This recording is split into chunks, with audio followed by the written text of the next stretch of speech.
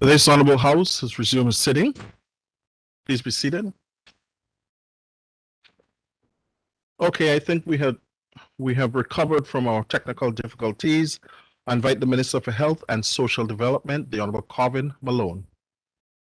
Mr. Speaker, I'd like to thank you very much, very kindly, for affording me the opportunity to make my presentation under the segment of the 11th sitting of the third session. Mr. Speaker, you will be well aware that we are now 28 days into this specific session, and this is the seventh time that we're meeting under this sitting. Nevertheless, Mr. Speaker, I think that it is important for us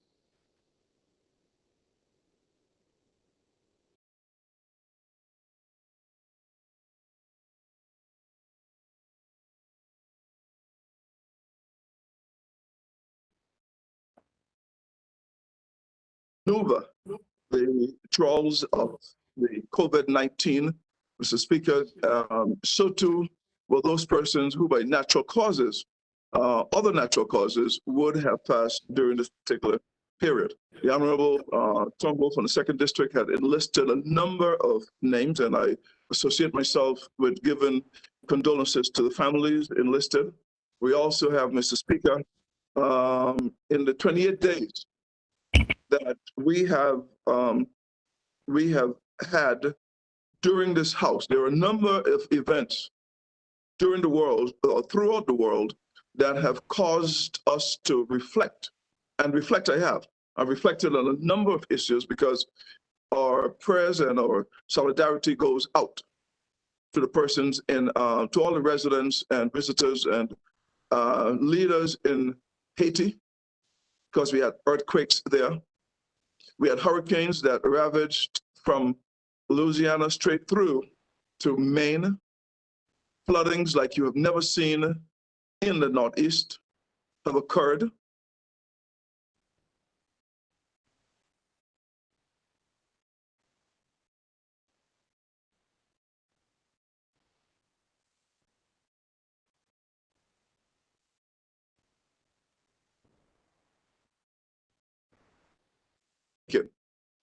I am the recipient of a number of updates given by island nations.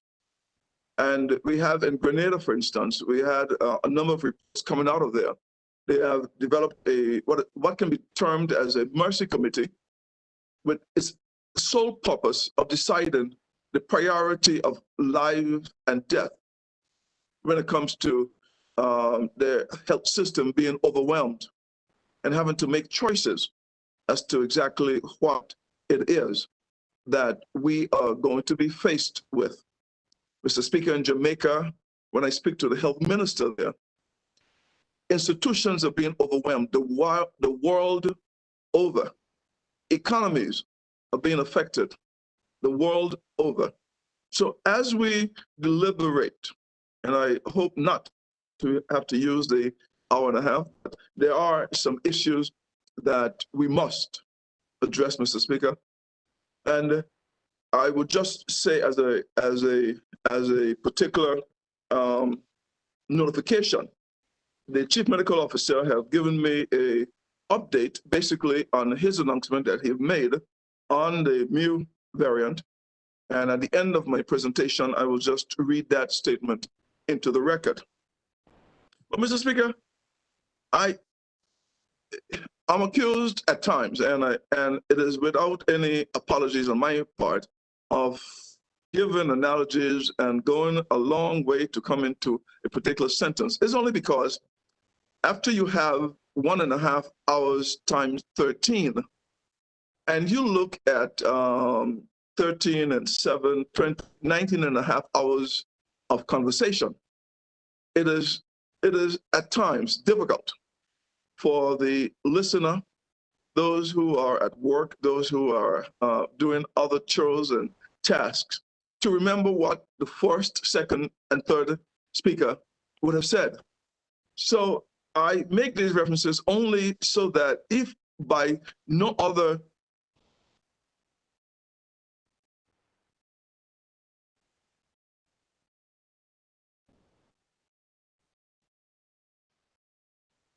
I would like to go in my own fashion in saying that I had reported that, and this is just as a matter of if it were to happen. This did not happen, so I don't want anyone to have this as a recant on any actual event.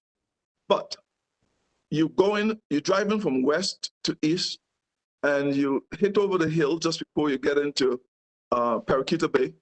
And I had thought it was just one cow that was in the road, but it was a herd. And the car is flipped over in the pond. And on examination, everyone is asking, well, why are you over here? What happened?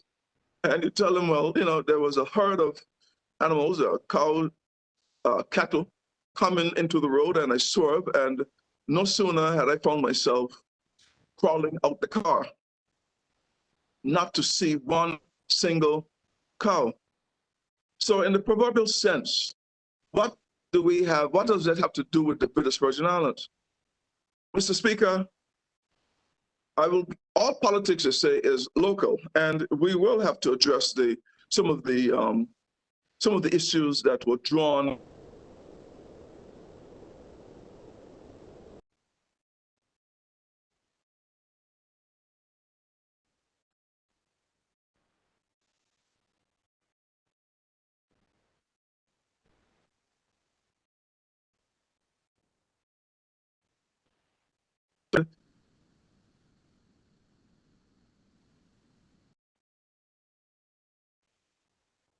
Minister, I think we've lost you.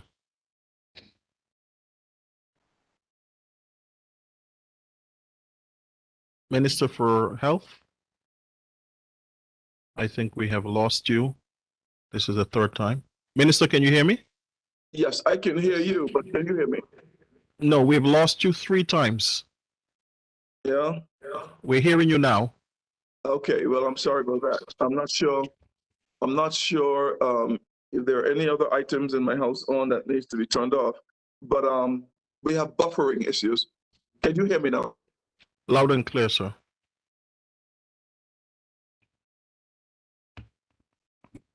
Buffering again.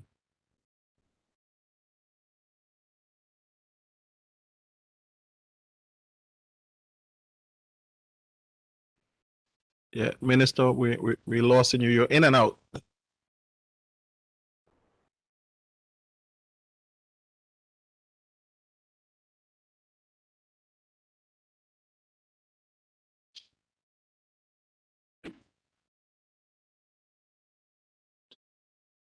Properly. I'm not sure. Yeah, Minister, if this continues, we'll have to look at the options.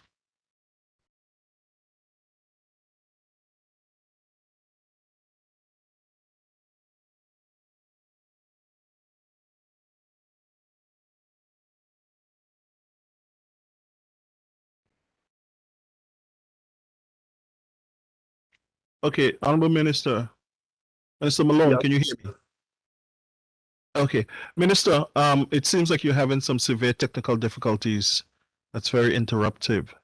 So what I will suggest, if I will give you some time to sort that out, and if it's your pleasure, we'll go on to another speaker.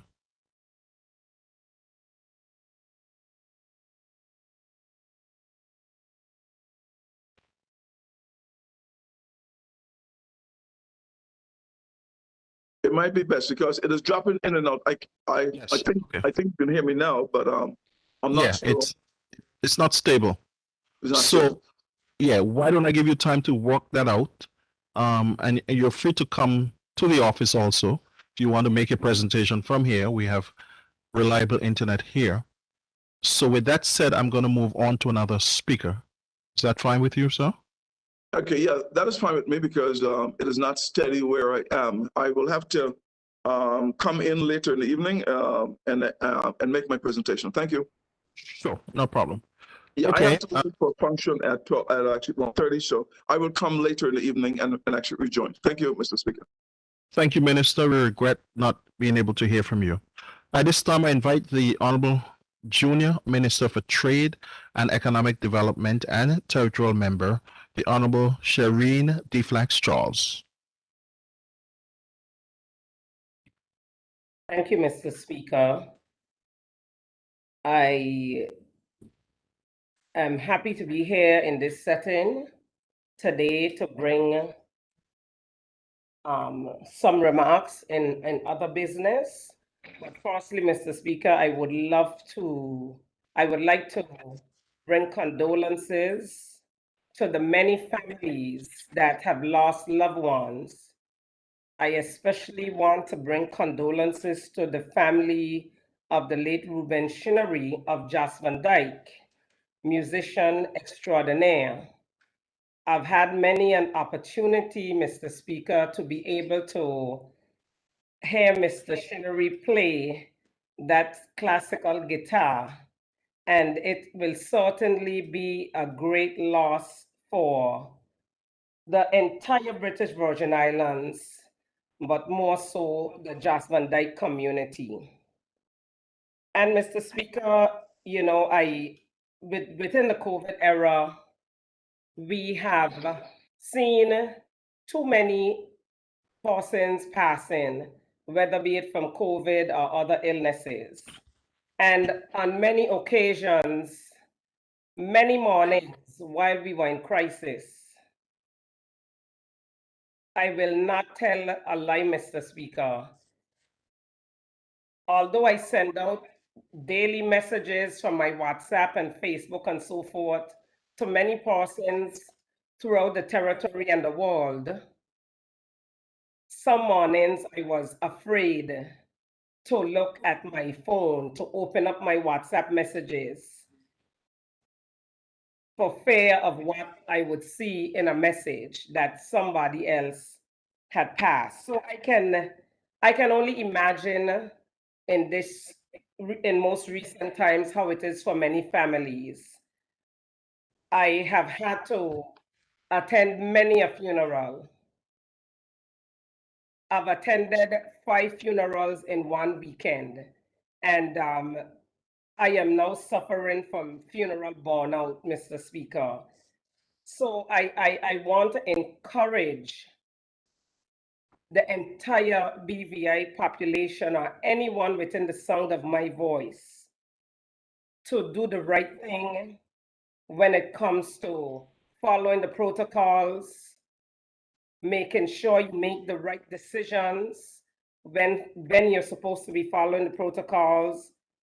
Persons who wish to be vaccinated, that they do so. Those that, for whatever reason, may not want to or cannot do so, that they ensure that they protect themselves. And Mr. Speaker, while we're on the subject of vaccination, I really would like to congratulate the Ministry of Health and all involved with the vaccination bubble for teenagers and children from 12 to 17 to be able to go to the US Virgin Islands to be vaccinated.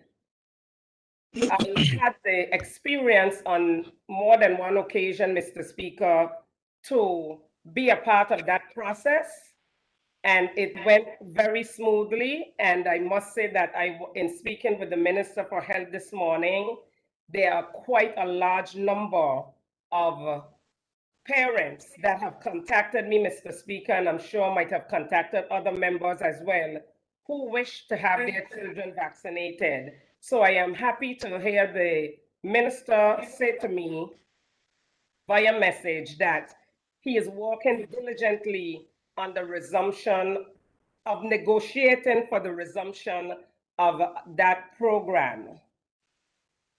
It is important that we protect our communities. And I want to say it here clearly for everyone to hear, because I think over the past months, Mr. Speaker, there has been lots of misunderstanding when it comes to vaccination and my opinions on vaccination, Mr. Speaker. And I want to say clearly that I have never, Mr. Speaker, said that I would never be vaccinated, that I will not be vaccinated. I want to make that clear to the public. And I also want to make it clear that I think sometimes, I've said it in the House before, Mr. Speaker, And I would like, we have a pretty good education system here. I heard the member for the second speak about him going to the US and where there was an option for him to jump from, I believe it's 9th or 10th grade right to 12th grade. So we know that we have a system here over the years that has its faults, but has a lot of good. And I know that our community can read and they can understand.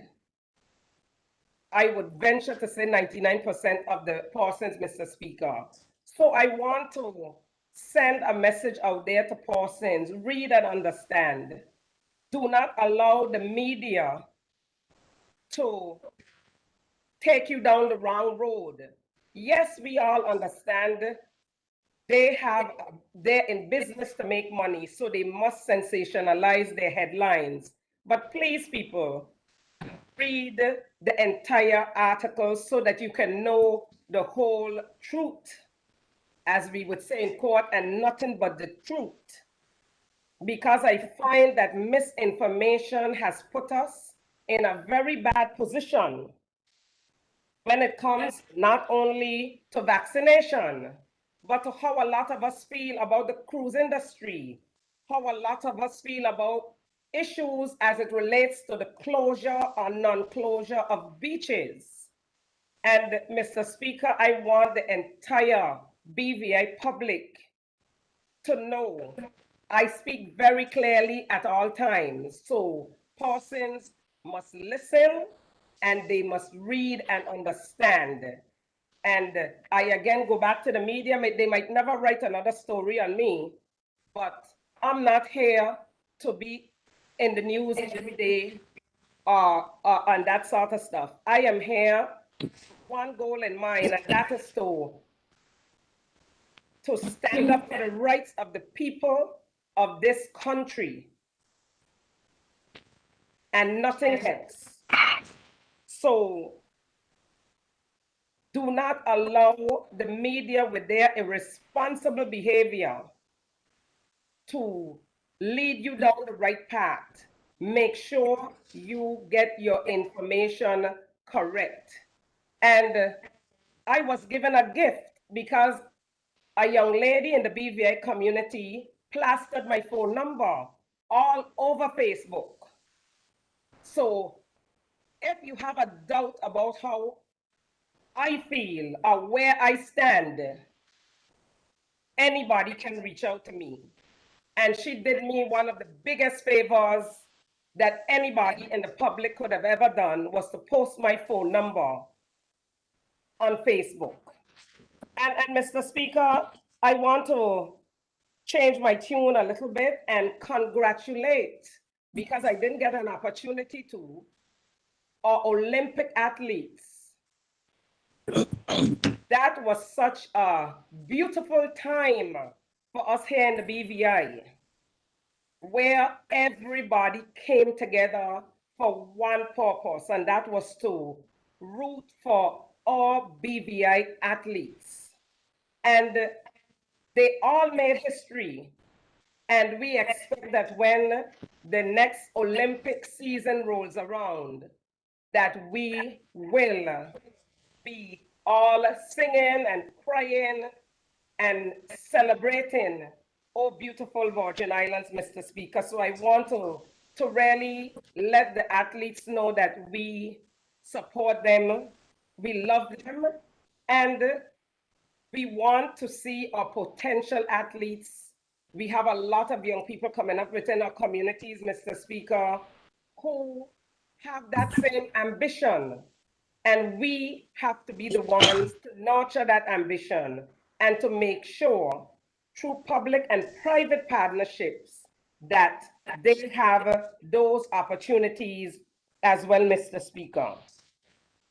I also want to thank the persons, namely Lizette George and Alicia Green. Those two young ladies work in the Premier's office and they work diligently to bring the Virgin Islands Investment Act to the House of Assembly to be passed. They did a lot of work. For many Mondays. We would sit down, we would go over the act, the drafts, and so forth. And we are now on the cusp of what a lot of persons in the British Virgin Islands are calling the single most important piece of legislation to be passed in the House of Assembly in the last 30 years. And Mr. Speaker, I want to talk a little bit about that. The bill is it covers a lot, Mr. Speaker. We've covered local investors, we've covered joint ventures, meaning that locals as well as foreigners are able to come together in an investment with an investment proposal. And then we have foreign investment.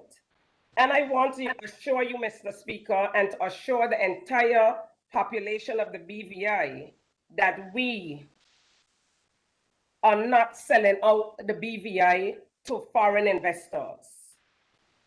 And as we move along towards the Trade Commission, the physical part of the Trade Commission where the offices will be set up and employees will be in there, the general public will be able to get a feel and understand where we're moving with the Trade Commission and with foreign investment. And Mr. Speaker, I want to say that the time has passed where persons feel that all of the investment that they're seeing in the British Virgin Islands is foreign. That time has long gone. I remember the days when tourists would ask, where do the natives live? And I was very insulted by that because I was asked that question. And my response to that tourist at that time was, oh, we just crawl up between the rocks and go to sleep at night. Because that was the thinking that all of the investment here in this country was foreign investment. And Mr. Speaker, we need to look at what we're doing is we're building a nation. We're building a nation here in the British Virgin Islands. And there are a lot of different aspects of it. And this Virgin Islands Investment Act, Mr. Speaker, is one such aspect.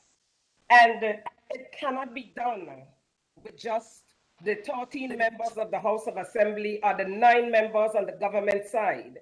It has to be done with every single man, woman, boy, and girl within the borders of what we call and know as the Virgin Islands. And I just want to give you a little excerpt of a song I wrote years ago. We have a nation to build and a country to mold, and we're not. And it's not ever going to happen by guessing, though it may be uphill. We all must rise to the role. Every last citizen must add their blessing. Don't forget we come from a history of separation. Divide and rule was colonial MO. And I will stop there just to say that we are seeing that in living color every single day now in the BVI with the onset of the COI. Divide and rule was colonial MO. We must reverse those trends and see life through a different lens if we want to see a better tomorrow. And so, Mr. Speaker, while we all might not agree with each other, at the end of the day, I think that everybody within the sound of my voice on this virtual really are looking for a better BVI and what is best for the BVI. So I think, Mr. Speaker, we need to stop the crab in a barrel mentality that am seeing in the BVI. It is too much out there. All of us work together, and we must work together. We might not agree every time, as I said before, Mr. Speaker, but we need to at least compromise for the betterment of what we call the Virgin Islands. And so the crab in a barrel mentality needs to stop. But everywhere that I look, society is being hooked because the crab in a barrel attitude is so rampant. Again, that great divide and conquer, dump humans in a sewer. The post-traumatic slavery syndrome is so dominant. I know that the evolution of society is not an overnight process. But if we sit down and suck our thumbs, things will just get more worrisome and become a downward spiral into a life canal. It's a vicious social pitfall we must overcome. And we may not save all, but we hope to save some. And Mr. Speaker, I want to go again to what has happened to us with technology and the misinformation that we witness on a daily basis. I implore persons in all our communities to make sure that don't use Facebook, Twitter, Instagram, the online news sites for entertainment. Make sure that when you see something on there, that you do your research to make sure that what you're sharing, what you're putting out there is factual. And I will again quote from a song. Some use technology for mischief secretly. Under fake screen names, they blog and they throw dirt. Insecure barrel clones, their opinions not even their own. Safety and anonymity where flunkies float. They make and they multiply right in the barrel base. Desperate snappers hungry for a bite. Weak and incompetent minions feeding on scandals one by one. Across lands and peoples is the same petty squabbles. It's a pit of human behavior we must abandon to limit the damage in man's relations. And Mr. Speaker, it is important that we stop the bickering because we all want what is best for the BVI. And I would segue, Mr. Speaker, into the rise of the ugly head of discrimination that I am seeing and hearing about in the territory. There's a trend, Mr. Speaker, and I think it is worth bringing to the forefront. Mr. Speaker, many years ago, I had to fight a battle. My two older children are now adults, 25 and 23. And when they were in high school, I had to fight a battle about the hair on their head, Mr. Speaker.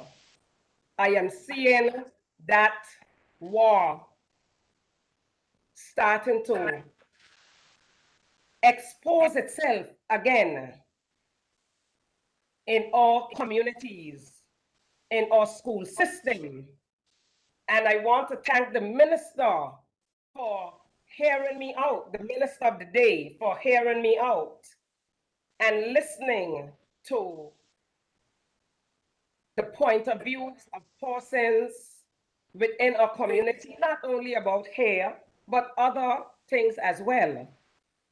And we cannot afford to have discrimination and in any form rear its ugly head in our communities and in our beautiful BVI. So I want to let persons know that we have a constitution, Mr. Speaker, and I will read, if you would indulge me, the fundamental rights and freedoms of the individual, and this is from our Virgin Islands Constitution. Whereas every person in the Virgin Islands is entitled to the fundamental rights and freedoms of the individual.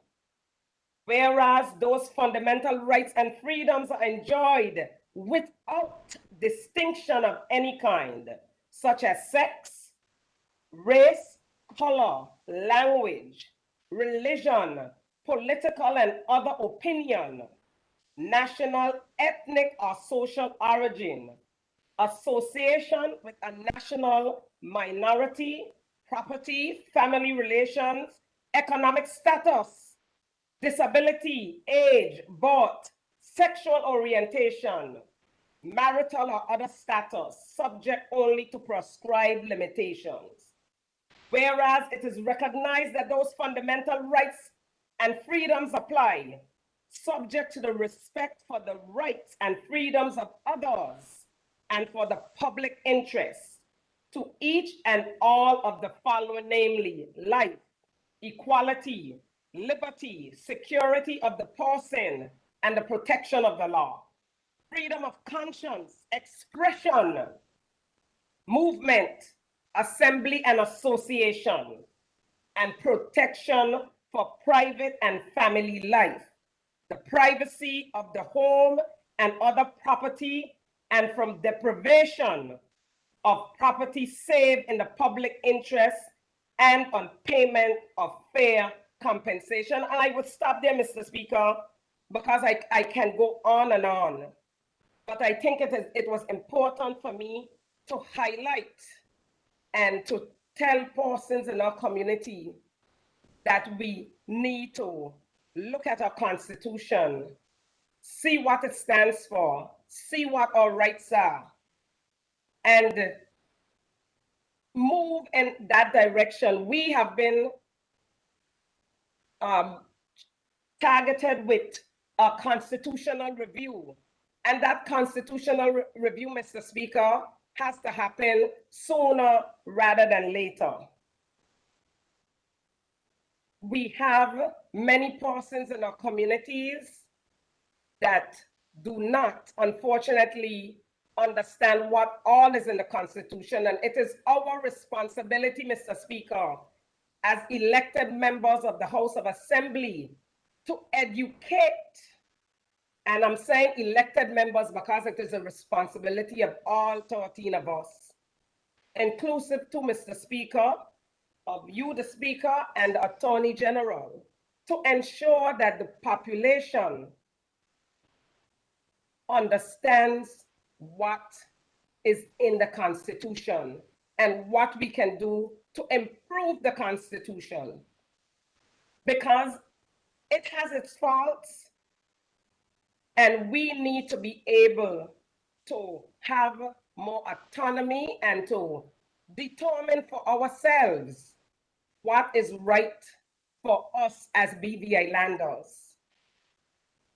And make no bones about it, Mr. Speaker, that is the direction that we as Virgin Islanders need to go in. We have educated masses of people.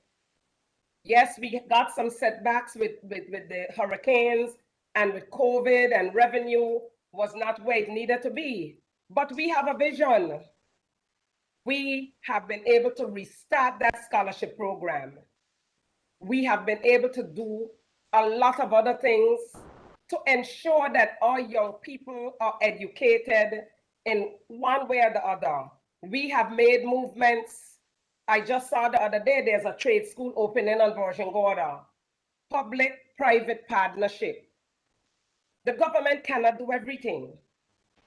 We are moving towards a medical school here in the BVI. And I hope I'm not stealing the Premier's thunder, but I am so excited about that.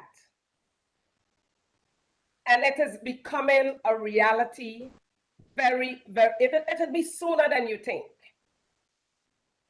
where some of our children, your children, your grandchildren will be able to get their start here even and become a nurse or a doctor or something in the medical field, and you can do it right here in the BVI.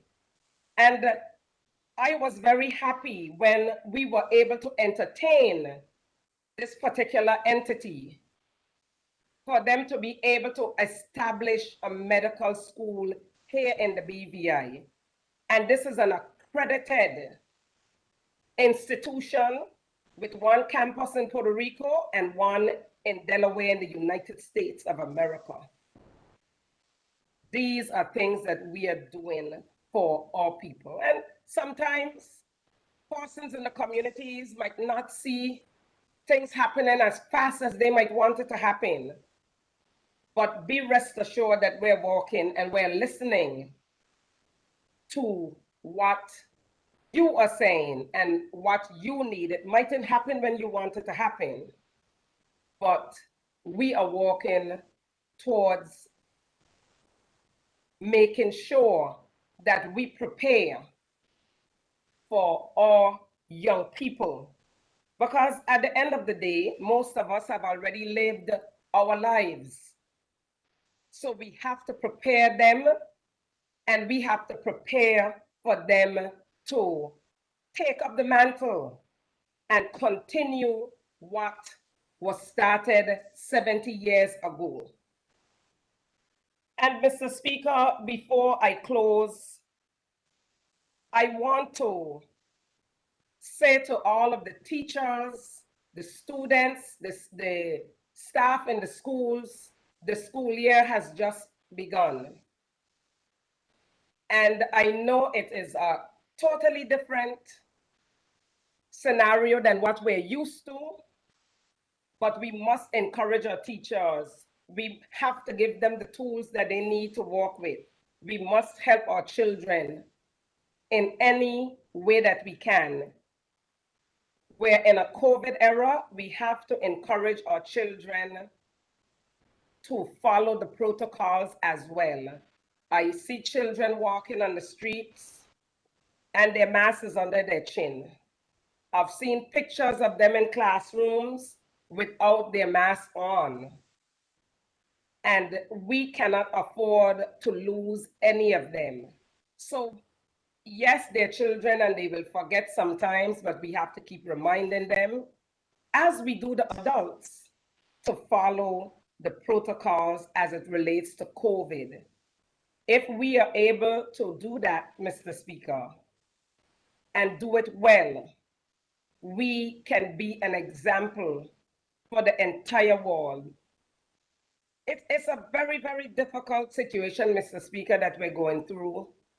And there are some children that are still unable to go to school because they might have a medical condition or something of the sort.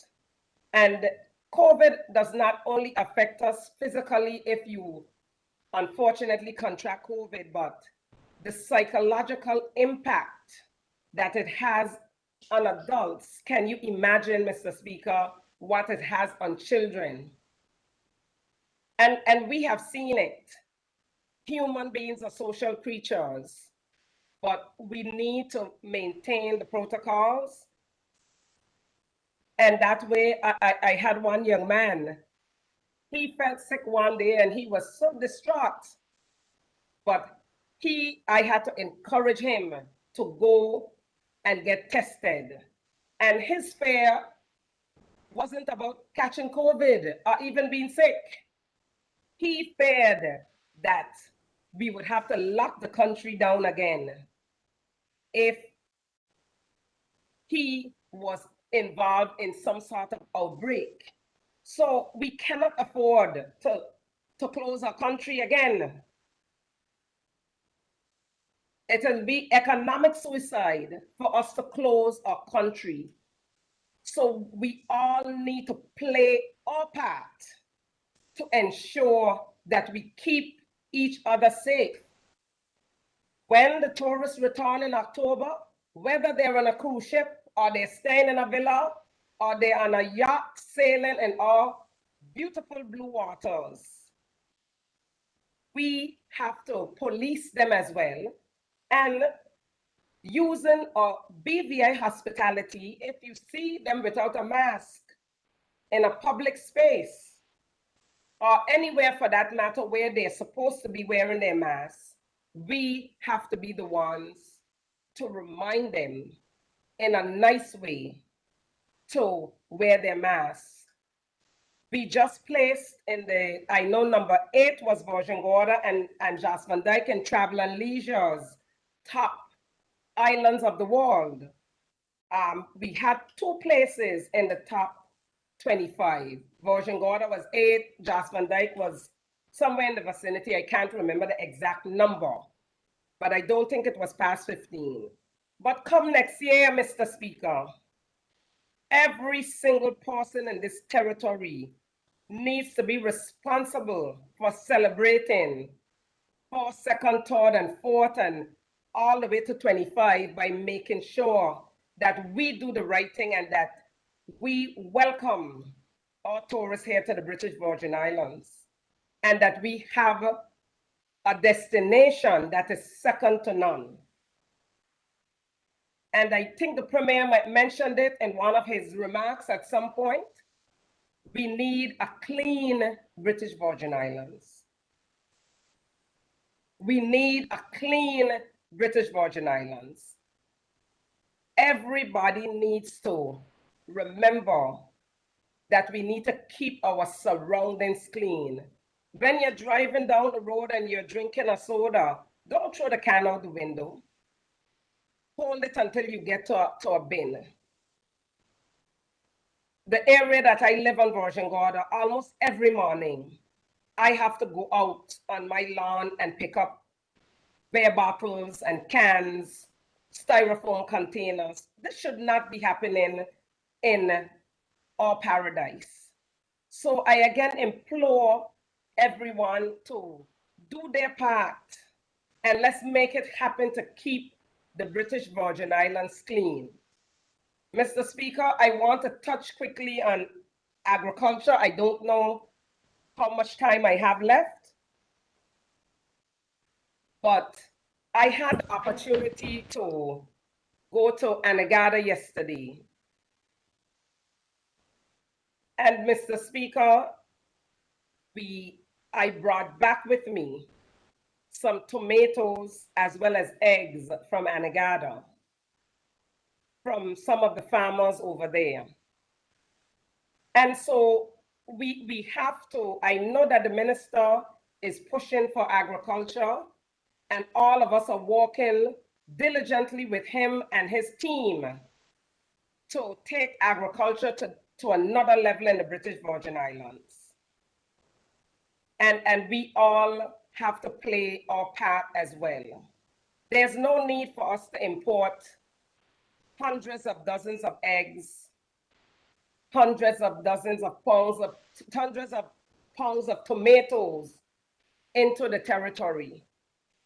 I read somewhere, I think it's in Trinidad, Tobago, they're starting to grow strawberries. And we have to be innovative, because they were importing 500,000 pounds of strawberries into Trinidad. I believe it was on a monthly basis, if I'm not mistaken, Mr. Speaker. And we need to think about that, because they have developed their agriculture system.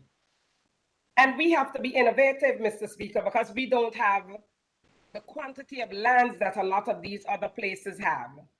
So years ago, the greenhouses were set up, and it was a good idea.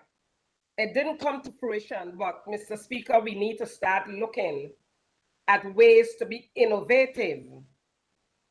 We have a young set of farmers here in Virgin Gorda who, even now in the off-season and the COVID era, cannot produce enough lettuce for their demand, Mr. Speaker. So we know that it is possible for us to do what we need to do and be innovative now. Right now, you can farm 6,000 heads of lettuce in a 40-foot container with the technology that is out there. So, Mr. Speaker, we want to assure the farmers and the fisher folk that we have them uppermost in our minds. And Mr. Speaker, before I close, I just want to also say that I would love for persons, and I've made a suggestion, and some of it has started, where we're starting to educate persons as to how the government is set up in terms of the structure. I know as a junior minister, I will tell you sometimes I feel very pressured, Mr. Speaker, because the community expect big things. They're not looking at the junior and the title. They just think that you're a minister and you have all of this power and you have all of the authority to get do certain things, Mr. Speaker. But I want to assure the people that we're working to get things done, but certain things are not within the scope of certain positions. And so there must be a process that is followed. And I want persons to understand that. It's just the same as working in the private sector. You have a CEO and then you have managers below that, and there's a process where it goes from one step to the next. Decisions are made within a certain area of that organization with input from other persons within the organizations. So I know the last time I spoke about this, once in a while I do read the blogs, Mr. Speaker. Oh, they only want power.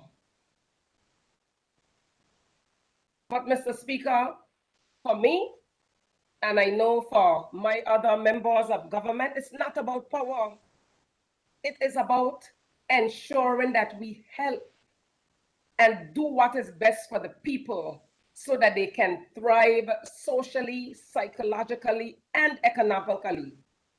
And Mr. Speaker, believe it or not, yes, COVID has scared a lot of us, and some people are saying we have to wait until it completely goes away to open up our economy. But Mr. Speaker, the banks are not thinking that way. Yesterday, I was so disheartened when I saw the amount of foreclosure notices on Facebook from banks here in the BVI. Money rules the world, and we cannot do without it. And yes, we to ourselves might give somebody a break who owes us $1 or who owes us rent or whatever the case is. But Mr. Speaker, the banks do not think that way. And every day we're seeing our people either losing their homes or on the verge of losing their homes. Mr. Speaker, there was one young man right here in Virgin Garden, Mr. Speaker, that came to me for help with his mortgage. Where he was working, they cut his pay during COVID, and they didn't have a choice because the funds were not coming in. And unfortunately, I didn't have the funds either in my allocation as an at-large member. I gave him some advice, and he was able to work something out with the bank. But a lot of people, Mr. Speaker, are not able to get that done. And so at the end of the day, we need to follow the protocol so that we can open our economy. And that calls for vaccination, Mr. Speaker. The proof is there. It does not prevent you from getting COVID, but it lessens the symptoms if you attract COVID. And if you choose not to, please, please, please take every precaution necessary. If for medical or religious reasons you cannot, please, please take every necessary precaution. Because at the end of the day, we have two economic pillars: tourism and financial services. We know for a fact that tourism employs the majority of the persons within our borders.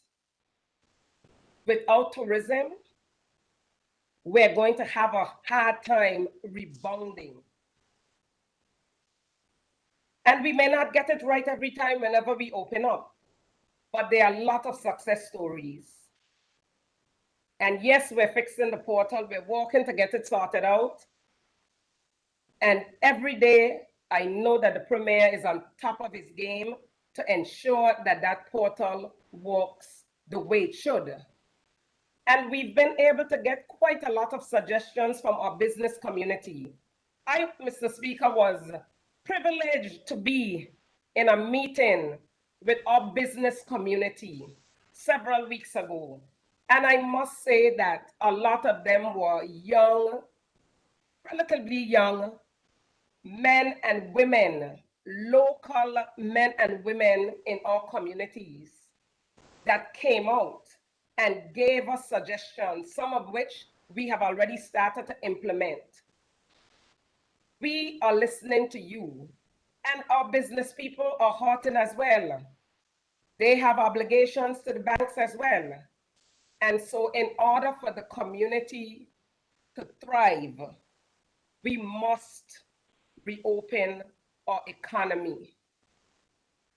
And so, Mr. Speaker, I want to again thank all of the businesses that have contributed in any way.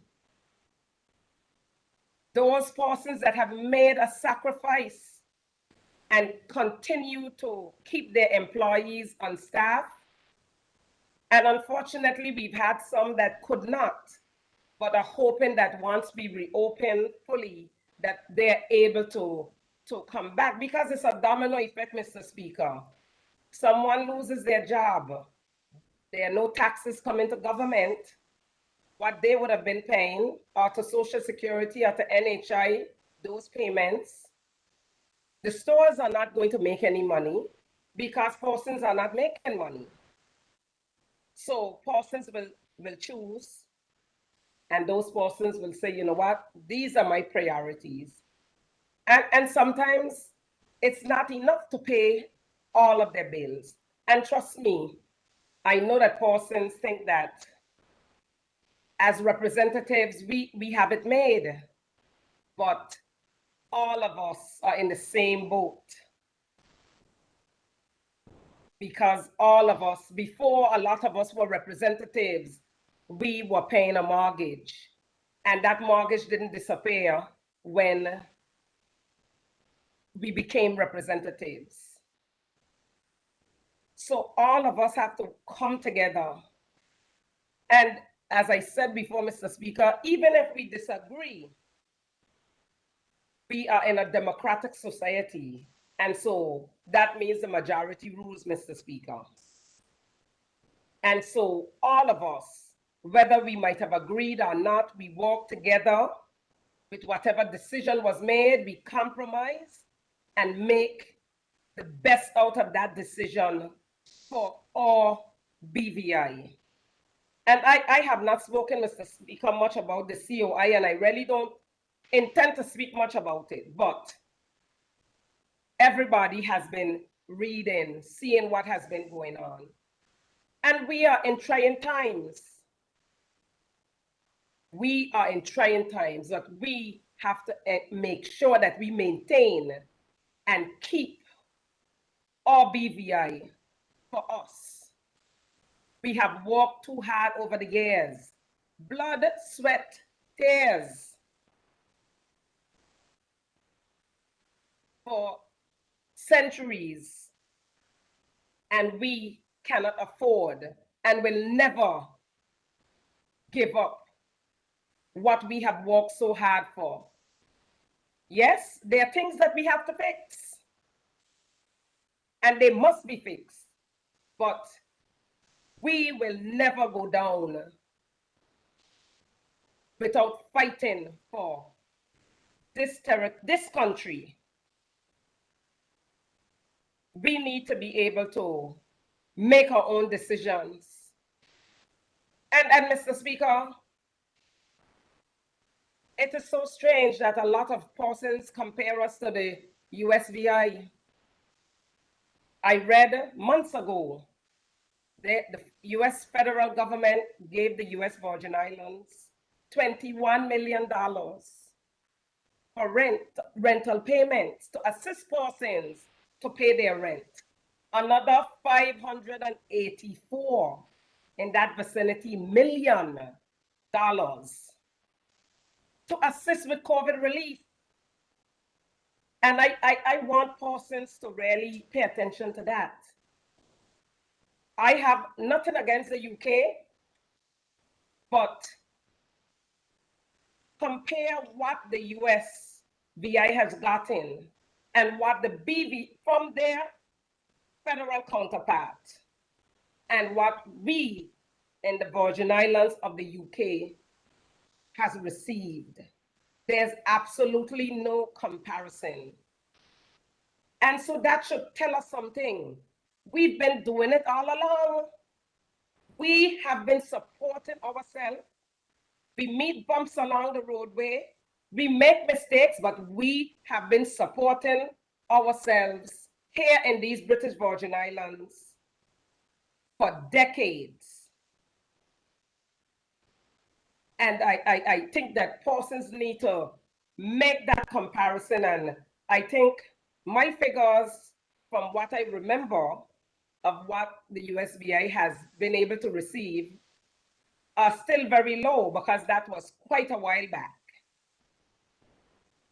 And so while persons talk about independence and we shouldn't do this and self-determination, we have been doing a lot of that all the while. And we thank the UK for what they have been able to contribute, and maybe that's all they could contribute. Looking at their circumstance, but we have to give our BVI a fighting chance to ensure that what we, the adults, have worked so hard for over the decades does not disappear when our children either become adults or get a few more years in their adulthood. Because we have made sure that we educated them to take over from us. And Mr. Speaker,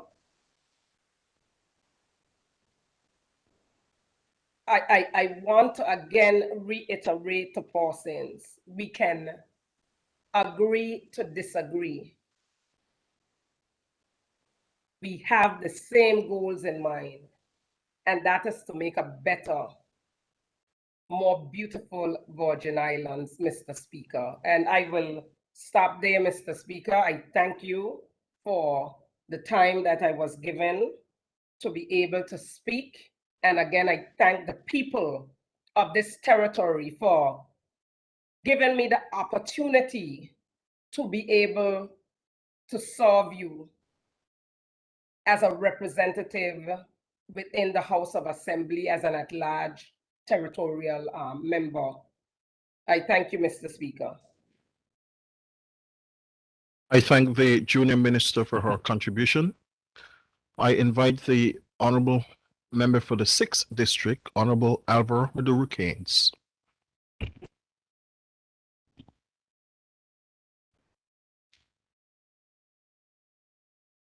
Thank you, Mr. Speaker.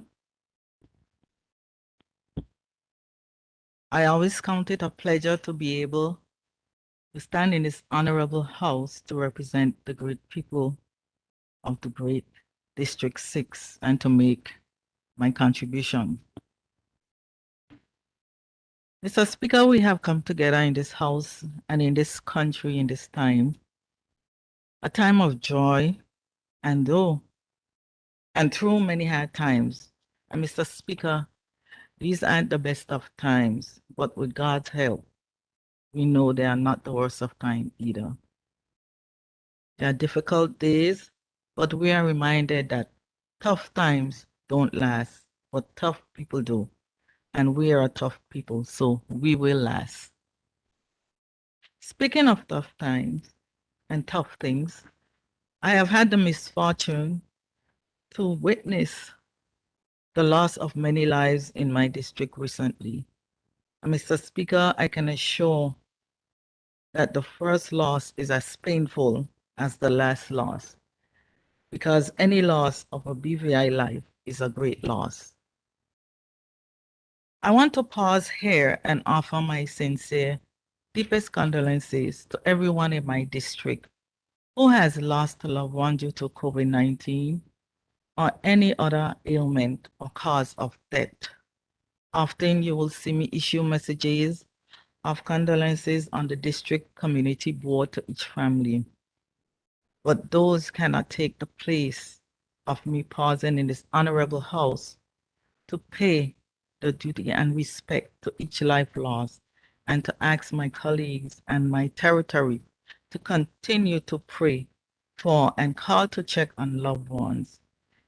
It is after the last hymn is sung, after the body is interred, and after the church is empty, that families are left to mourn, and it is now that they need our love and support. We all go through hardship, Mr. Speaker, other than dealing with debt, and I'm also aware of the number of people who in recent times are finding it increasingly hard to get by day after day. Your cries have not fallen on deaf ears. As a government, we care. This is why we were so aggressive with issuing the COVID-19 stimulus package and a host of other modes of assistance that have been activated during these times. It is true that our methods may not be able to reach all people, but for those who are in need, I hope that you have found them to be very helpful. I personally have heard about businesses, farmers, fishermen who have benefited and are doing much better in business. And for this, I want to thank my government. As a government, we activated one of the most robust COVID rescue program in this region. It is unlike any other governments near or far that I know. And I commend the Premier and Minister of Finance for a job well done. Everything we have done may not have been right, but I can bet the good this government has done outnumbered and outpowered the not so good. I do not think any other government would have handled this pandemic the way this government has, and I'm proud to be a part of this present government. While I celebrate what we have done for all people, there is a section of people that I wish to focus on, and that is our senior citizens. They are in need of their new home for the elderly. They are in need of more social programs. They're in need of home care assistance. They're in need of government-funded program that encourages decency and dignity in their golden ages. There is a long list of seniors who cannot afford home care, but they need to be cared for at home. I am calling on the minister and the purse to open their hearts to our seniors. And if we must double or triple what we allocate, then we need to do so. I would also like to see my government allocate more money to help the family support network. In fact, let's help them so much that we transform the system into one that will better be able to assist all families and create a place they can come to where they can help themselves and allow organizations such as this to focus on its founding purpose to help women and people who are victims of domestic abuse. Mr. Speaker, it was not intentional, but I realize now that the last word of this paragraph was abuse. And that's what I want to talk about next. Abuse of power, abusing people's willingness to work, abusing people in the name of precaution. Employers, hear me clear, and I know some of you will come after me with this. I think the act of sending home unvaccinated people is evil and cold-hearted, especially when we know that both vaccinated and unvaccinated people can contract and spread COVID-19. I am not arguing that vaccination seems to give better medical support to those who contract COVID, but the violation of a human right to choose what is best for their body, immune system, and current health status is unacceptable. Some employers are using this vaccine, encouraged by our government, as a call to action to get rid of employees. Some are even using it to cover up the fact that they are downsizing and other far-fetched excuses. It's wrong and it's evil. Presently, I know of 2 young ladies who are pregnant, were sent home. They are not eligible for Social Security because enough contributions were not paid into the system. Mr. Speaker, I ask, what are they to do now? When persons are sent home, they end up coming to us as a government for support. The government cannot continue to carry that load. It's created by employers, callous and incentive action. We as a government will topple if we don't be careful. I, however, Mr. Speaker, applaud the companies who put proper protocols in place for employees who, for whatever reason, cannot take the vaccine. Finally, I speak to the residents of my district. An old VI proverb says that fish pot don't make noise, but it does good work. I know that it may seem like we are quiet in the 6th, but that is only because some works have been completed, like road pavings and patching of holes, wherever we can find them. There are also several people in the district that have been awarded contracts to trim bush growing along the roadsides and cleaning the guts in the districts. The cleaning of those guts are vital and important during hurricane season, and I'm happy to see that those who receive the contracts have been diligently working to get them finished. I impress upon the government department responsible to be diligent in paying them in a timely manner. Recently, we have completed the addition part of the Omaha Fisherman's Wharf, which is a beautiful scene, and every week I see persons posting pictures that they have taken at the Fisherman's Wharf part. Also, we have completed the construction of the Bellevue basketball court. Throughout the district, you can expect upcoming road constructions.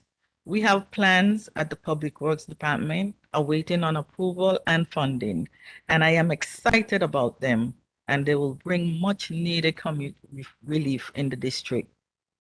I will continue to work for my people and this district that I call home, and I thank the people of my district for not only voting for me, but for praying for me and continuing to support me. The best is yet to come, Mr. Speaker. Mr. Speaker, I know these are hard times. The struggles are real, and I hear the stories every day. All lands are in much need of healing, and the word of the Lord tells us how this can be done. He said in his word If my people who are called by my name will humble themselves and pray and seek my face and turn from their wicked ways, then I will hear from heaven, forgive their sins, and heal their lands. We must not just speak these words, but act on them. If a nation forgets God, Satan will rule. And if a nation forgets God, this nation is doomed. Thank you, Mr. Speaker, for allowing me to say these few words. I thank the member for the 6th District for her contributions. Honorable members, is it your pleasure that we break now for lunch, or or do you wish to entertain one more speaker?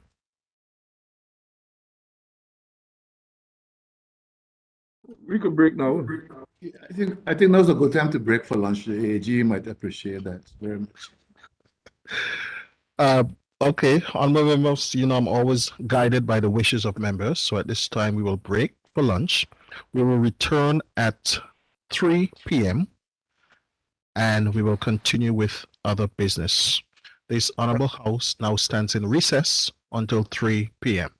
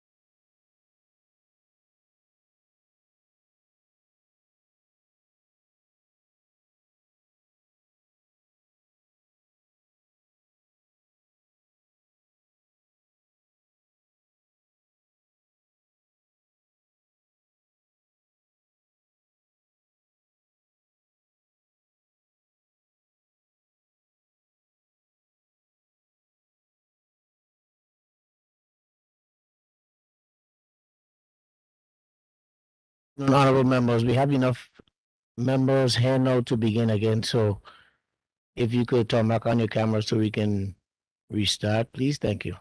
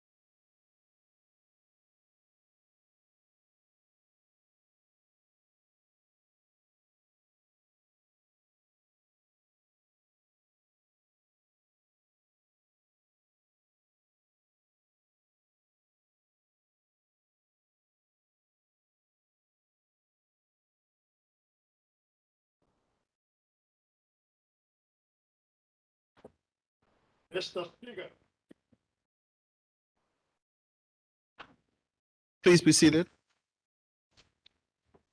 This honorable house now resumes its sitting.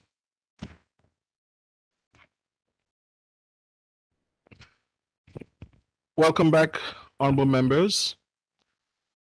The first person who requested to speak this afternoon is the Honorable Minister for Natural Resources, Labor and Immigration, and member for the 9th District, the Honorable Vincent O. Whitley.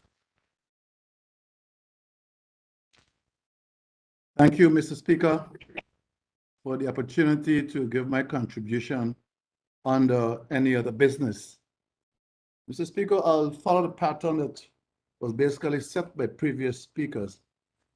In that, I will begin by first acknowledging the many deaths that we've experienced over the last few weeks here in the BVI. I don't recall a period when so many persons have lost loved ones. Here in my district, I lost quite a few. Some were friends, family, persons I either knew, work with, and so forth. Mr. Speaker, if you permit me, let's let you recognize these persons, and I don't think I missed anyone. They're not in any particular order as I wrote them down as they came to memory. The first one I'd like to recognize is Charles de Freitas. We call him Charlie. He was a personal friend of mine. Spent a lot of time at my house, and we spent a lot of time together. Rolita Harley, originally from St. Vincent, but made Northtown her home and became a mother to many. Wendell George, again, a close cousin of mine. Martha Gilbert, one of the BVI's oldest persons, she also passed away. Carol Thomas, Doriel Rivera, Lenford Baptiste, Vanessa Reimer, John Green, Calvin Vanterpool, better known as Bomber, Oretha Anthony, and Miss Amelia George. Just because these persons all contributed significantly to the fabric of our society. They gave of themselves, of their talents. They did what they had to do with what they had. And the loss of all these persons here have made the BVI and indeed the 9th District poorer. Their contributions were very, very notable in many, many areas. And may all their souls rest in peace. Mr. Speaker, one weekend ago, I remember at last member said she recalled going to 5 funerals. I don't recall ever seeing that before in my district, where we had 5 funerals in one weekend. Mr. Speaker, the emotional toll is great, not just for the families who are grieving loved ones, but all of the persons who support these persons. And to go through that is very challenging, Mr. Speaker. Mr. Speaker, though all the deaths were not due to COVID, some were. So we'll take this opportunity to encourage persons to do whatever they can to protect themselves from COVID, to build your immune system, to get your rest, your nutrition, your exercise, whatever you have to do. And the most effective way that we know is through vaccines, the vaccination process. It has worked for hundreds of years. It's very effective. Efficacy is very good. It leads to, not saying you wouldn't get COVID, but if you are hospitalized, the effects of it will be minimal on vaccinated persons. If you can vaccinate, I highly recommend that you do. Mr. Speaker, the issue of vaccination is more than just to protect yourself. The challenge we have is that when these viruses are allowed to spread within communities, they change, they mutate. And when they mutate, that mutation may be worse than the original virus. Think of a mutation like photocopying something. When you photocopy a book, the photocopy isn't sometimes maybe different from the original thing you copy. A mutation is just like that. It's based on the original, but it would not be exactly like the original. We have all these mutations now, following the Greek alphabet. We belong to mu now. I'm not sure which one is next. But as long as these viruses are allowed to spread freely in communities, these variants, these mutants will occur. So by getting vaccinated, you minimize the mutations happening. So it encourage all persons. Our lives depend on it. For the BVA to be successful, vaccination is going to play a major, major role.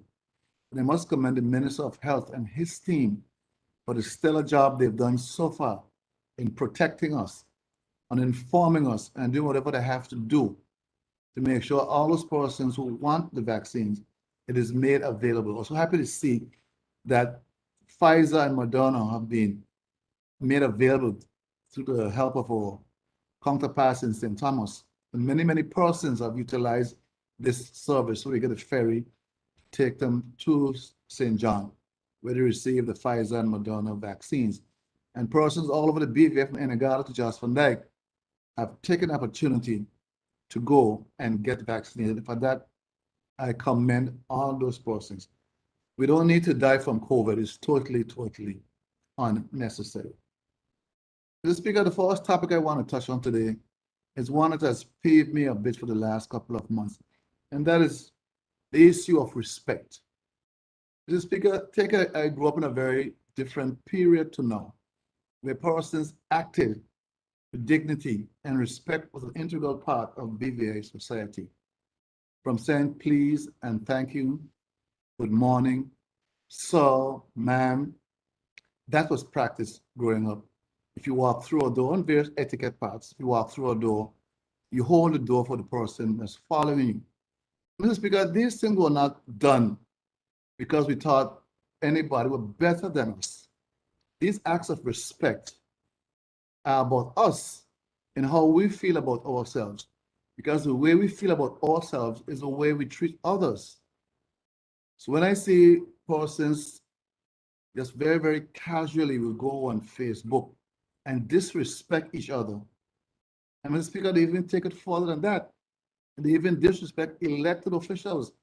I never thought I would have seen a day when persons would openly disrespect elected officials the way I'm seeing it today. Mr. Speaker, this concerns me. And some person would have said, well, you don't act in an honorable way, and therefore I feel free to disrespect you. No, I could never agree to that. Respect is an internal thing. You don't respect me because of who you think I am or not I am. You respect me because it's the right thing for you to do. And Mr. Speaker, I want to see us get back to a time where we have more self-respect. And with self-respect, then you begin to respect others because you respect yourself. So this degradation of seeing of manners and respect, this is very, very concerning. And I hope, Mr. Speaker, we can put an end to this as quickly as possible. In this age of social media, where information is available to everyone, even the smallest child, they have a smartphone, they can go on a smartphone and they can look at anything they want to look at. So we must be very careful, Mr. Speaker, what we as individuals put out there and the behavior that we put out there also. Because it's not about the other person now. It's about self-respect. It's having self-respect and a decency to respect others as well. Mr. Speaker, I want to join members in welcoming all our students and teachers back to school. It's been a trying time. Mr. Speaker, we live in an age of COVID. And like I've said before, the same way what 911 did for travel, COVID is doing for travel and work. You will never travel like you did before 911 again. Get used to it. You will have to take your shoes off, your belt off, empty your pockets, no liquid over 6 ounces, and on and on. That, Mr. Speaker, is the current reality. COVID has done just that for travel as well as work. The age of COVID, things will never be the same before COVID as after COVID. And it's something we have to get used to. Working and living with COVID is not going anywhere anytime soon.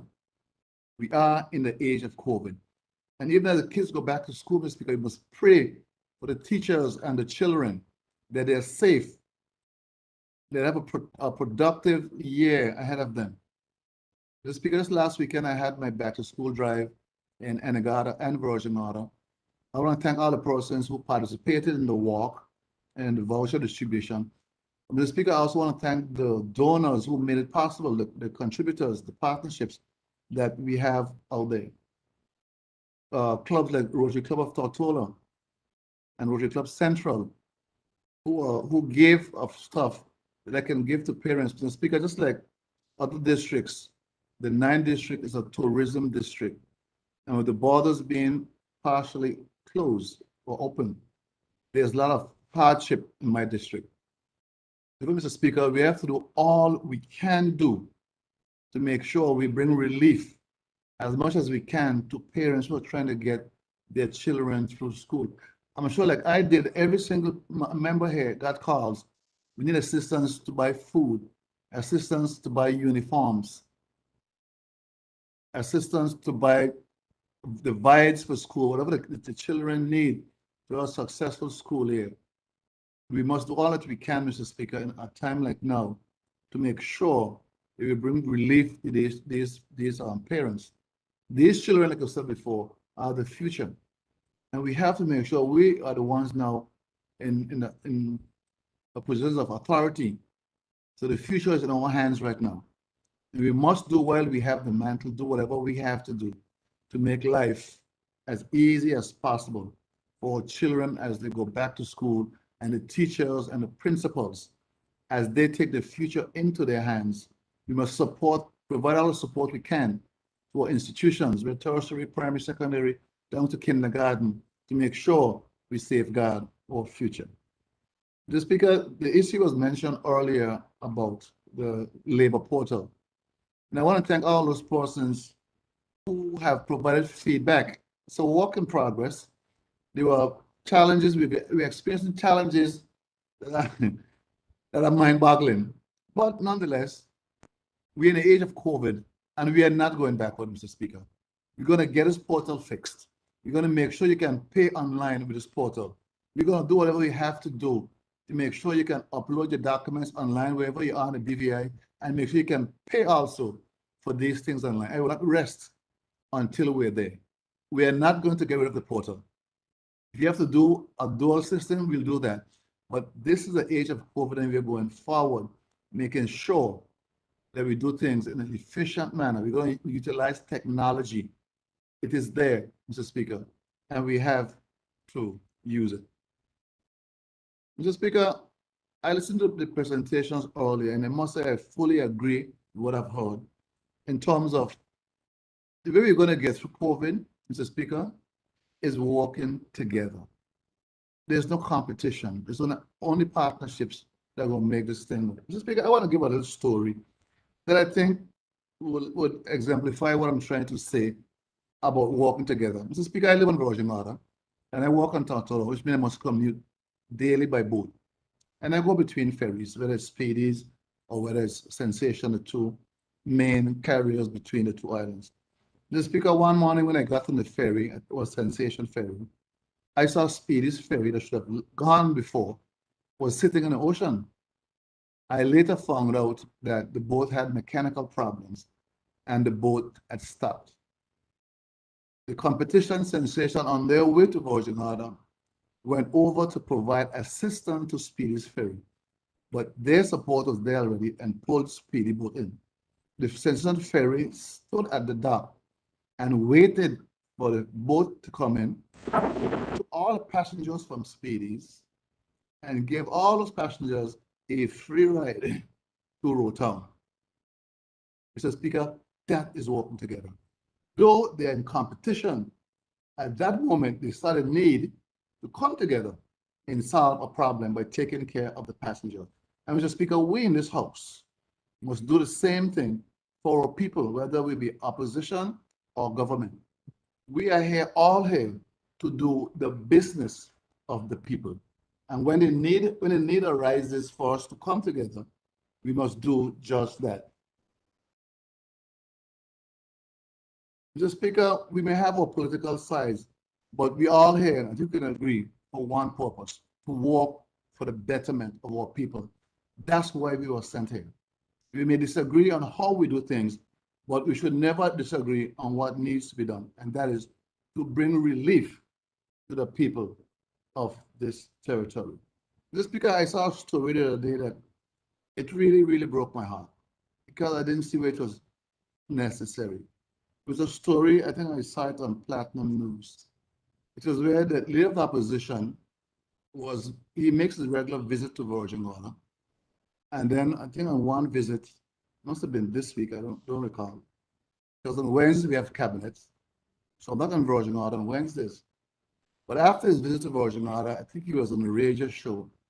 And he was talking about the needs of the Virgin Gorda Clinic, which is excellent. My hope is that when the leader comes to the 9th district, and go to Anegada sometimes too, because the 9th district is more than Virgin Gorda, that when you come to the 9th district, you don't only find things that have not been done. And I appreciate you pointing out to me what I already know, that the clinic has challenges, but I'll get to that a little later on. But the same way you come to my district, I hope you see other things besides what has not been done. I hope you see all the government buildings have been repaired and public officials no longer have to work in moldy, dilapidated buildings since 2017. I hope you also see the primary schools being repaired. I hope you also notice the basketball courts being repaired. I hope you see, and most importantly, I hope you see how clean the 9th district is. Because on my way to Trellis Bay, sometimes I would ask myself, where am I driving through? Persons who come to the BVI must drive through the 8th district before they get to other places. I think I heard that last member said, Honorable Smith, that he's going to mount a campaign to clean up that area up there. And I really, really appreciate him doing that because it is not a good sign. Visitors coming to the BVI through Trellis Bay, the first place to drive through is the 8th district. So follow the 9th district lead also and keep the place clean. Mr. Speaker, this year we have seen more sargassum in the BVI than in the previous 10 years. We have tried our best, and I must, I guess, apologize to some persons that we didn't often get the sargassum moved as quickly as it should have been moved. This is something we're working on to get a proper program in place. I did have a program, Mr. Speaker, I lost some of the funding, but I did manage to get some back to mitigate against the sargassum. But I want to call on entrepreneurs out there or young entrepreneurs, go and explore the sargassum. It must be useful for something. It comes in abundance every single year. Go experiment with it. Some have used it for agriculture. I saw some a few days ago on Facebook where I think Mr. Aragon, he has discovered that when the sargassum washes up on the beach, if it touches green vegetation and the earthworms go in it, the earthworms do all the work for you. They decompose the sargassum into a rich, rich fertilizer, natural organic fertilizer. And they do it with the sargassum also. Go, it's on the beaches of Stoddart and Hanson Bay, go collect it, go and experiment with it. It may make you a very rich person in the end. Mr. Speaker, also have challenges at Rotom Ferry and also at Trellis Bay. Again, we try our best to mitigate and to remove the sargassum as quickly as we can so the boats aren't affected. It's very unfortunate that one day sargassum was so bad at Trellis Bay, even the ambulance boat taking someone from Virgin Gorda had to wait and eventually change docks because they couldn't even get into the dock. The sargassum was so thick. But this year was an anomaly. I've never seen the sargassum so thick as before. Mr. Speaker, I don't really think I'll use my hour and a half, but we'll see how that goes. Mr. Speaker, I wanted to come a little bit to where I started a while ago, and that is things not done. Mr. Speaker, we've done a tremendous amount of work. You will swear we were here for the last 10 years in all districts. You name the district, every single district has been touched. Mr. Speaker, for things to get done, the public service must be involved. Mr. Speaker, I want to commend those hard-working public officers, some who work morning, noon, and night, weekends, to make things happen for the people of the BVI. I commend them. Mr. Speaker, there's another set, and I don't know the numbers, who seem to just be focused on a couple of numbers. Numbers like 830 to 430. Numbers like 25, after 25 years, I could do this. And those kind of numbers there. So, Mr. Speaker, I see things that for year in, year out, personally asking for, that can't seem to be happening.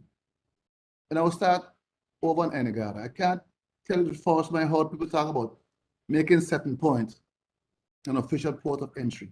What has taken so long? Mr. Speaker, I will not be quiet about certain things anymore because these things need to be done for the advancement of these territories. These are areas. Making certain point an official port of entry will bring great relief to the people of Enigada in terms of getting supplies to the island so the island can develop. Mr. Speaker, I can go on and on about things that need to be done. We have to get these things done. We cannot be sitting down saying this and saying that, and the things aren't done. We started a road project over there some years ago. Let's finish the road project. What are we waiting for? Enigada is a tourism island. There's no tourism right now. Let's get these projects going so persons can have work to do. Let's get on with them. They don't want to blame me as district rep. They don't want to blame the minister for this. But Mr. Speaker, the work must be done through the public service. And I'm asking those officers who know they're pulling the weight, please, for the sake of the people of the territory, your needs to be met for the sake of the public in the BVI.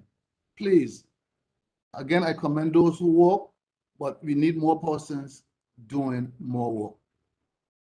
Mr. Speaker, I'm not going to talk all about my district because I was reminded during the last sitting that though I have a district, I'm also a minister of government with ministerial responsibilities. And I think, Mr. Speaker, the persons who elected me to be the representative. So I have to get up my first priority or try to do a balancing trick, Mr. Speaker, between running a ministry such as mine and also balancing the district. Remember, Mr. Speaker, the portfolio I have, I'm the very first minister to have ever held this specific portfolio with labor, immigration, and NHI, Social Security. I have to make sure, Mr. Speaker, I keep these things running. Somebody told me, I would like to say, I'm more focused on the next generation than on the next election. It's a fact, because the next generation are currently in my hands to make sure the decision I am making now are going to affect the next generation. The next election are the hands of the voters. I have to do what's in my hand, use what's in my hands now to do what I can do to make sure I secure the next generation. A lot of my programs are not about now, they are long-term programs, making sure that things are put in motion. For example, we remember for the second set this morning, the Browse Bay bathroom. The Speaker, he rightfully said, he's been begging for this for many, many years. The Speaker, to be very, tourism is one of our main economic pillars, as well as financial services. Yes, tourism is down right now, but it will bounce back. It will come back and come back stronger than before. What we have to do now is to make sure when tourism bounces back, we are ready for it. Bathrooms on beaches are an important thing to do. Just like I did at Long Bay, the bathroom is there, it's very well used, a few kinks now and then, but the people of the eastern part of the island, as well as the tourists, they appreciate that these facilities are there. And I'll do the same thing wherever there are beaches that tourists want to go to, as well as locals. That bathroom went to tender. I'm told the tenders have been received and reviewed by the tenders board, and by next week, we should have a contractor chosen so the work can start immediately. The project shouldn't take too long to do, so that by the time tourists return to the BVI, that bathroom should be up and function, as well as the residents who go there regularly. So senior community person like to go to the beach, we have to make sure we look out for our seniors as well as our visitors when we come. So I can assure the member that that bathroom will be done in short order. As soon as we get the cabinet paper, we get it moving, the funding should be there to move it on. And we'll do the same thing, Mr. Speaker, on other beaches throughout the territory, because it is very, very important to do. The member also mentioned the challenges of labor and immigration. Mr. Speaker, we have planned tremendous reforms in these two areas. The online portal is one of them. We currently have a consultant who's doing the preliminary work to make sure we modernize the labor code. We're going to do the same thing in immigration. Yes, teething pains will happen, but again, I ask the public's patience as we go through this transformation and reformation of these two departments. Mr. Speaker, I get a lot of calls daily with various complaints and concerns with these departments. I send all the complaints to these departments. I avoid as much as possible, Mr. Speaker, getting too involved in a daily running of these departments because my philosophy has always been I must empower the individuals there to be mature and to advance these two departments on their strength, not in the minister's interference, to make sure they always do a proper job of making sure they follow procedures, answer phone calls, return phone calls, provide any kind of guidance. I should be the last person to get involved with any issue over labor immigration. If needs be, that matter should be referred to me through labor and immigration, ideally.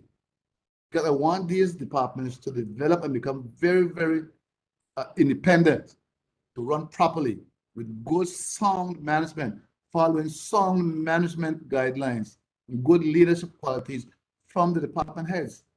I always believe in giving our people opportunity backed up by resources and support. So you get every opportunity you need to be successful at what you do. Mr. Speaker, I too have concerns with foreclosures. Up to yesterday, I got a call to a new foreclosure. We've seen quite a few recently. I know the Premier has done his best to talk to the banks, to ask the banks to be more understanding with our people. It's a very difficult time. No one planned for this. A lot of persons, they barely got through the hurricane of 2017. Just starting to catch themselves, boom, into COVID. The banks and insurances have to be our partners. They have to be our partners. It's through partnerships, Mr. Speaker, that we're going to get through this pandemic. Mr. Speaker, and persons know this. Persons know that when we work together, when we all come together, we are powerful and unstoppable. Mr. Speaker, I was talking earlier about the things done in the 9th District. But I want to hasten to say, Mr. Speaker, I will never for 1 second take all the credit for what happens in the 9th District. I am part of a team. It's myself, along with the 4 at large, that has made these things possible. So I might be the face most of the time, but I'm not the only person. In anything that we do, all of us together doing these things, and person must stop being mischievous and stop trying to put distance between me and my colleagues. Because you know, we are doing one thing, we are working for the people. And we know it is together we have to work to make things happen. So when you come to me and tell me things about, oh, Kai, this, no, don't come to me, nothing, that's my colleague. That is my colleague. And you go to Kai and tell Kai, oh, the minister say this, no, keep out of our affairs. You seriously trying to get things done, you're trying to tear us apart, stop it. I'm asking you to stop it.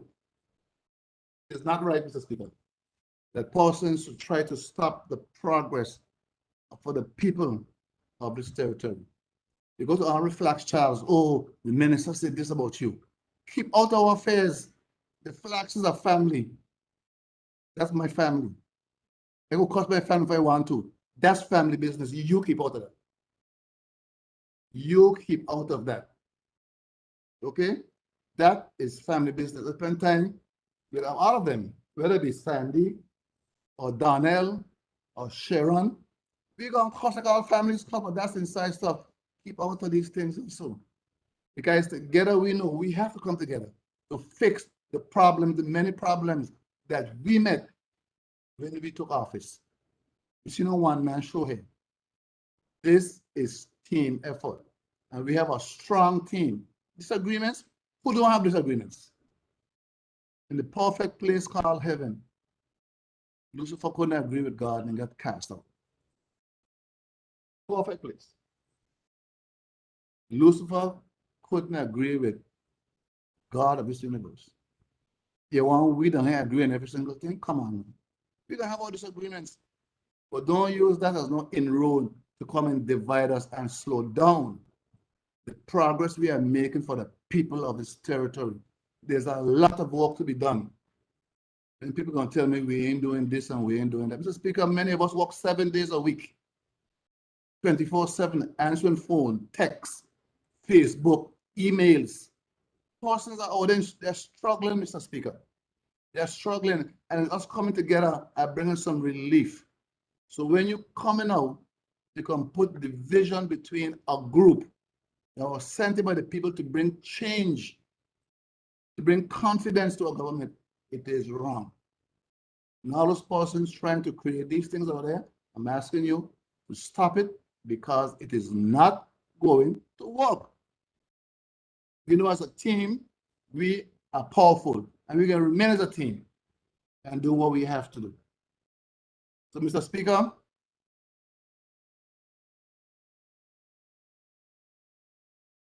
one person to know, be very small, and we'll hear talk, all kinds of talk. They go all over the place. I hear all kind of things. Sometimes I don't say nothing. Sometimes you give talk to bring talk, and you hear some strange thing. But Mr. Speaker, we all here, all of us, on both sides, working for the people. Oh, you don't see this one. Oh, I don't see that one.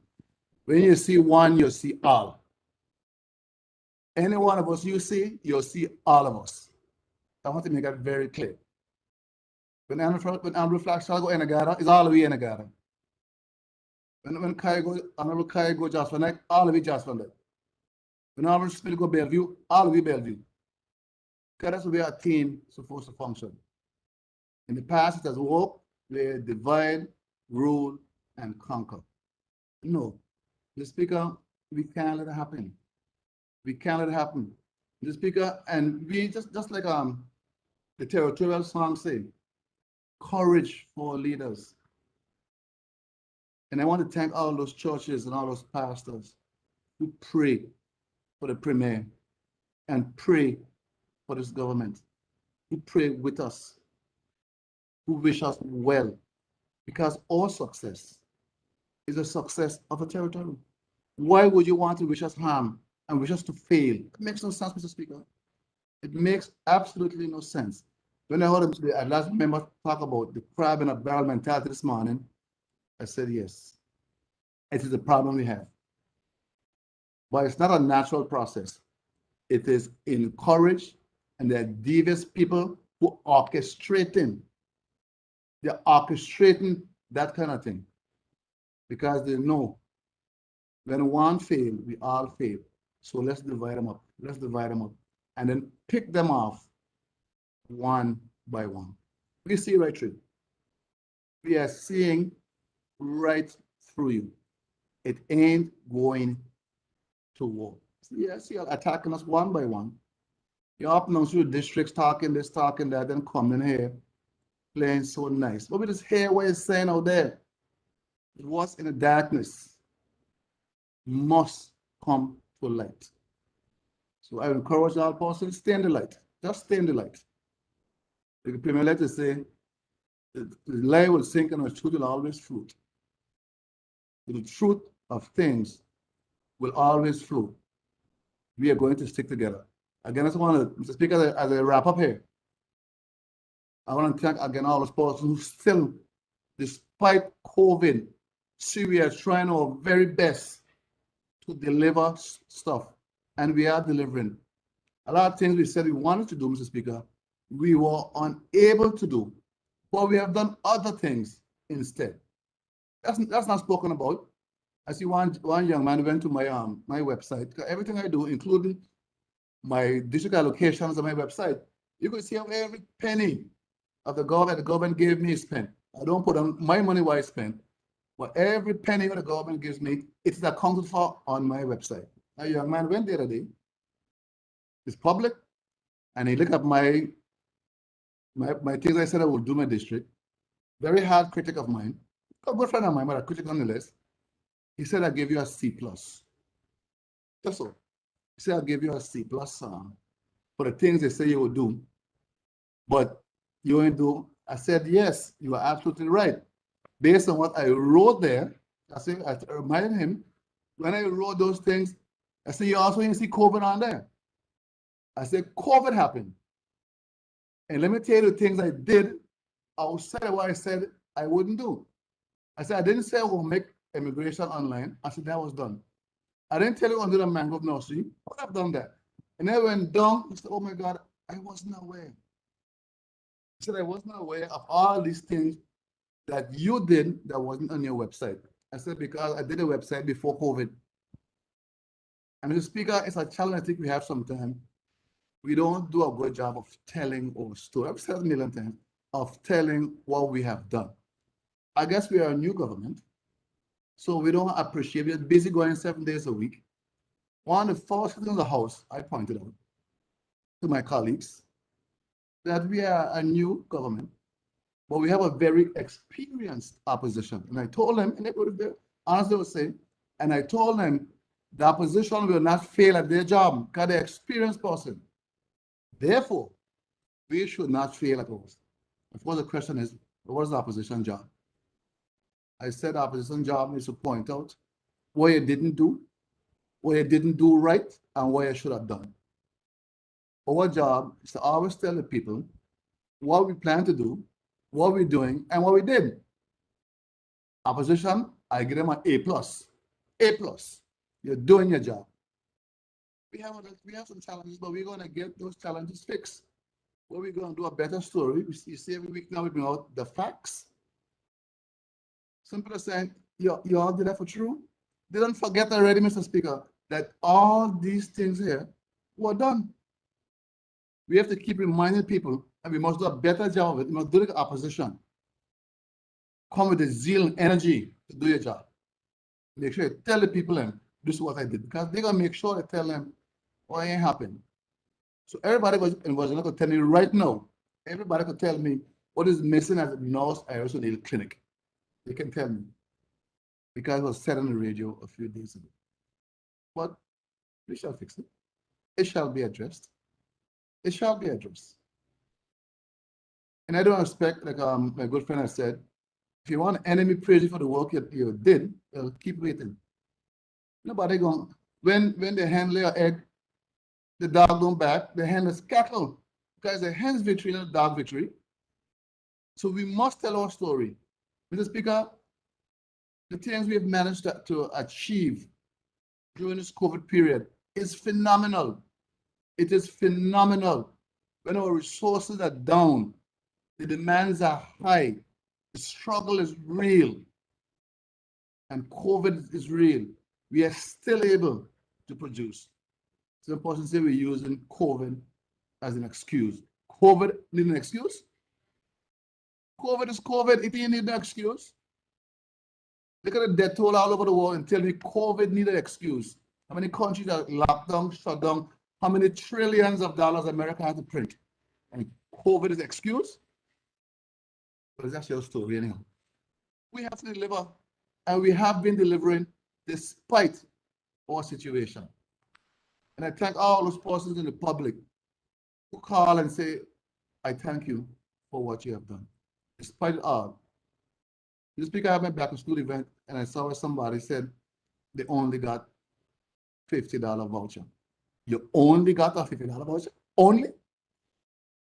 You only got $50? You know any person they have $1 right now to do nothing?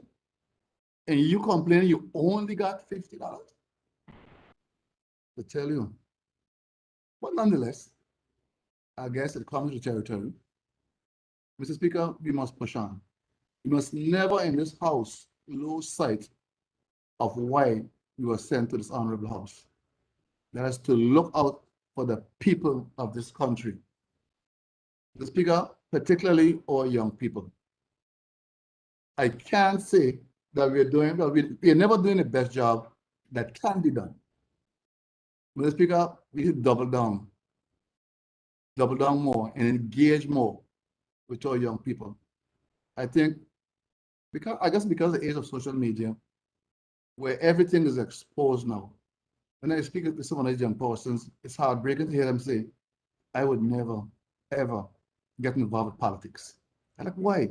Man, the thing I see y'all going through, the thing I see y'all doing there, I want no part of it because it's wrong.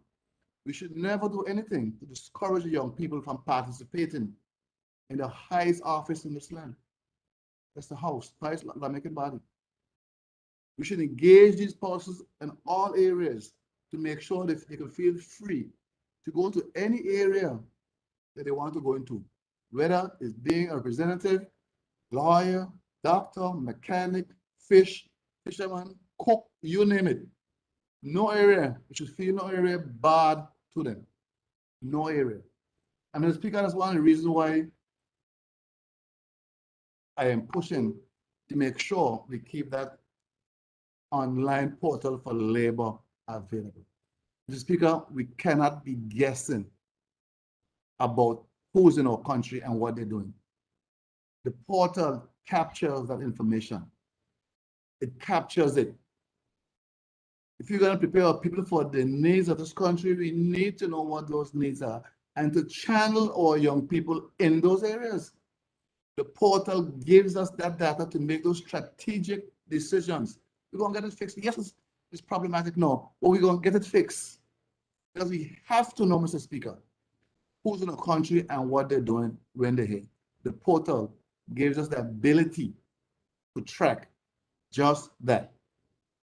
And I want to thank those persons who have worked so hard, so hard to bring that portal online and are working day and night to get these various hiccups here fixed. Mr. Speaker, as I close out, my last closeout, again, I want to thank all those persons who still maintain their confidence in this government, maintain a confidence in the elected persons. They go out, they pray for us all the time. They call us with or WhatsApp us, with little encouragements in the morning, and I really appreciate that. I am doing my very best to bring as much relief as I can to the persons, and that I pledge to continue to do until the very last day. We are sent here to work for you. We are human. We are working very, very hard. I have a huge portfolio. I'm running on all cylinders, but we're here working for you. I know sometimes you complain you can't get us. We're in a lot of meetings. I try my best to return calls or WhatsApp. It's a all-day process. I would need a full day off doing nothing else but answering WhatsApps to get to all of them. And all of us have that same problem. If I get up nice, I have 200 on WhatsApp. I call the premier complaining. He will show me his 1,000. And he will tell me, I wish I had your 200. And that is 7 days a week. Because all of us are very accessible. I've even heard persons call me and tell me, we are too accessible. Everybody can get to you. I'm in church every Sunday. I sit with your problem with it. I talk to the people in church. I go on a corner, I sit down, I go to restaurants, I go around all the time. And persons meet me in the street. They'll often tell you, where I come from, you never see a minister. If they're strangers. Or we never see a representative walking before, or in the bush, cutting bush before, or picking up garbage along the road before. The Speaker, like I said earlier, this is a time of togetherness. All of us must come together and take personal responsibility for our sphere of influence. Whatever you can do to help somebody and help yourself, all of us should take that attitude. Some person think it's okay to just sit down and wait for a handout. There are one or two like that still. But Mr. Speaker, most of the persons I talk with in my district say, I don't want any handout. I want to honestly work for honest dollar. Give me the opportunity. That opportunity will come. Help us by getting yourself vaccinated. We have to open the borders. It's the only way we're going to get this economy turned around is to open our borders and get more commerce happening in the country. Vaccinations protect you in case you come in contact with somebody who is infected. So it's for your own good. Because like I said before, and I'll say it again, once we open our borders, it's not a question on if COVID is coming or not. It's only a matter of when. It's only a matter of when. Will you be the lucky one to miss COVID or the lucky one to contract COVID? My thing is don't play with your life. It is totally unnecessary. Get yourself vaccinated or stay put for a while. Could be a long way. because COVID ain't going nowhere right now. We have to learn to live and work in a COVID environment. Mr. Speaker, with those few words there, I thank you very kindly. I thank the honorable member for the 9th district for his contribution. Honorable members, on my speakers list, we're going to have next the Junior Minister for Tourism, followed by the Minister for Transportation, then the Leader of the Opposition, and then the Deputy Premier. At this time, I call upon the Junior Minister for Tourism and Territorial Member, the Honorable Sheribi De Castro. Thank you, Mr. Speaker, for the opportunity to speak today. A few minutes to the people of this territory. I want to first begin by thanking God for the opportunity to be here as we look through the world and we see what is going on with COVID-19. We understand even more fervently these days that the simple gift of opening our eyes is one that we should be completely grateful for. And I want to extend just my deepest gratitude to God for that, as well as to the people of this territory who have so favorably, and to my gratitude, given me an opportunity to serve in this honorable house. Mr. Speaker, like many of my colleagues, I find it fitting to begin my contribution by offering my sincere condolences to the families who have lost loved ones during this extremely difficult time, whether due to COVID-19 or to other health concerns, Mr. Speaker. It's truly a difficult time. We offer our sincere words of comfort during this time, and we pray your continued strength, that you will continue to remember the life and legacy of your loved ones, and that we would all seek to endeavor in some way to live up to the legacy that they would have left behind, Mr. Speaker. Mr. Speaker, as it's the beginning of school, and I am an educator by training, by profession, by passion, I want to, like all the speakers before me, extend a hearty and happy school year to all persons in the territory, well, both in the territory and as well as our residents who are studying abroad to universities and colleges in the United States, United Kingdom, and so forth. Mr. Speaker, we know that education is the foundation of any territory in terms of us being able to have the capacity to educate our youngsters and our youth in a way that they will be able to continue to move forward the agenda and take forward the mantle as it relates to leadership in our territory. I want to offer my sincere gratitude and appreciation to our teachers, or administrators, or guidance counselors, or principals, and other support staff who have gone back out into the classroom, albeit their concerns with COVID-19, to ensure that face-to-face learning is a reality. I caution all students, teachers, to ensure that you continue to follow the COVID-19 protocol. I believe that the teachers, based on just correspondence with them, are the most excited to be back in the classroom, because they understand that some students definitely need the face-to-face learning. And so they have gone above and beyond to ensure that their classroom spaces are so inviting. I've seen the numerous Facebook posts with the decorated doors in classrooms, and I want to say a huge thank you to teachers, because oftentimes it's their own resources that they use to ensure that the ethos and the environment and the atmosphere in which our children learn is one that is inviting, is one that is innovative, and is one that channels learning in the right direction. And so I want to make sure that I say to teachers, we're gracious for the role that you play, and we urge you, with the support of the Minister of Education and the ministry and all of us, to continue to do your part as we continue to find ways to support you as much as necessary as you continue to live out your mandate in the territory.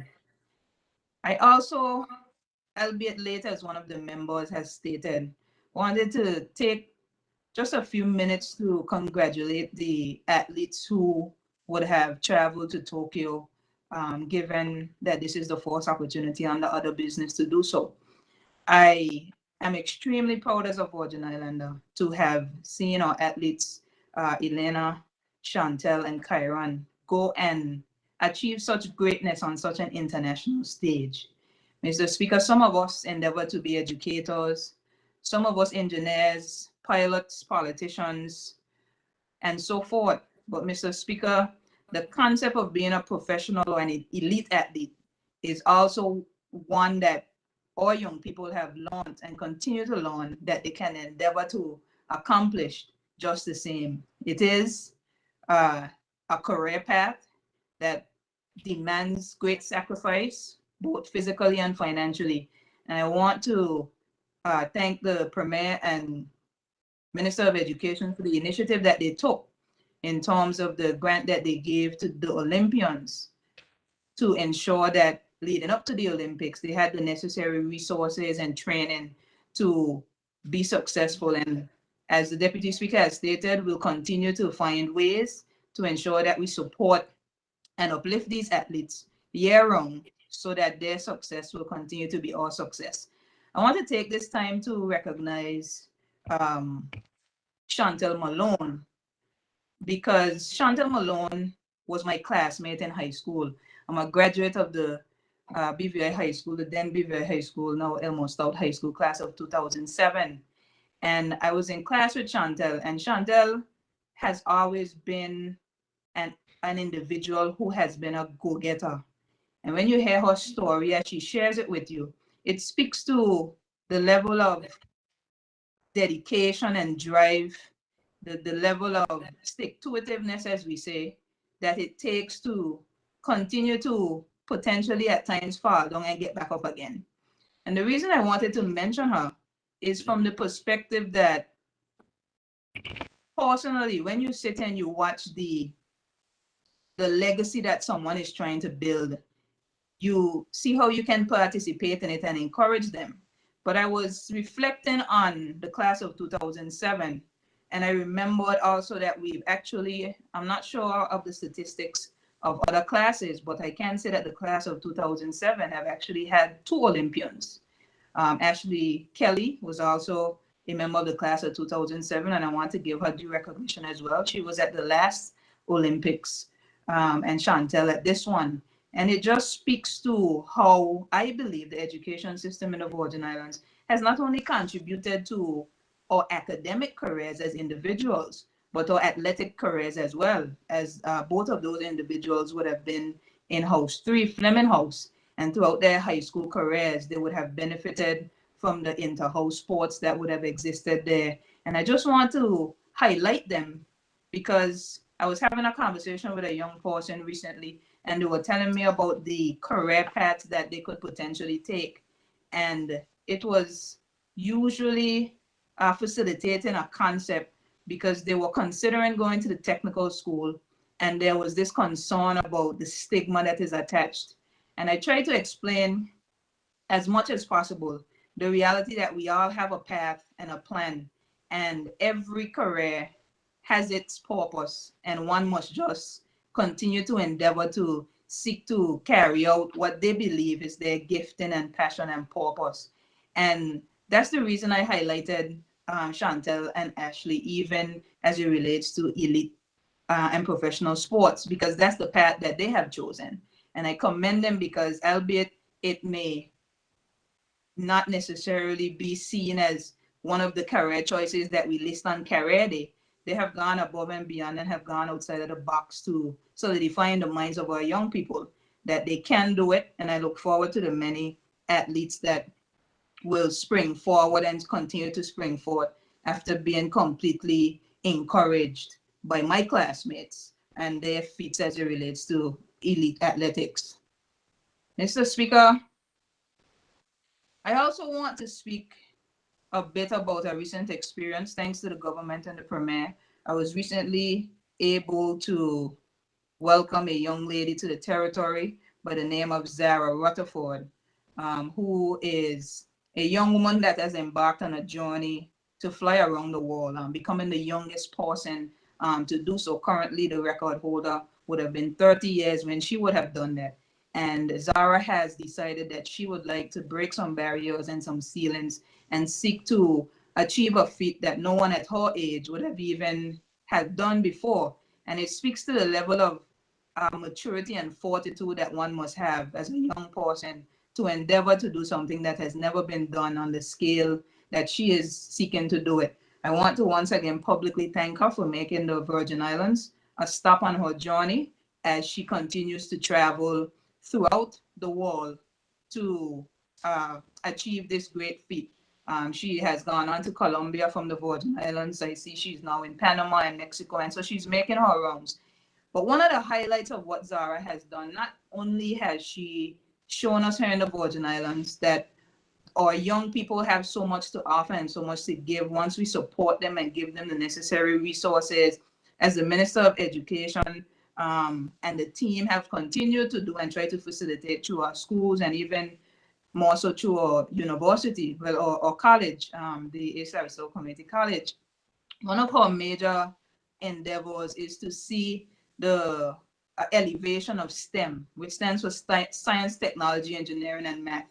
And anyone who knows me knows that that is a huge area that I find great interest in, because as a young person, I understand that it's not the future, it's the now, as it relates to the reality of certain areas like robotics, coding, artificial intelligence, and so forth, and how we seek to expose our young people even now in the education system to those dynamics. Because the reality is, I sit all the time, I watch my nieces and my nephews.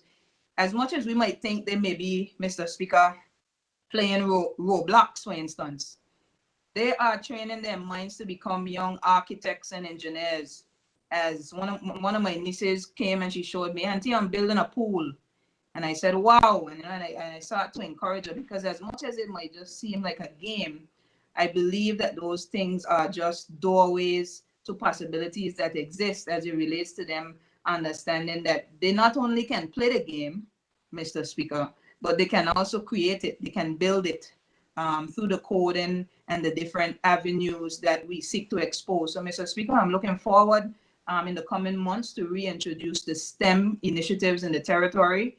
The robotics and all those things, of course, due to COVID, there was some delay, given that it's a very kinesthetic and touch-based initiative. But I look forward to, as we continue to follow the protocols, that we'll be able to reintroduce those initiatives and through discussions with the Minister of Education, see them in the classroom, Mr. Speaker, because technology isn't going anywhere. It is here to stay. And the more we can combine it in our teaching, but not only do it to combine it in our teaching, but ensure that our young people have the necessary resources, whether physically or educationally, to ensure that they can just dream of becoming leaders in these industries, Mr. Speaker.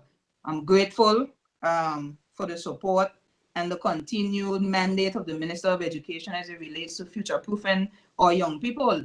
Because if we look at what we're doing in our schools, especially at our college, and we look at various initiatives that he has done and he has spearheaded as it relates to even, for instance, the solar training, the tourism training, and so forth. I know he's working on initiatives as it relates to agriculture and farming. And the mandate of this team, Mr. Speaker, as we have campaigned on numerous times, is to ensure from the elementary level up that we could find ways to give the necessary academic resources and plant the necessary seeds so that our people could dominate these industries that we know will continue to become a part of the future, Mr. Speaker.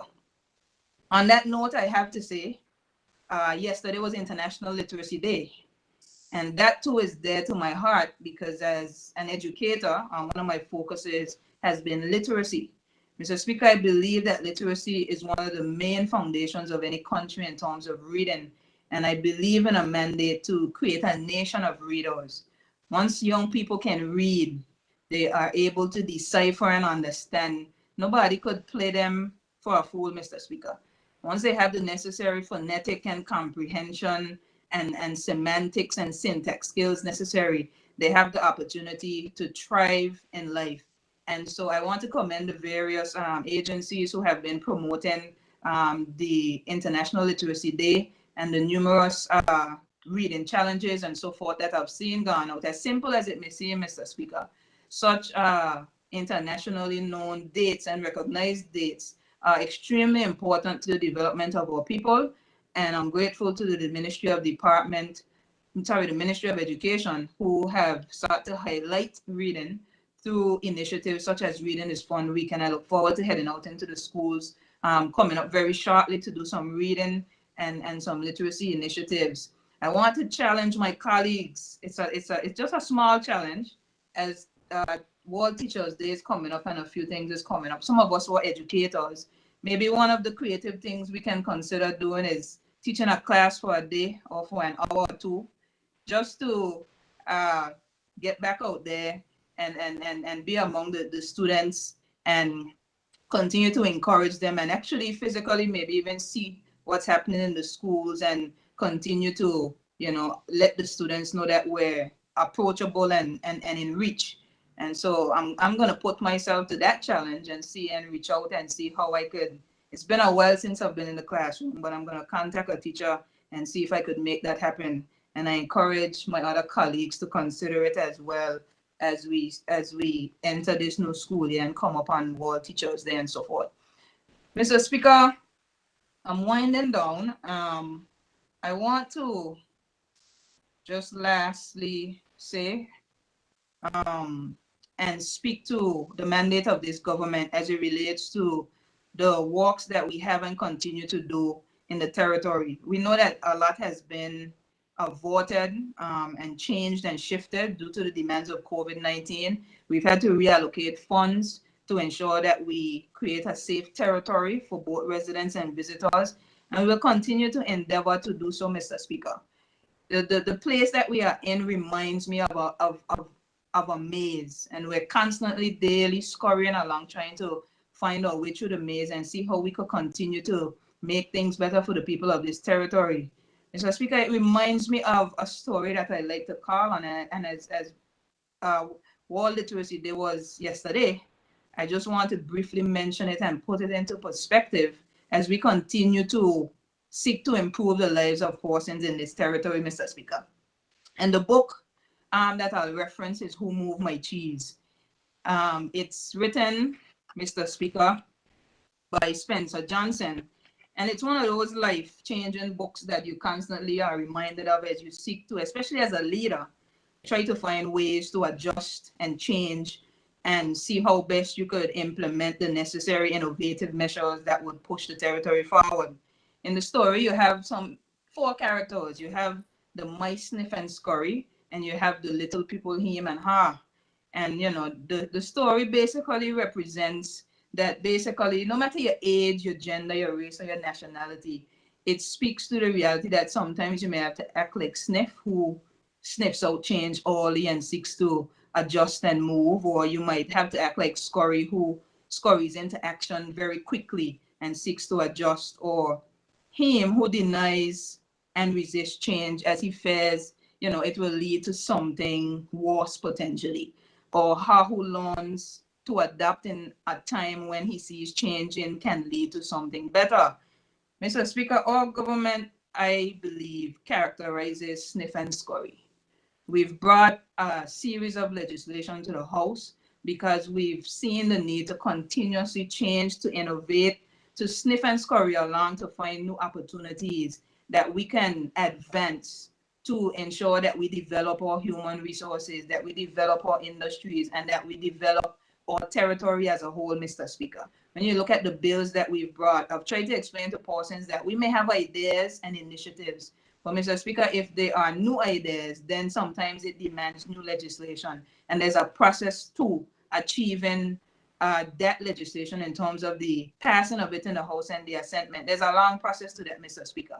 And I want to just encourage persons to, follow the House of Assembly to get a better understanding and knowledge of how those processes work, so that it would give you a better appreciation when certain bills come to the House that potentially, I believe, change the scope of the territory for years to come, given the innovative mindset of the leaders that I am happy to be a part of in this government, Mr. Speaker. We will not hem and haw, as some persons are doing. We will continue to sniff and scurry along for as many opportunities that we can find. Because, Mr. Speaker, it's easy to just stay in cheese station, see as the book speaks of, and just keep going there, even though you realize there's nothing left there. There's no cheese there. Or, Mr. Speaker, you could put on your running shoes again and you could go out into the maze, as scary as it might be, as difficult as it might be, and continue to speak with your people, continue to see what ways and means you can adjust and use, what plans you can create to continue to push the agenda of the territory forward. And I want to say publicly, once again, that I'm grateful to be a part of a team under the leadership of Premier Andrew Foy, who continues to see how best we could continue to elevate and develop the lives of our people and our territory, Mr. Speaker. So with those few words, once again, I want to say thank you for the opportunity to speak. And I want to thank the people of the Virgin Islands for giving me an opportunity to come before you once again and to acknowledge you for giving me this opportunity to sit in this honorable house. And I look forward to update you in the coming weeks as it relates to various initiatives and ideas that we are continuing to implement and put in place to better your lives and your livelihoods. Thank you, Mr. Speaker. I thank the Junior Minister for Tourism, Honorable De Castro. I call upon the Minister for Transportation, Works and Utilities and member for the 5th District, the Honorable Kai M. Reimer. Thank you, Mr. Speaker. I say good day and blessings to each and every one of you and my colleagues and those listening today to this honorable house. It has been a while since we had this opportunity, Mr. Speaker, where we would speak under any other business. And I must say it's a pleasure to reach out to our constituents and to speak to the people of this territory.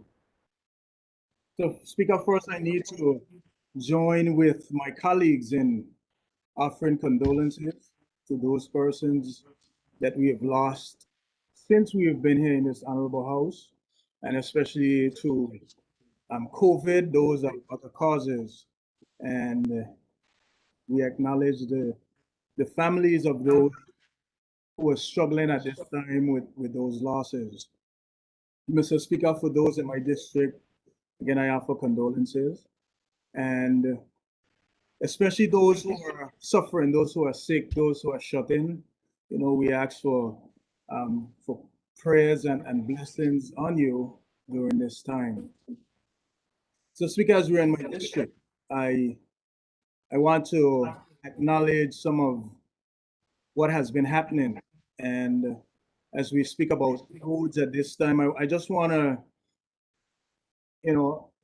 speak to those motorists that are being inconvenienced at this time, especially coming up Great Mountain. We're doing some additional works there. And we are hoping that this project should be end quite soon. So we, acknowledge the inconvenience, but we're hoping to have a properly done road as we have been doing since elected. And I know many persons are quite happy with what has taken place down Lower Mountain, where we did the drainage and the road rehabilitation. So, Mr. Speaker, I want to acknowledge those persons and offer my, that we understand the inconvenience at this time. So, Speaker, as other members have spoken about, I speak about cleanliness as well.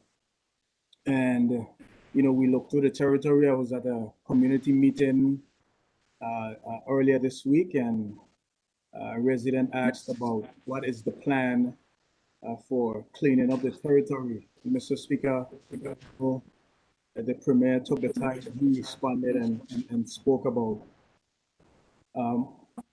the pride within ourselves. And Mr. Speaker, we need to instill that in our persons, in this territory. We see, dump stores are now turning into bulk waste station, even though there are signs, we see stoves, we see fridges, we see mattresses all over at these dump sites. And Mr. Speaker, the BVI is only but so small. And for example, on Tortola, you can go to Parkwood Pond. It takes you 10, 15 minutes to get there.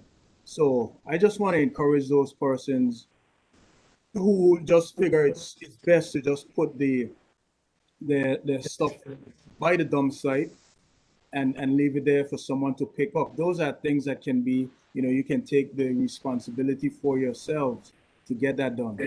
Mr. Speaker, we must have pride within ourselves within this territory. That is something that I grew up on, having pride. And it seemed like we have lost that somewhere along the way. But Mr. Speaker, it's not too late. And I encourage those persons who have find it necessary to turn the dump sites in these communities into bulk waste area. It's unsightly, and I encourage you, I discourage you from doing such a thing. And Mr. Speaker, even as I drive through the district, we see derelicts all over the place, vehicles just parked. I even see one place where a guy, it seems like he's doing body work on the main road. And I'm not sure where we took up this behavior, but I just think that is sightly. And, I urge the authorities to take a look at these things and make sure that these practices cease immediately, because it's very unsightly as a territory. So, Speaker, I believe in God, and I know most of us and all of us do believe in God. And I think if there's ever a time that we need God, it is now. And I acknowledge a prayer group, Mr. Speaker, from the Foy Hill Prayer Group. They had a series of events some week back where they visited various communities in the territory. Their theme was where there is power in the gospel of Jesus. And I know they visited my district, the Huntersville basketball court, and I understand that they had a great event there. I was unable to attend, Mr. Speaker, because that was last Thursday. We were in the house, but I understand that the event was very good, and souls were won at that event. And I continue to encourage us to put God first in everything that we do. Mr. Speaker, with that being said, I continue my Sankey Sundays. That is an event that we started in the 5th District. We had persons come, we congregate, we sang from Sankey's. And that's a spirited event, Mr. Speaker. That is something where we are also trying to revive our culture. We enjoy the 2 hours of singing. The band plays. We have persons choosing their various Sankeys, and we sing. And that is something that we will continue, thanks to the protocols being eased from the COVID. So though we are only able to host 50 persons, we try to be online and make it public so that persons can view what is happening there at the Long Trench Community Center. We're also continuing to provide transportation to persons who have challenges with getting there, where the safari would leave the Huntersville basketball court at about 3:45, and it'll go up Great Mountain and pick up persons at the watch house as well. So, Mr. Speaker, that is an event that I thoroughly enjoy, and I look forward to it. And again, I encourage those in the community to come out and attend. Mr. Speaker, I go back a little bit because I am one who are very appreciative for things that have been done, especially spiritually. I know when we had our 21-day of prayer and fasting, I, at that stage, took it to my district with 2 pastors to go and speak the word say prayers for those in the community, ask for repentance as well. And I acknowledge Bishop Brian. I think he has now left the territory onto another mission, and also Pastor Salmon. We drove through the district with a loudspeaker, and we prayed, and we try to bring God into our midst. And at that time, we had a spike in our COVID cases, and it was sometime right there.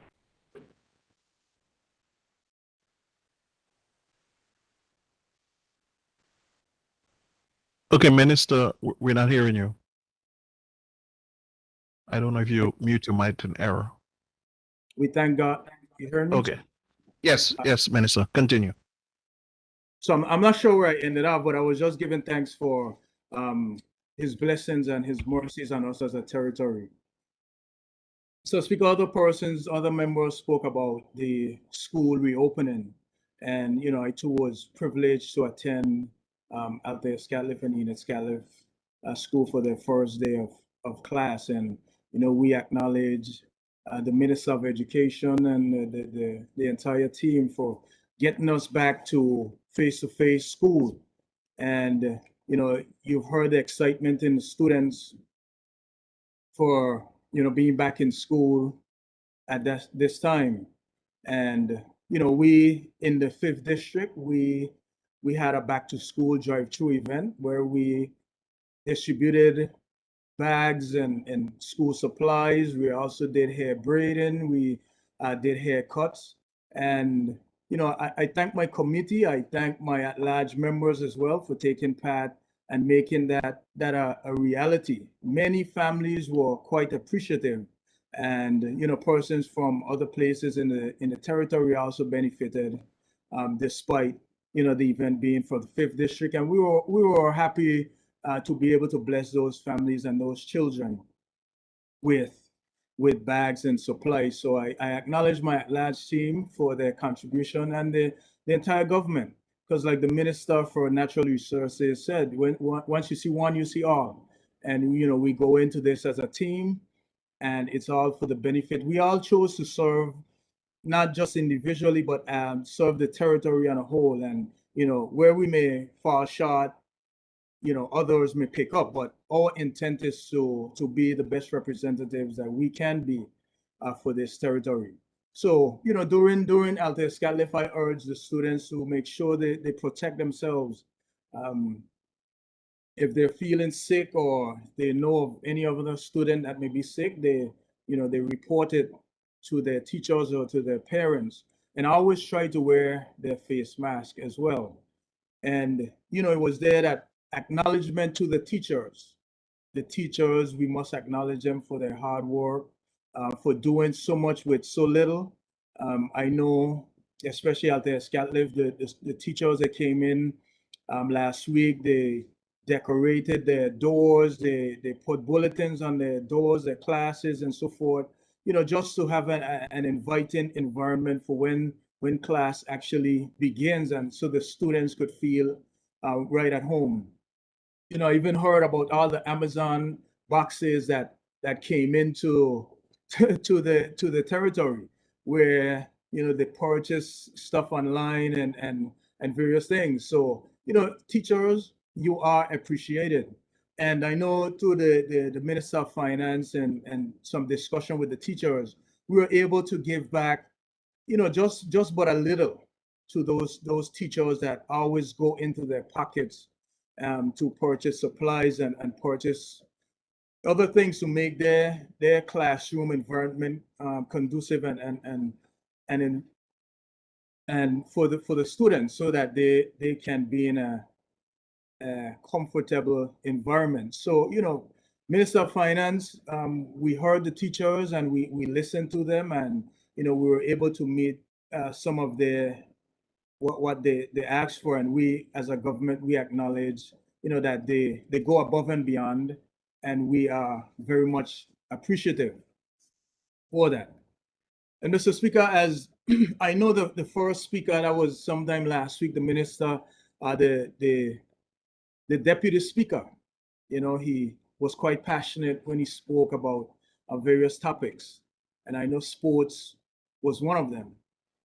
And you know, I'm not sure how many persons know, but him and I were on the same softball team, and we are right now, we're based on the COVID, the league stopped, but you know, we're vying for a championship at this time, and the series we are down 2-1, and it's a best of you know, best of 3 series. So you know, we're hoping. I heard the trash talking from the other team, who said that there is only a need for one more game.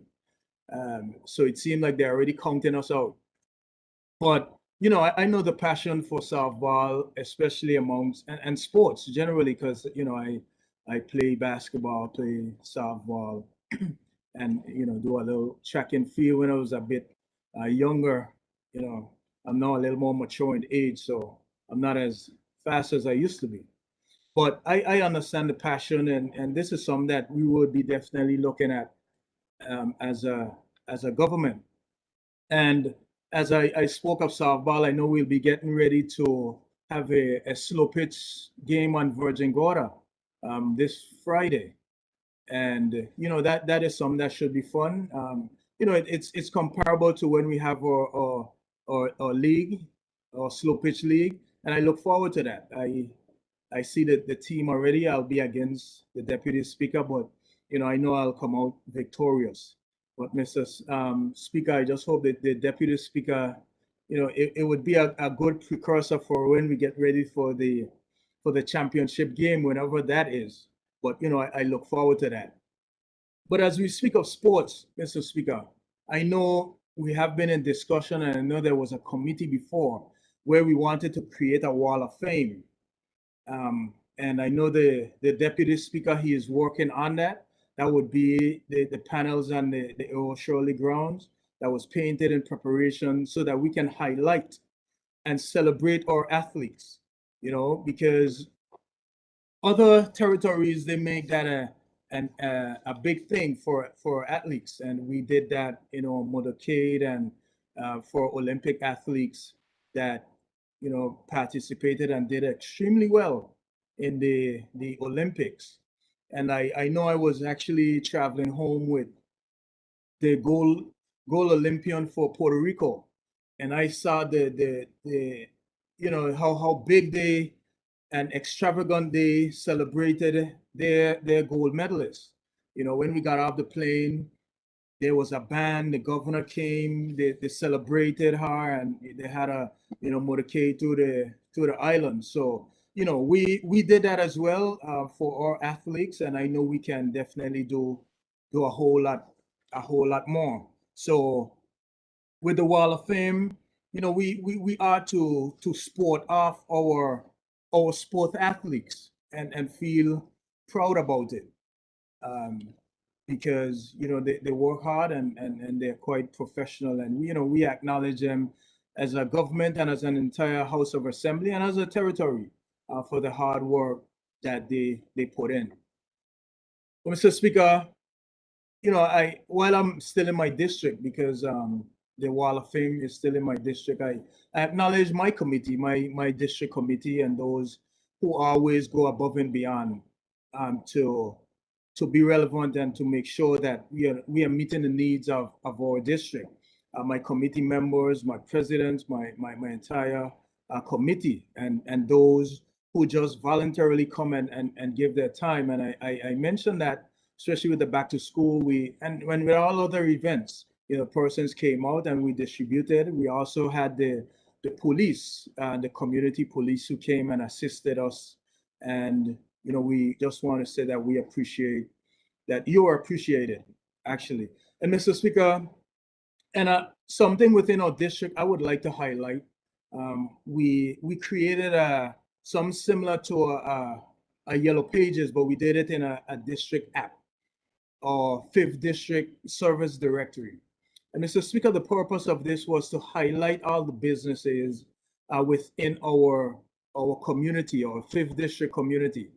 And you know, weeks we highlighted some businesses, and you know, we are happy that at this stage we have over 120 businesses that have already registered, and we see the traffic go into the app I mean, we, with this being highlighted today, we hope that it can be traffic a bit more, where we see maybe over 100 persons per week visiting the app and actually doing searches as to what is in the district. And it's meeting the agenda, Mr. Speaker, where we have gas station, we have different businesses, we have services within the district that we want to highlight and we want to promote them. And this is done through the 5th District Service Directory. And Mr. Speaker, for the downloading, you can get it off my social media because it's a bit long words. I think it's HTTP / and so forth, but you can get it off my website or off my social media. And Mr. Speaker, one business I just want to highlight today is our Virgin Islands poultry farm. That is where we do poultry within the district. That is right there in Huntersgut. And Mr. Speaker, I was speaking to the owner just last night, and he was proudly telling me that he delivered over 1,600 pounds of chicken to Walmart.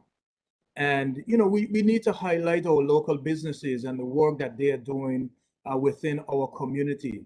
And I applaud him for his effort to the challenges, the hardship, and he continues to persevere in terms of providing the service to the community. And 1,600 pounds, I know we spoke about our local poultry farms that they meet a quota for businesses in the community, even before we think about importing.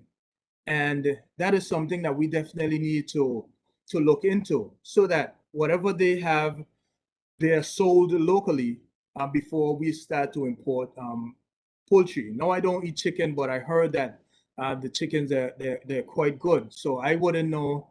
I would depend on my colleagues and other persons to tell me if what they're telling me is so about this chicken, because I would not know what that tastes like.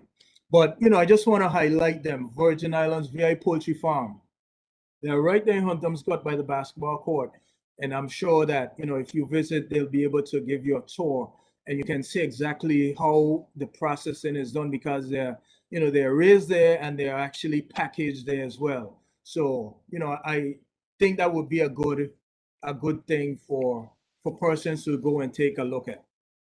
Mr. Speaker, I also am proud to report that our First Step Entrepreneurial Center, where we are working to erect warehouses so that business owners who want a brick and mortar facility, they can sign up.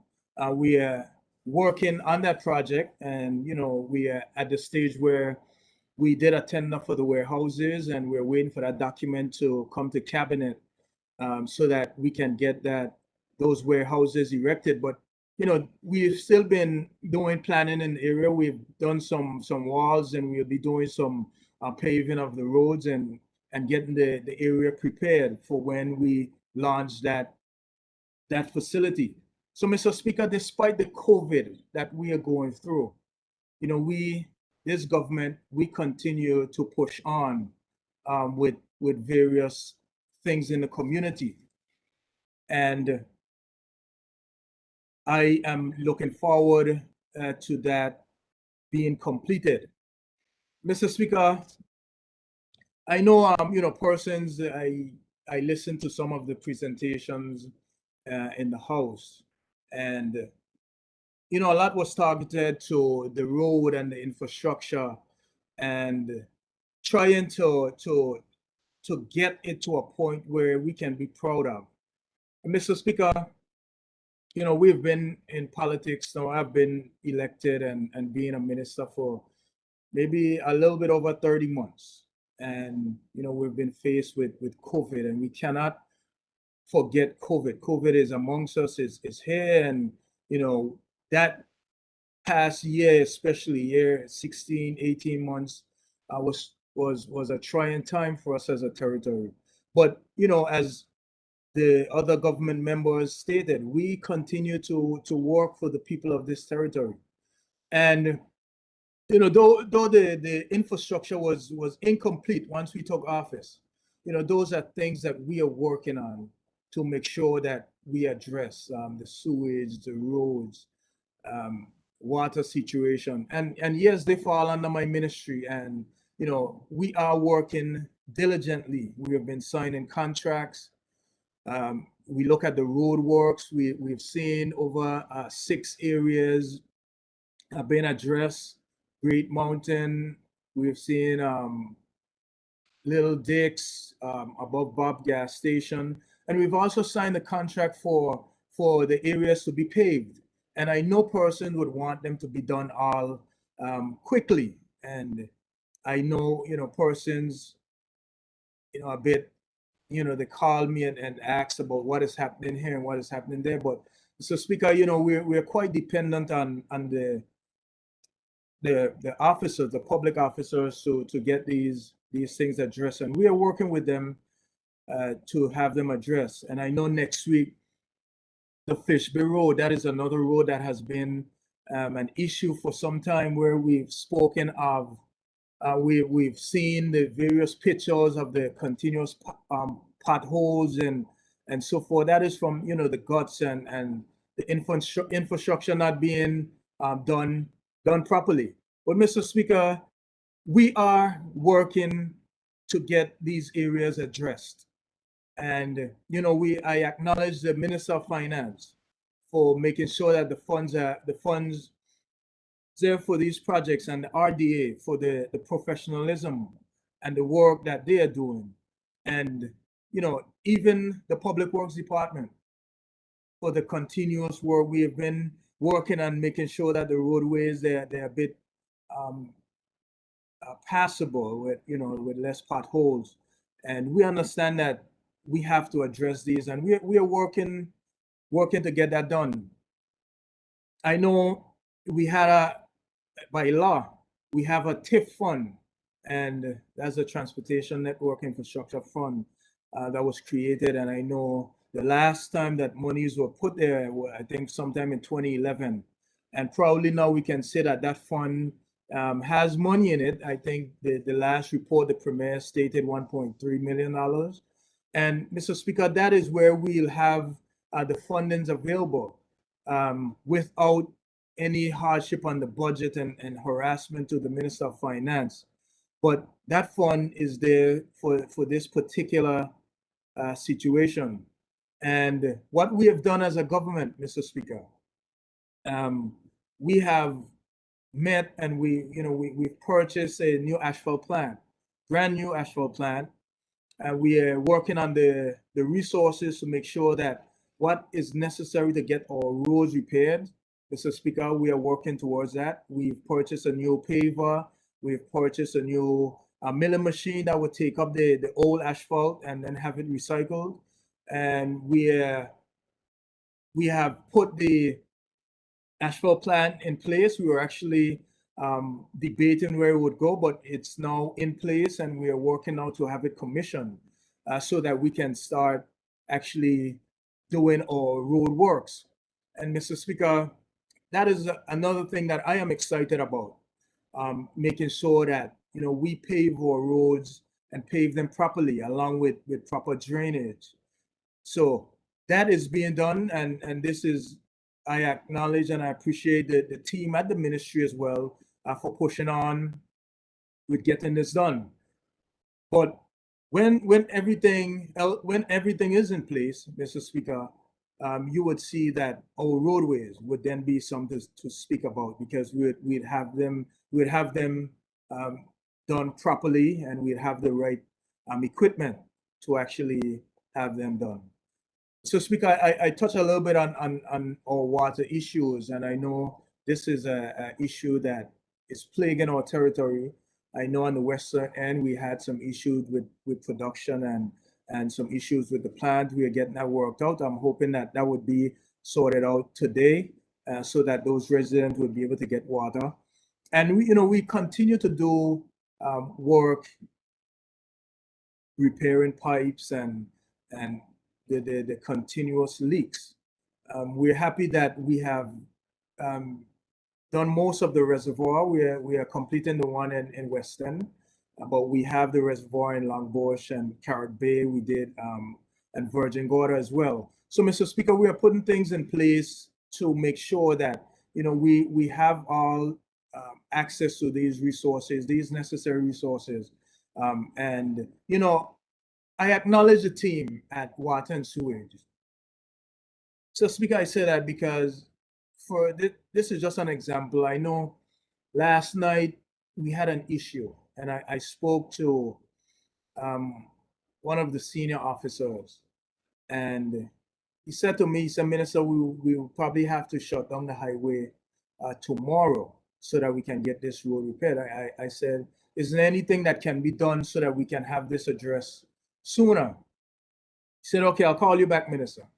And within 20 minutes, he said, okay, we'll be on it. I called out some guys.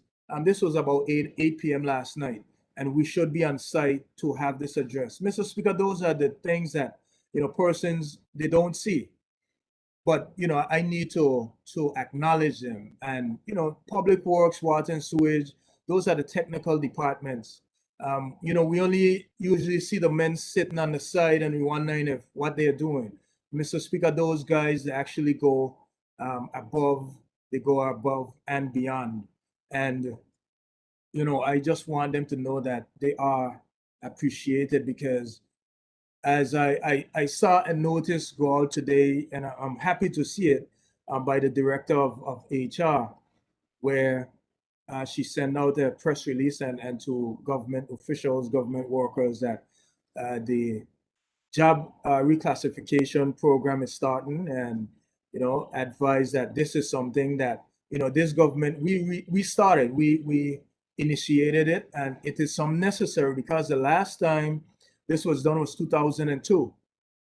And I know especially those technical workers, they need, their salary need to be reviewed, especially the solid waste workers, the water and sewage, public works.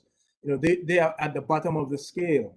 And, you know, I'm happy that this is being done. And when we are going through this process, we make sure that we address their salary, because, you know, the work that they do is quite important, and it affects us all: roads, water, sewage, and so forth. So, Mr. Speaker, you know, I'm happy to see that, and I'm happy that this is being done at this time.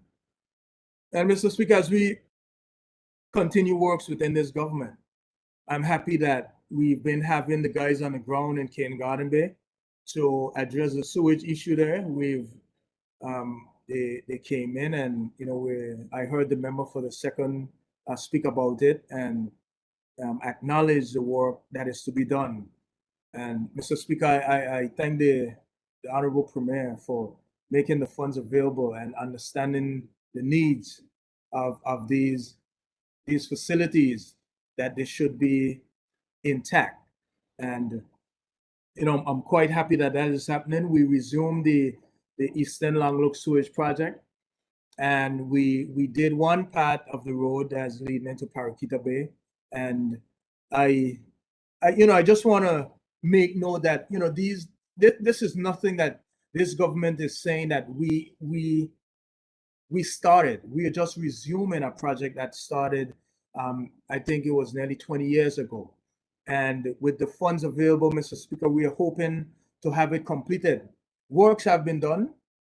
We acknowledge that things have been done over the past 20 years, but, you know, the project was halted, and we resumed it, and we are now working to bring that ease to the residents of the Eastern Longlook area, because we understand the situation, the messy situation that is happening there, happening on the ground.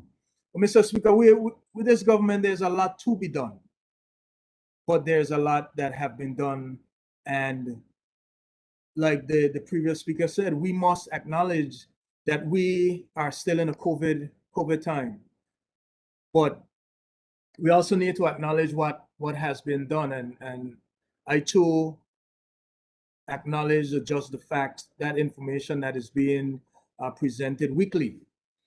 And, you know, some of the works that we have done as a government, we should be proud. We shouldn't be shame of that work, because you know, if it wasn't done, it would be definitely been spoken of. And I know those persons, they have their job to do to highlight what have not been done. So you know, I'm happy that that just the facts is coming out, and you know, works continue. We have done so much, Mr. Speaker, so much in our short tenure, that we definitely have to speak about it. I know the last just the facts that came out, Mr. Speaker, we spoke about the stamp duty that has been waived, that has benefited so many belongers, BVI landlords within this territory in terms of purchasing land. Mr. Speaker, that is a program that, you know, I hope that it continues a little bit, because we are seeing a lot of first-time landowners within our territory, and you know, that was done as a stimulus during this COVID time. So, Speaker, we continue. We've repaired many buildings, many administration buildings, Anigara, Just Van Dyke. And I also need to make mention of Ralph T. O'Neill Administration Complex. So, Speaker, those works are continuing. We just did a walkthrough sometime last week, where we saw the work done by the company who would be installing the windows and doors.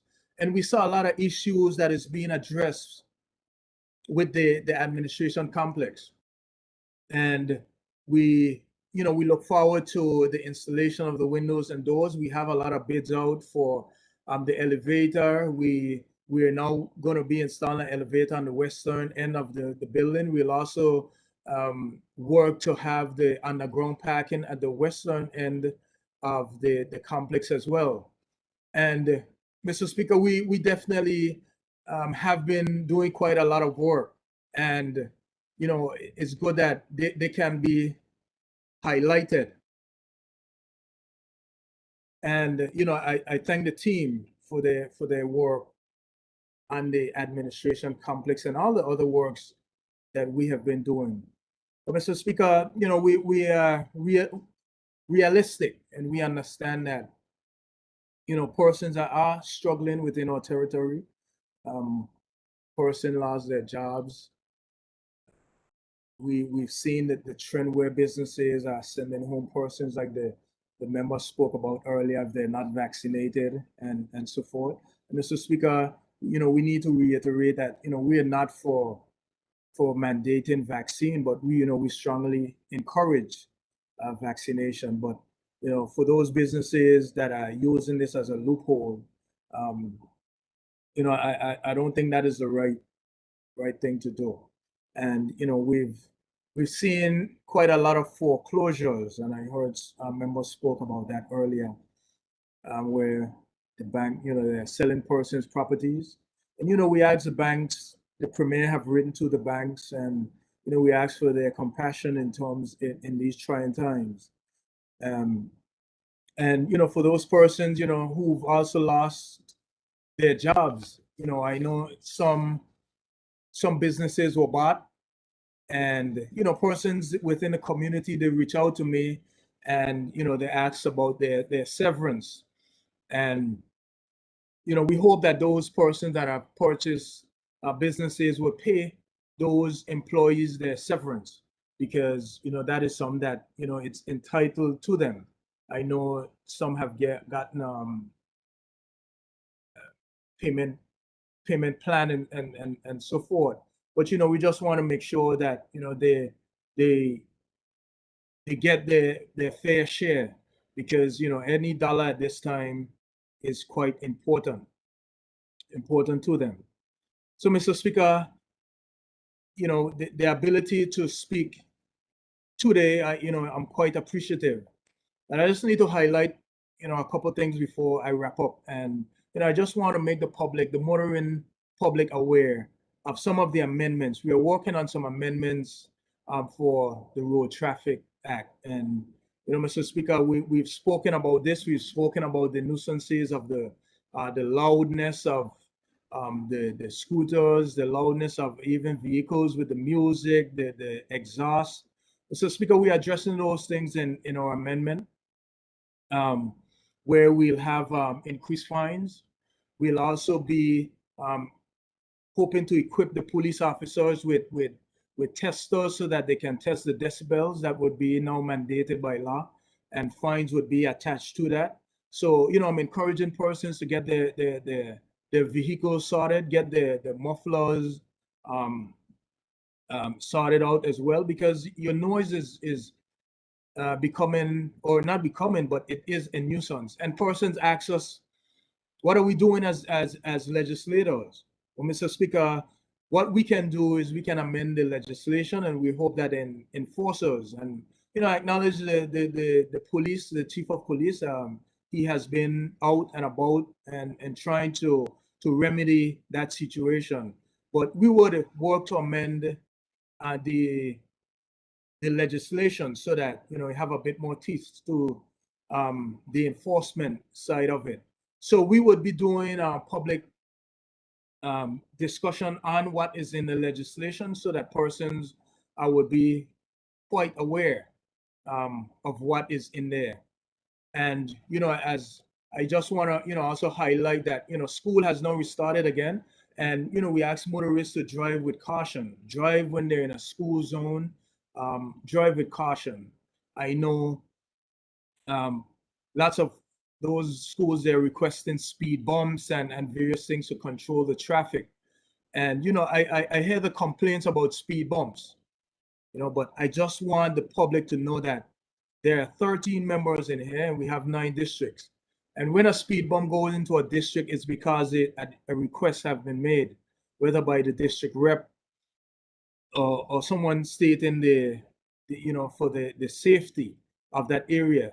So I just want to highlight that, you know, speed bumps, we are not just putting them down willy-nilly, but it's because person think that they're necessary to go in for safety of pedestrians, safety of residents and motorists alike.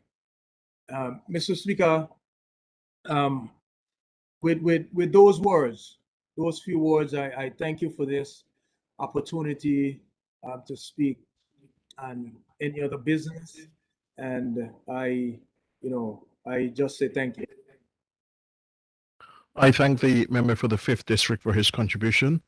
Honourable members, we have 4 final speakers, and the order will be the Leader of the Opposition, the Deputy Premier, then the Minister for Health, and the Premier will wrap up.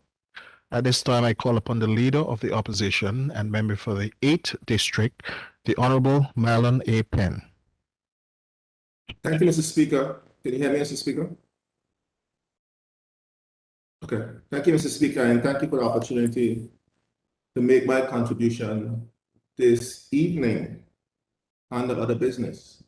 Mr. Speaker, it's been a long time since we've been able to give words or make contributions on our other business. And oftentimes when I get this opportunity, the first thing I like to do is thank the good people of the 8th District, from Hope Hill to Scrub, go on in between and all the points in between, for their support and for the encouragement, for allowing me the opportunity to serve them and serve their interests in this Honorable House of Assembly. Speaker, I count it as a privilege to have that opportunity to serve the good people of District 8 and the people of the wider Virgin Islands.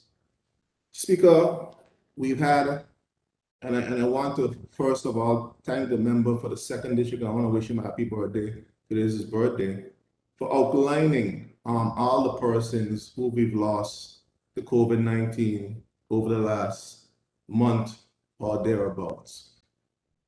Mr. Speaker, when we lose someone in the Virgin Islands, it is more than just a statistic. When we lose someone in the Virgin Islands, it's a brother, a sister, a mother, an uncle, an aunt, a grandmother, some type of relative, something that's a friend, someone that is close and personal to us because of how connected we are. At this time, I'd like to express my sincerest condolences to the families of those persons who we've lost over the past month.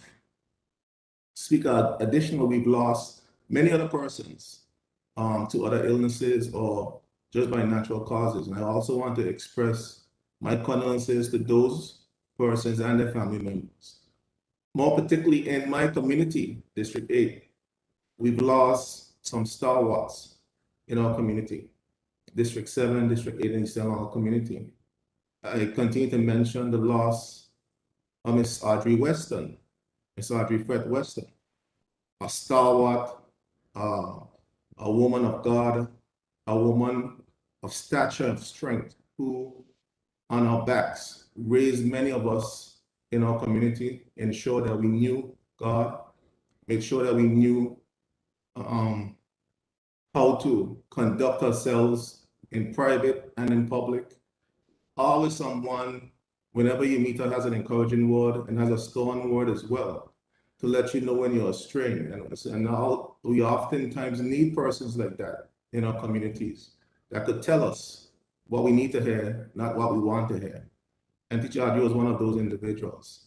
And she has left a legacy through the many persons, the many lives she's touched, and her work as an HR manager in the government of the Virgin Islands speaks volume as well for the type of woman she was, and her legacy will live on. And the late Washacha X, who's from the same family, the nephew of Miss Weston. Also, we lost another conservationist, icon, someone who fought for these Virgin Islands and the maintenance of us as a Virgin Islands people. He was a champion, a fighter, and someone who will be truly missed as well for his contributions to these Virgin Islands. And I will continue to want us all to continue to hold up the Fred family and the extended family, the children of Washasha, the children of Miss Weston and her husband, and the wife of Washasha in our prayers. And Mr. Speaker, I just recently learned, a couple of days ago, we lost another stalwart, a 91-year-old Miss Keturah Thomas. Someone as well, a stalwart in the Methodist Church in our community, someone who continued that tradition of the community raising a child. She was someone who made tremendous contribution to many of us in the community, made sure that we walked the straight and narrow, made sure sometimes we didn't have anything to eat, that we had something to eat. We always look forward to our trick-or-treating and carol days by the Thomas family. We were sure to get some type of treat from Ms. Keturah Thomas, someone who was one of the older women in our community who we've now lost. I want to express sincere condolences to the extended Thomas family, especially to our daughters, and I want to make sure I read all the names and properly acknowledging those family members.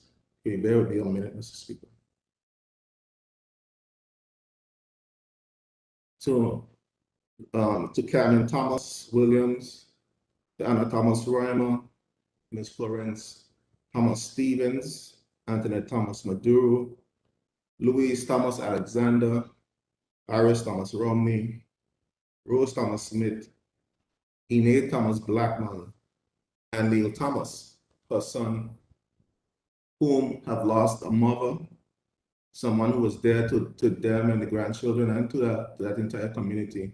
And I want to, on behalf of myself and my family and the entire 8th District community, express sincere condolences to the siblings of Ms. Thomas and the extended Thomas family, Thomas Stout family.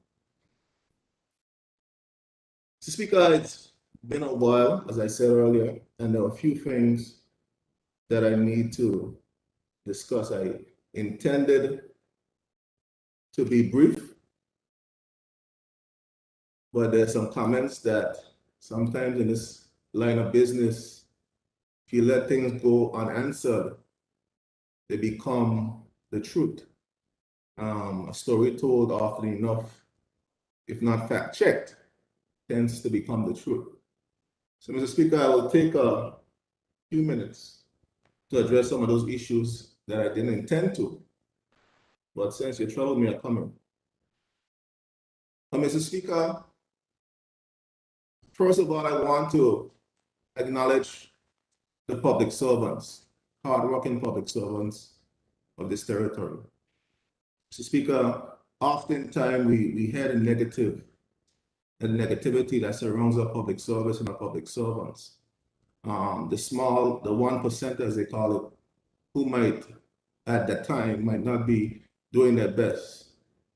But there's several exemplary public servants who have worked hard over the decades, who continue to work hard and do what is necessary to keep this country on track, alive, afloat, and to continue to move the services and the systems that we have within the government of the Virgin Islands. Speaker, in particularly, I want to acknowledge this evening 3 public servants who have left the system. I wanted to do this some months now, Mr. Speaker, but this is the first time that I've gotten the opportunity to speak on other business, and I say there's no time like the present, Mr. Speaker. Speaker, first of all, I would like to recognize Dr. Robert McTavish, who has served this territory and has served this territory well. Speaker, Dr. McTavish has left the service. His last engagement was with the Financial Services Commission as the CEO of that establishment. Speaker, Mr. McTavish has put in the service, he started in 1972, has put in some 48 years of service in the public service. Mr. Speaker, he was the financial secretary before becoming the director of the Financial Services Commission. He's someone that has served with distinction, not just locally, but internationally, regionally, globally. Mr. Speaker, his legacy speaks for itself. And I often say, and without fear of contradiction and fear of someone second guessing me, that Mr. McTavish, though he was never a political leader, is one of the greatest leaders this country has ever had. Because the key part of his legacy will go beyond just the institutions that he built, the shoulders that he rubbed with, the persons that he interacted with, locally, regionally, and internationally. But his true legacy, I believe, will be the people that he has developed in this territory. Mr. McTavish was a man who believed in developing and molding young minds and molding lives and building exemplary public servants, men, women. Many of us, I have had the privilege to have worked on his tutelage, or now AG has had that privilege as well. And many of us, and many persons who are now in leadership positions throughout this territory, within the financial services, the private sector, and further afield, have had the privilege in Virgin Islanders and non-Virgin Islanders, have had the privilege of his mentorship, his tutelage, and the efforts he put in to building and molding us as Virgin Islanders, and molding us and molding the institution of the financial services that has collected over the last 20 years some several $1 billion in revenue to sustain the people of this territory. So, Mr. Speaker, I want to publicly acknowledge him. I know that there is a series of events that is being planned to celebrate the life of Dr. McTavish. And I know that the government of the Virgin Islands is going to support these events. I know that the former director of BVI Finance, Ms. Lorna Smith, and other members are working feverishly to bring a cadre of international persons who think is important to celebrate the life and legacy of this man. He's still alive and he's still with us. And I think we believe that we should give persons their flowers while they're alive. And I believe in that principle. And I want to commend the committee and those persons who have put on these events. It's called the house that Mactavius built, and is scheduled for the 17th and 18th of November 2021. And I'm excited and I'm hopeful that those series of events will get the support necessary to ensure that we celebrate the life of our people and our people who serve. Oftentimes, it is said that man has no honor in his own country, because we heard a member for the 5th and Minister for Transportation just mentioned the level of adulation, the level of encouragement that the athletes who came from Puerto Rico, when they returned to Puerto Rico, and how they were celebrated. And here's a man, and the 3 public servants that I'm going to acknowledge today, who has worked to not just win medal, to build up a significant aspect of our economy. Some 60% financial services represents of our economy, even greater now based on the challenges that we're facing with tourism and our tourism industry. It is important for us, Mr. Speaker, to give our people who serve the due respect and honor they deserve. And Mr. Dr. Mactavius is so worthy of that due respect and that honor for his service, his undying service to this territory and to the people of this territory. Mr. Speaker, it is said that public service must be more than doing a job efficiently and honestly. It must be a complete dedication to our people and to our nation. And I think that is what Dr. Mactavius and all these other 2 persons that I will highlight exemplify in their service to this territory. 48 years of service, Mr. Speaker, Mr. Mactavius has given to this country. Financial Secretary, Director of Financial Services Commission, Deputy Governor, Governor, Acting Governor, an exemplary public servant, and we should celebrate and acknowledge him. Mr. Speaker, the second person is no stranger to me, but is no stranger to these Virgin Islands. Before I was even a thought, an idea, or a concept, this individual started their journey in the public service, which stretched some 47 thereabout years in 1969. Speaker, I was born in 77. And this individual started the journey in the public service in 1969. And this is Juliet Penn, Mr. Speaker. Mr. Speaker, it is no secret who Miss Penn is to me. She's my aunt. But before my aunt, she was Juliet Penn, a stalwart civil servant, public servant, contributor to the systems of government, a farmer, registrar of lands. And most recently, she served in the capacity of elections, what's the word we use? Elections, supervisor of elections, in the capacity of supervisor of elections. Speaker, a woman of immense integrity, who served her country with dignity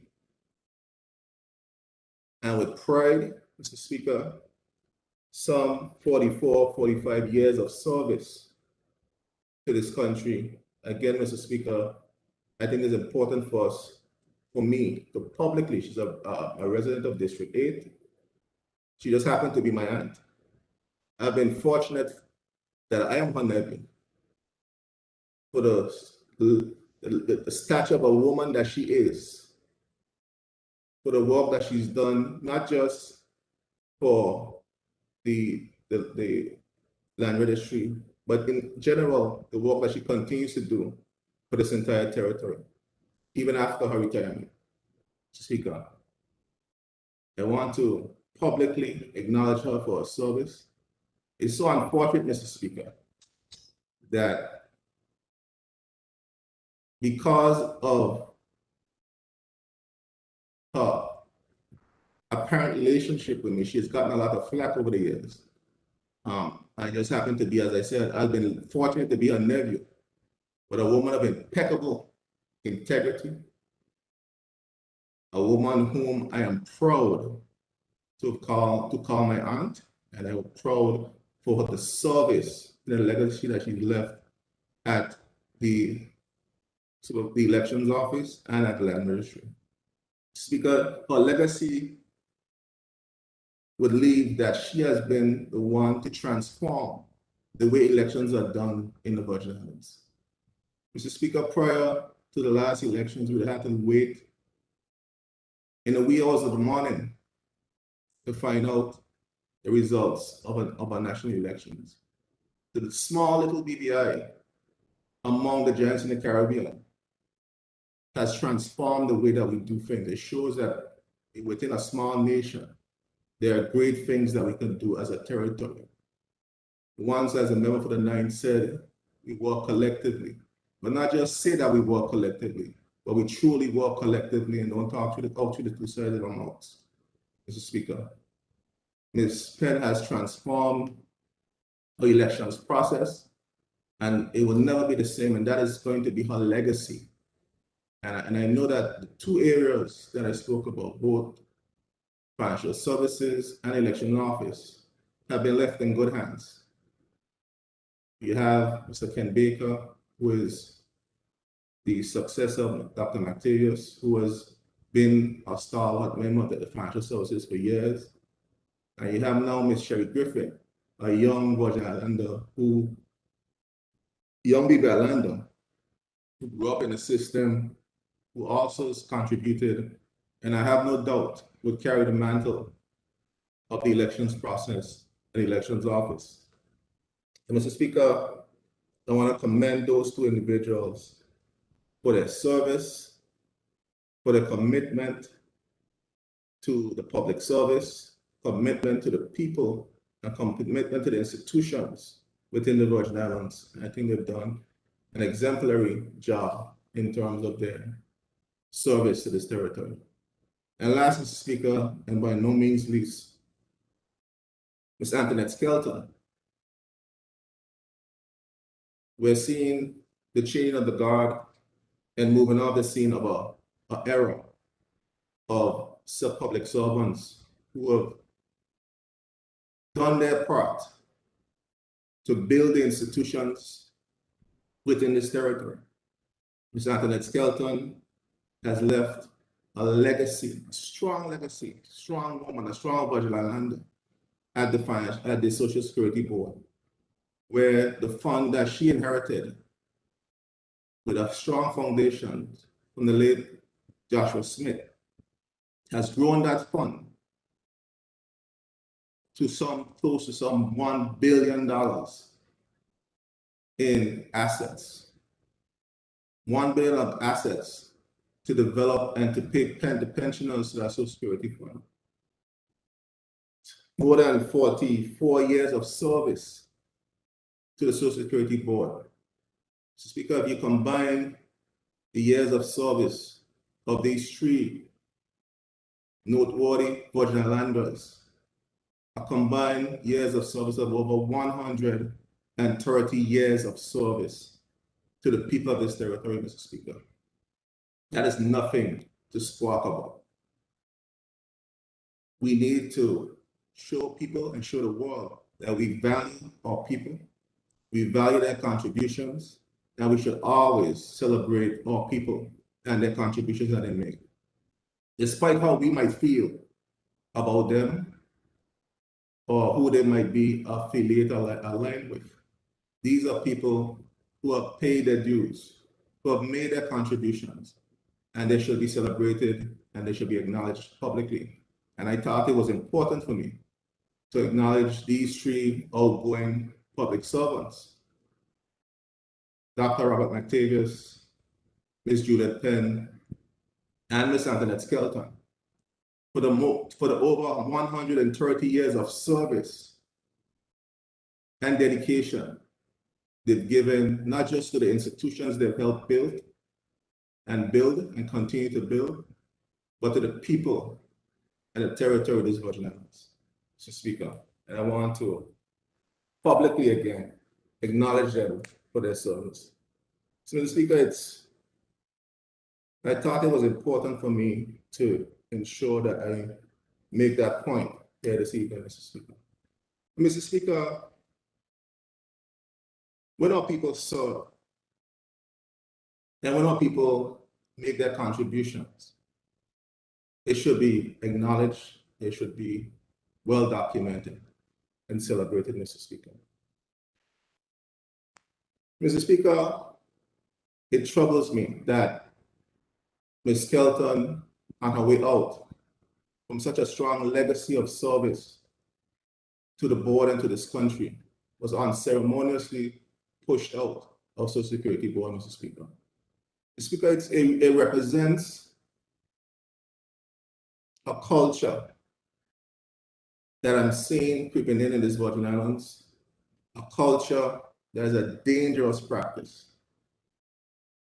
As Virgin Islands, we need to be able to express our position, express our views without fear of intimidation, fear of bullying, and fear of feeling that if we say things and how we feel about our territory or where things are happening on our territory, that we will not be intimidated, Mr. Speaker.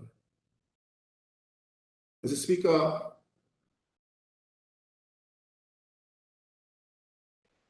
I am afraid, based on my observation and my own view, that we've gone down a slippery slope in this territory, Mr. Speaker. Mr. Speaker, I've seen where members and ministers and members of this government in this house is as if no one there questions anything that happens with this government. Mr. Speaker, that's interesting, and you get the labels that come when you question or you hold things persons to account for the people's business, Mr. Speaker. We couldn't bring ourselves here. As I reminded someone in this house just the other day, that I didn't just walk from East End, though I'm in East End right now.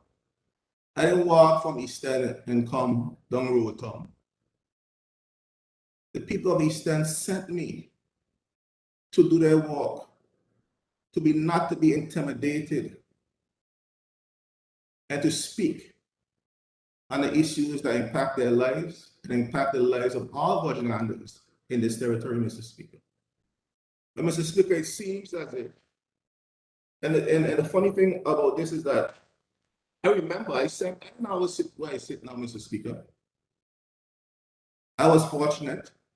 I don't know if it's fortunate, but I happened to sit on the government side the first 2 terms when I was elected, Mr. Speaker. I had that privilege. And Mr. Speaker, I could remember the then leaders of the opposition and members of the opposition.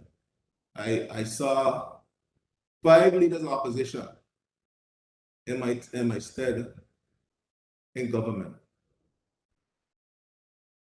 And those persons were allowed to speak and speak with conviction. You had very senior members like the late Honorable Ralph T. O'Neill, who in 2011 was the leader of the opposition. You had senior members like Alvin Christopher, stalwart member who was a minister for many years, very, very astute in the standing orders and the Constitution of these Virgin Islands. Members who I always had the privilege to see it in action and learn from them and learn from the way that they conducted the business in the House, Mr. Speaker. Mr. Speaker, you had the member for the 3rd, another senior member and one who's contributing tremendously. At the time, I've seen the late Ronnie Skelton, who was in opposition at the time, late member of the House, who was in opposition, and the now Premier, who was leader opposition, who would be able to come to the House and express their displeasure with what the business of the day, their concerns, and will be respectfully debate the issues of the day, Mr. Speaker. Mr. Speaker, now when you have the opposition and you have expressed their concerns and their particular displeasure or speaking the people's or working on behalf of the people, then it used to be called, we're holding the government's feet to the fire. We're speaking on behalf of the people. Now it's being called, we're scoring cheap political points. Where we're not trying to let the government do the work, we're trying to run the government from the opposition. And you get to a point where members of the government side and their attempts to intimidate, to bully the members of the opposition. The Speaker, I want to let the members know I have a responsibility as leader of opposition.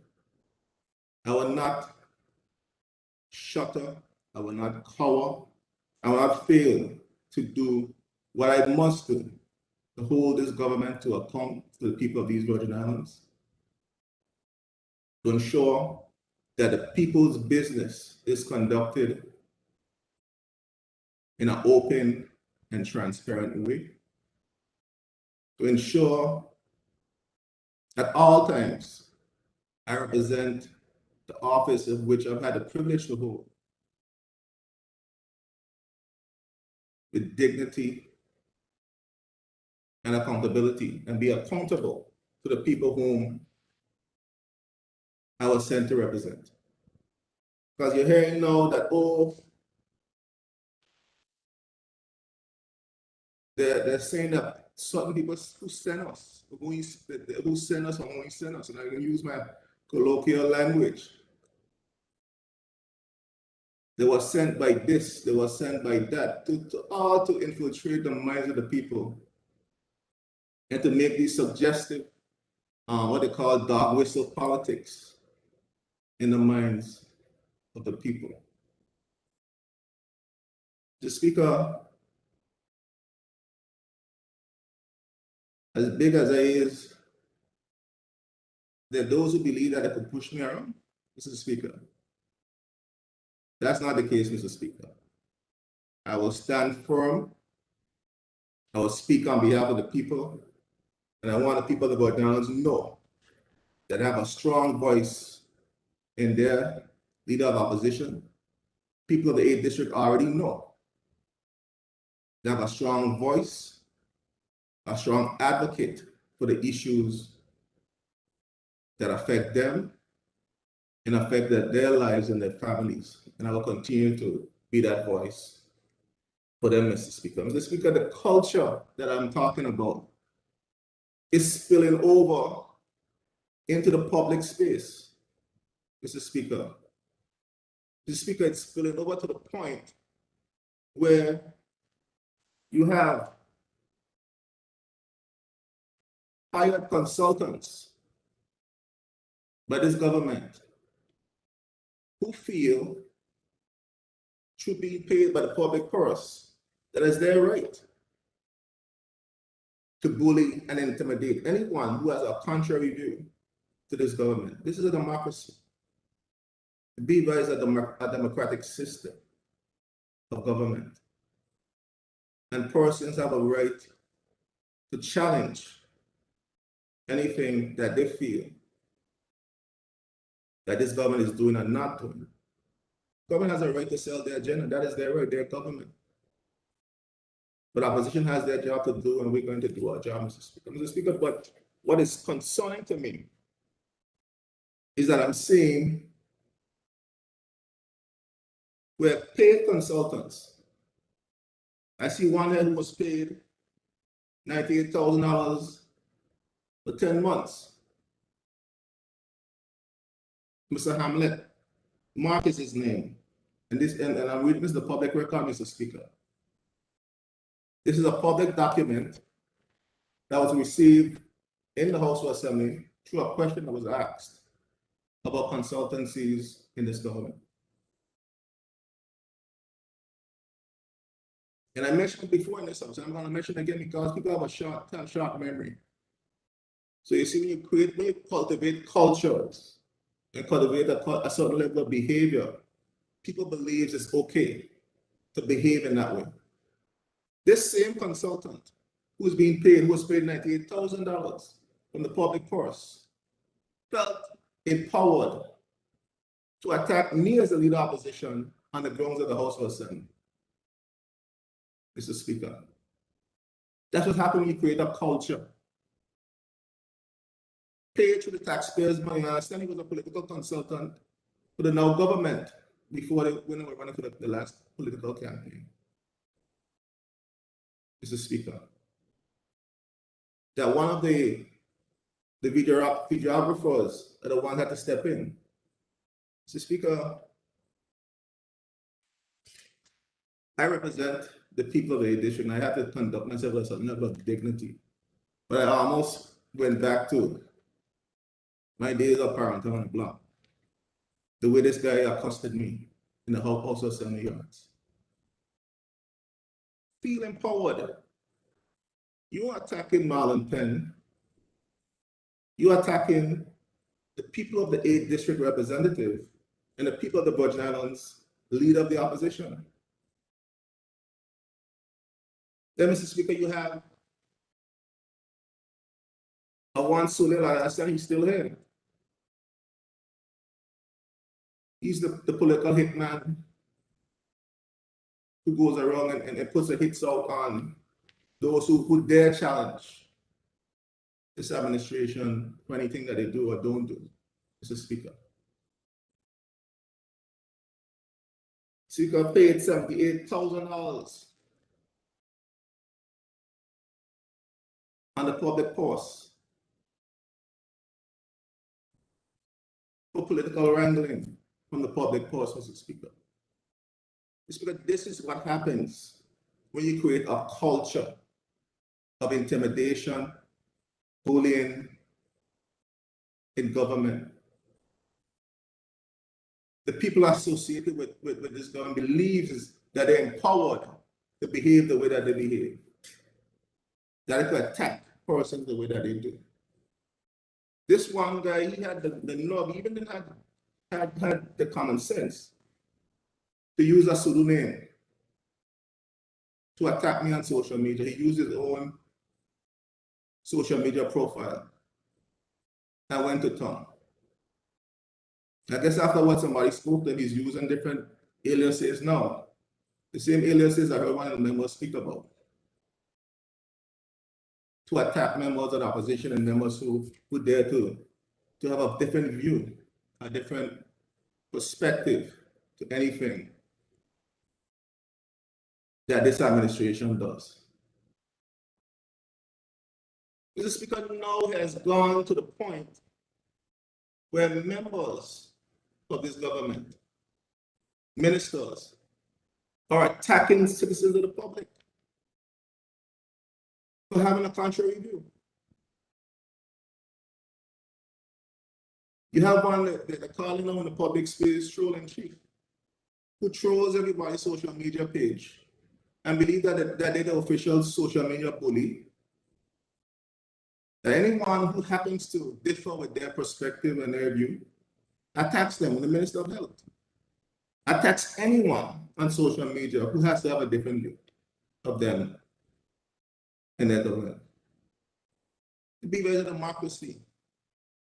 People have a right to express their perspective and their views on the way the country is going. People have concerns, and they're legitimate concerns. You can't walk together just because we're saying the same thing that you're saying. That's not working together. always can pat you on the back. When you're doing good, we'll pat you on the back. And I've always expressed, and I've said to the Minister of Transportation, when he's done well, I've acknowledged when he's done well. I've done so for the Premier as well when he's done well, and all the Minister of Health have done that. But when there are things that you need to be held accountable, there are areas where the people have concerns we need to express. Those they have to have the freedom in a democracy to express those concerns. People are afraid. People are afraid to speak up. People are afraid, and I see why they're afraid. Because they see us getting attacked, us as representatives getting attacked. So if we get an attack, what they would feel about themselves. So I can see why they're afraid, why they're intimidated to express themselves and speak their truth. Mr. Speaker. Mr. Speaker, this culture of intimidation and bullying, it must stop. It has to stop. And I want the people of the Virgin Islands to know, feel free to speak your truth. This is your country. The Beaver is a democracy.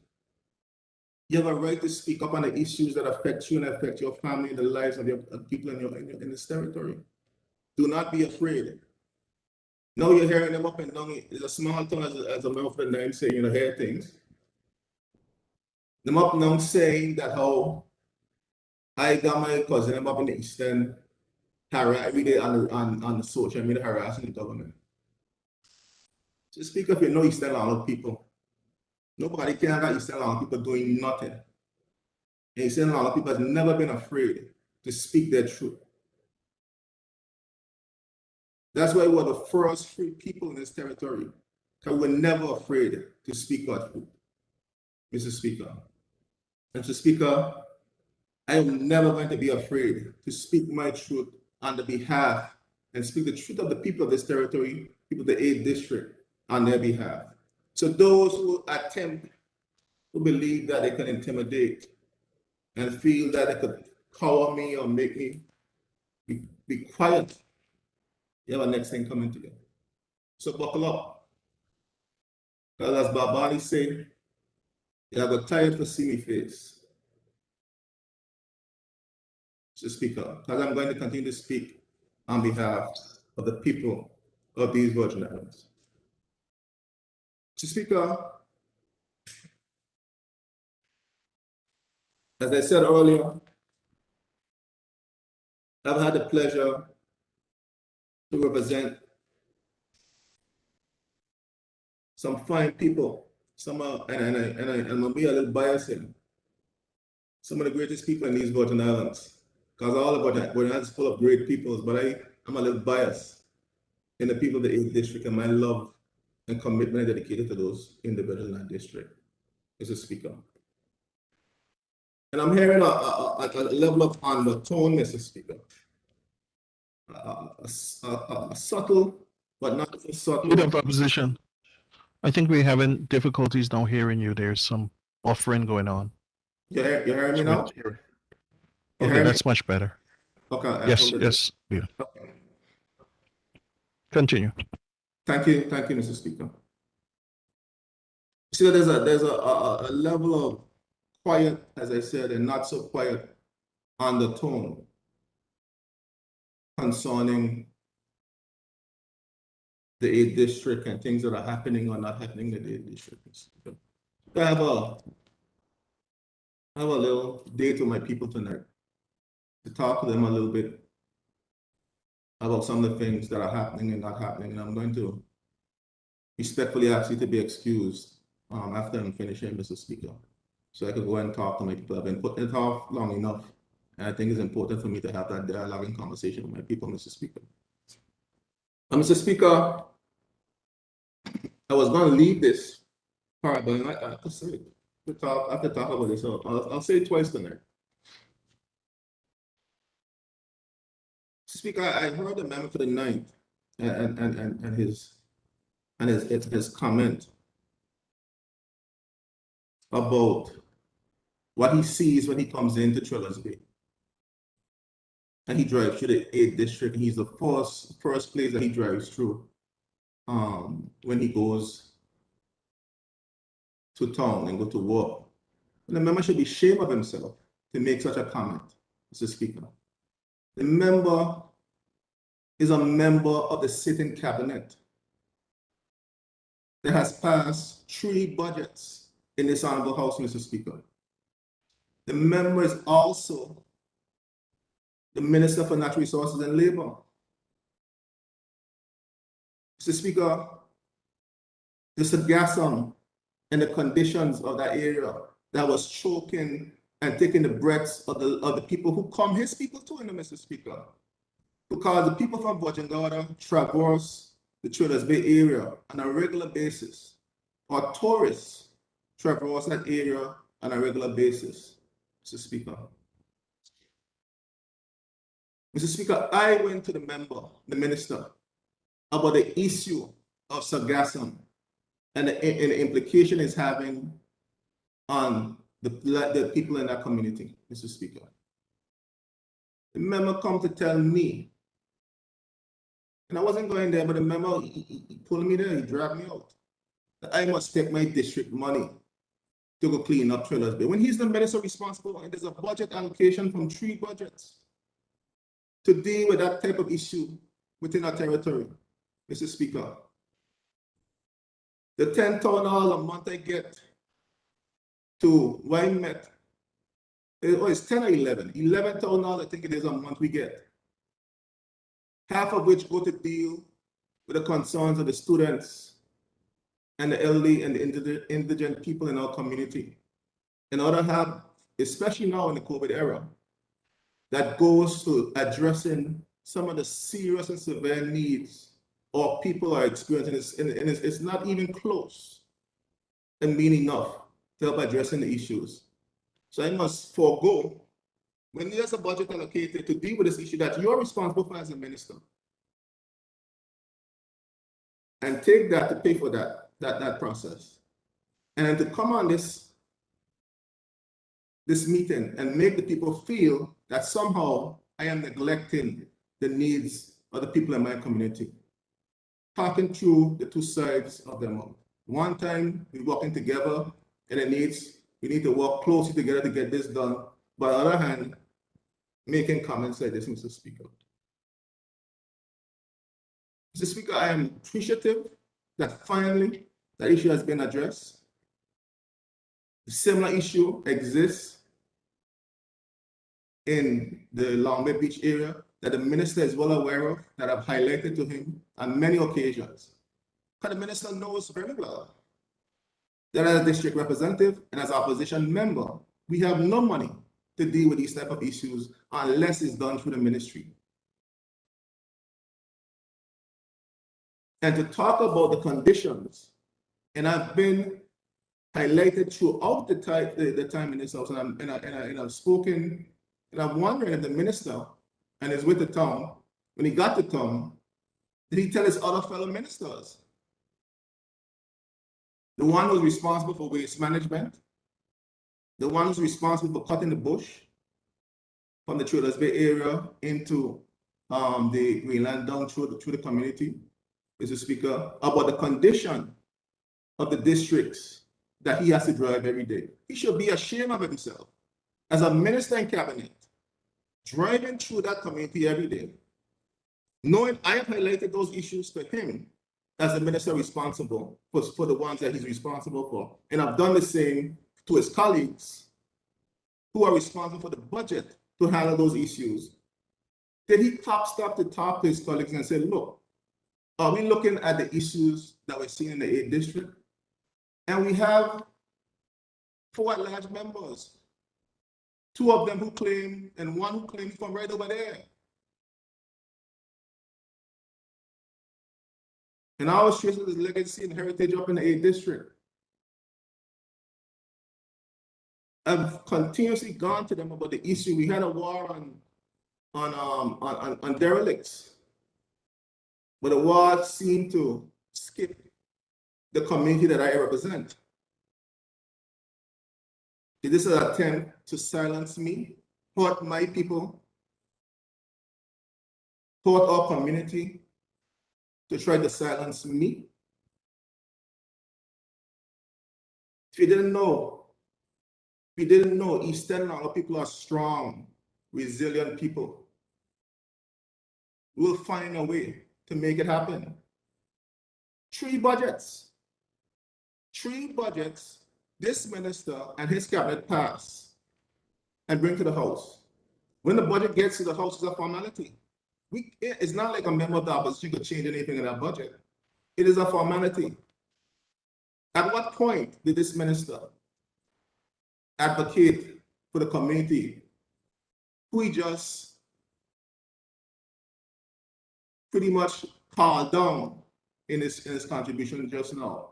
I try and find a better word, but I couldn't find it just now. It slipped me. Teacher, you'll be ashamed of me.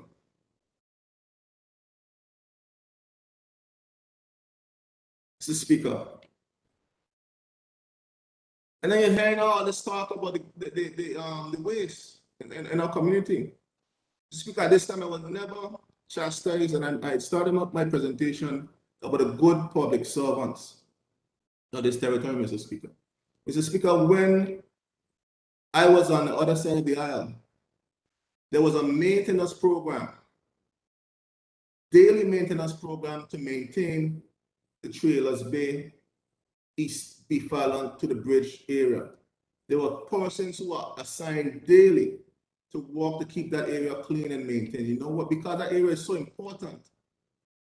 Not because I'm in the district, but important to commerce in the Virgin Islands.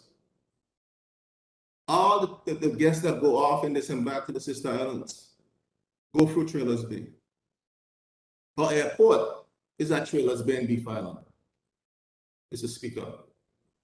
Our good sister islands people whom I've been having the pleasure of interacting with every Wednesday in Virgin Gorda. And yes, Antigua, I'm coming too.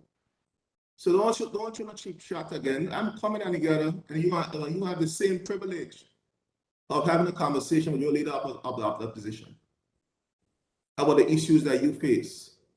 And when the people express their concerns, they express the things that they feel needs to be addressed, I will address them. I will highlight them without fear, Mr. Speaker. So, Mr. Speaker, there was a maintenance program to maintain that entire community. 3 budgets later, it's poof, it's gone. Never to return. I want to commend Eugene, Cornell Penn, and all the members of the community that continue to give up their efforts, their own personal resources to keep that area and the beach clean that the minister, the member for the Night and Minister for Natural Resources is responsible for. On his drive to Road Town, did he go into Long Bay to see the condition of the beach that he is responsible for? That I continue to ask that you, Minister, we need to figure out a way to keep this beach maintained.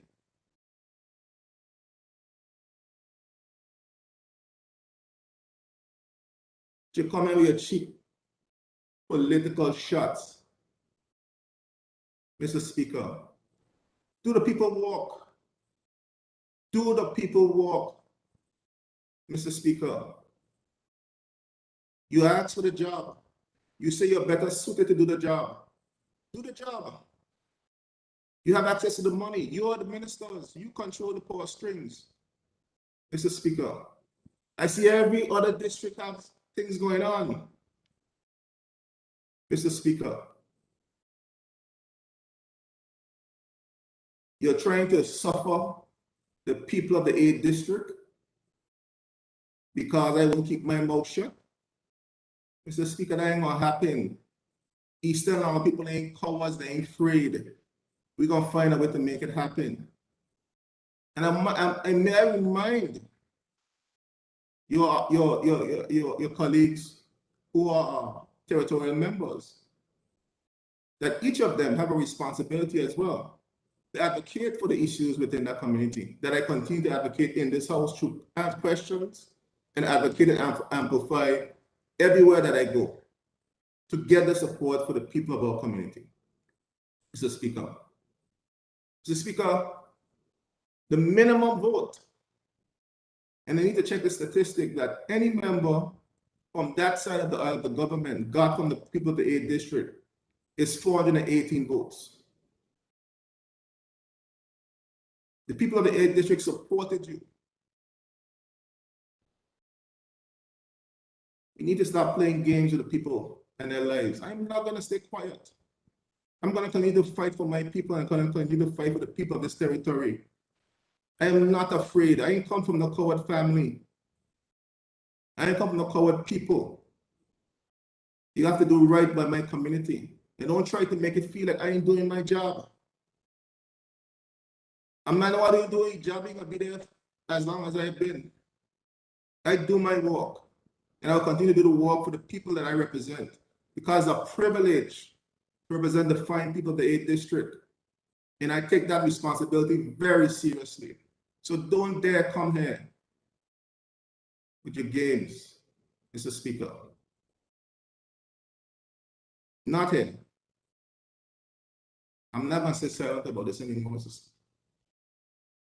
Speaker. The issue of waste management, I'm happy that the territorial member, and I don't know what the member's point is from the 9th, and they're not good friends, we're good friends, and I'm going to call him still to get the beach cleaned up and to get that and get our bathroom fixed in Josiah's Bay, because we need to get our bathroom fixed, Minister, because Josiah's Bay is a very important part in our tourism product. And it's unfortunate to have a restroom facility not functioning in Josiah's Bay, where we have so many persons traversing in Josiah's Bay. I got a call to yesterday from a resident who's working a little facility down in Josiah's Bay, who said to me, look, Honorable Penn, we have a solution. Let us meet to figure out how to get this working. I'm going to meet with her tomorrow. I'm going to be there, Ms. Blyden, so that we could work on getting that issue done, sorted out in Josiah's Bay. Because it's too long in coming in. Minister, I need your support on this, Minister. It needs to be fixed. And the bush need to get cut. And the Minister for Transportation has said to me that he will deal with the issue with the bush cutting, Minister, and I will hold you to your word. You've yet to fail me on your word. But Minister, don't come and make my people feel I don't do my work. Don't do that. We can quarrel a little bit about it, but don't do that. It ain't gonna happen. You won't get away with that. Mr. Speaker. Mr. Speaker, I welcome the ideas in terms of the issue of derelicts in the territory, in particular your community. The issue of derelict vehicles, the issue of bulk waste is a major issue. And I don't envy the job that the minister has to deal with this issue. Because as you clean it up today, tomorrow is back to square one. And now we have an issue where it's now becoming where the guts in our communities are overrun with bulk waste. The beautiful lookouts that we're seeing throughout our community out at Balsam Gut. I just saw recently with the team and the crew clean up an area in Balsam Gut. And the bandits have moved to another area in Balsam Gut, dumping the waste within our community. Mr. Speaker, I want to again make a plea to persons within our community. Please, let's take pride. It's not just in my community, it's throughout the entire territory. This issue of bulk waste and waste management is a major issue. It is something that requires us to have a comprehensive plan and strategy to address. It requires us to, even from the point of view of improving and increasing our penalties, to hold people accountable for their actions, Mr. Speaker. The issue of having persons, and the member for the 5th just mentioned this, working on cars on our public roadways. That behavior should never be accepted or be acceptable in a country that promotes and boasts tourism, Mr. Speaker. But just, not even from a tourism point of view, just for our own well-being as a people and as a territory. That's not who we are as Virgin Islanders. That's not the image that we want to portray as Virgin Islanders. And I want to encourage us. Let us not turn a blind eye to this type of behavior in our community, in our territory. we have a responsibility to as citizens, law-abiding citizens, citizens who care about these Virgin Islands, to ensure that we maintain the well-being, the quality of the environment, and the quality of our own personal lives in this territory, Mr. Speaker. So we all have a responsibility to deal with this issue of waste management. So I heard the territorial member mention some ideas that he has, and I'm hopeful that he mentioned these ideas in caucus as well, because the reality is that it has to be coming from the bellies of the government and the finances. If we have a budget coming up, I haven't heard anything about the budget process. Normally we've already heard something about the budget process to deal with the issue of waste management in this territory, the issue of ensuring that we have the funding necessary to deal with this issue once and for all, and have a strategy to deal with posting the perpetrators. And there's a few people, and I think you could tell the truckers, the waste that you're seeing at the bins, it obviously has to come from a truck. No one could bring that there in the vehicle or their cars. It has to be a persons dumping these large bulky waste working in and around our communities. And again, I will not allow my community to be singled out, because this is an issue that when I was the minister, for the short 3 months I was Minister of Health, but when you hear some of the narrative, you would think I was there for 30 years. And all the issues and problems the Ministry of Health got is I was starting. I was there for 3 months.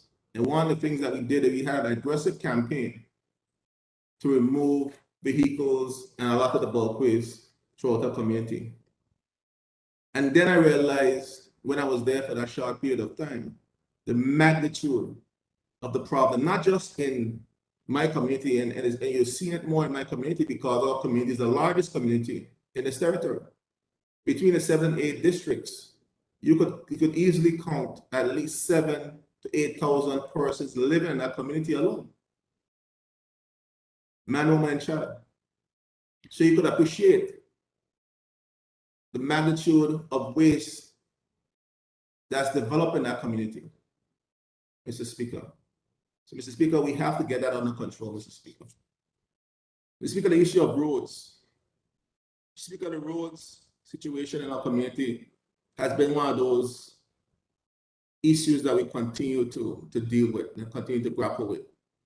It's sort of the chicken and egg situation. Continue to decide whether you fix the road properly, comprehensively, before you do the sewage and have to dig it up again, or you deal with the sewage first and then you fix the road comprehensively, Mr. Speaker. Mr. Speaker, we've seen when we do the roads in a comprehensive way, they could last, Mr. Speaker. The road that we did from the bridge to Paramtown, has been through Hurricane Irma, Maria, has been through many storms and rains and floods, and have stood the test of time, except for when it's dug up to facilitate water and sewage, changing pipes, etc. So, Mr. Speaker, I say that to say that we have to have a national road and infrastructure plan for the country going forward, Mr. Speaker. And I don't speak just for my community, but I have to speak for my community because of the terrible conditions that our roads are in right now, from Paramtown going in and up to Trailers Bay in that area, Minister for the Fifth. We have to find a way to get those roads done in a comprehensive way. I know that you've said, I heard you just said in your presentation that you've started the sewage project. And I'm hopeful that, and you've expressed this to me, that we're going to have a discussion with me on the plan, in the plan forward, and where the plan of action for moving that project along from Paramtown to the police station in Long Swamp, Mr. Speaker. Because we have to bring some type of relief to the people in that community. I appreciate that you acknowledge the work that was done previously. A lot of work went into that project, Mr. Speaker, and it's important for us to make sure that it's done and it's done properly for the people of this territory. We've waited long enough. And I think there needs to be some relief in terms of that. And Minister, again, I look forward to getting the guts clean in that community, Mr. Speaker. The guts have not been cleaned for the last 2 years, Mr. Speaker. Some areas have not been cleaned in the last 2 years, and I've been advocating to Public Works, to the Minister, and you are aware of this, Minister, and you've assured me that you are now going to get some of those action on those guts cleaned in our community, Mr. Speaker. Those opportunities that will be coming handy for those persons who might have lost their employment, or persons who might need some type of employment due to the challenges that we're having economically. So I want to implore you, and I'm hopeful that we could get that done before the end of this week, Minister, to bring some opportunities and relief to those persons within our community. Mr. Speaker, the issue of sports, and that issue of sports was raised last week by the territorial member who happened to have a level of connection to our community, Mr. Speaker, and a sportsman himself, Mr. Speaker. Speaker, one of the things that we have done, and I did when I was there, was ensure that we figure out a way to not just create facilities that persons could run and play and jump and have the exercise and sports, but a way that we could monetize the opportunities that comes from sports. There's a huge market in terms of sports tourism, Mr. Speaker. Mr. Speaker, I still believe that if we have the right plan, we have the right strategy, and we follow the blueprint that we started with the sporting corridor that was developed for the Greenland community, we could develop tremendous opportunities for that community, economic opportunities through sports tourism. Mr. Speaker, the government has committed some $1.2 million already to that project.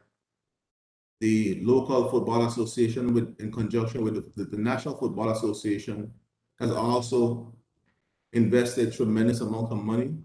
We now have the third phase of that project, which is completed. Now the lighting is there at that facility, the pitch is in, the parking facility is built, and now we're at the stage where we need to put in the infrastructure for the track, the 6-lane track, and for the stadium that the BVI Football Association has committed to build, Mr. Speaker. I haven't had any updates from the Ministry of Education on this project.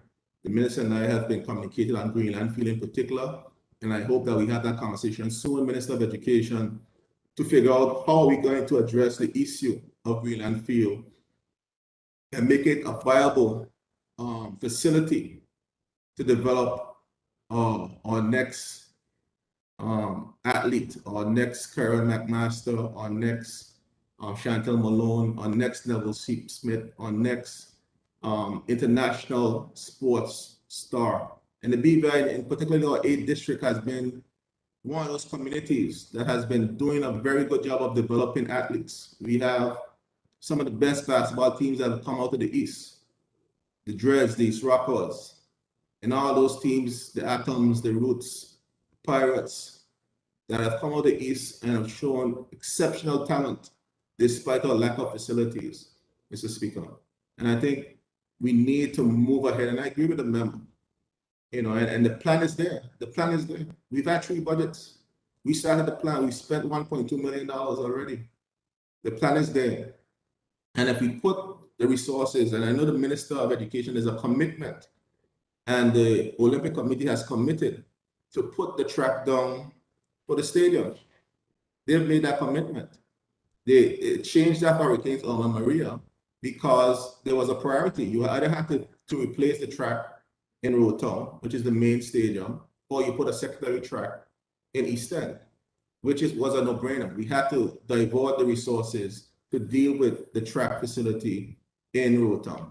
We now have to get back on track and find a way to finalize that project in Greenland. I think it's an important project, not just for this community, but important project for that territory. And I just show up there, Minister. I just show up in Greenland. This hard work got that project to where it is today. A vision for the people of that community and a vision for the people of this territory, because that would bring opportunities far beyond the borders of the 8th and 7th district. It will bring opportunities for the entire Virgin Islands. So we need to find a way to follow through on that project, Mr. Speaker. So, Mr. Speaker, the issue of tourism is one of those issues that I believe that we need to find a way to really make sure that the community, we're talking about being open back up for tourism. We have to find out to ensure that the territory is conducive to receiving persons for tourism. There's the issue of the portal, and those issues are well chronicled and documented on the various social media platforms in and around this territory, Mr. Speaker. Those are issues that we need to have addressed. I see that there are moves afoot to have those issues addressed, but we have to do it urgently, because if we're looking to capitalize on the season that's upon us. I heard from someone just 2 days ago who said to me, what are we doing with tourism? I came on a flight from New York on Delta. I got to St. Thomas. The airport is packed. My flight was packed with persons. And I was saying, this is the person speaking to me. I was saying that at least 50% or 60% of those persons will be on my boat ride to BVI. Person said when they got on the boat, it was 2 persons,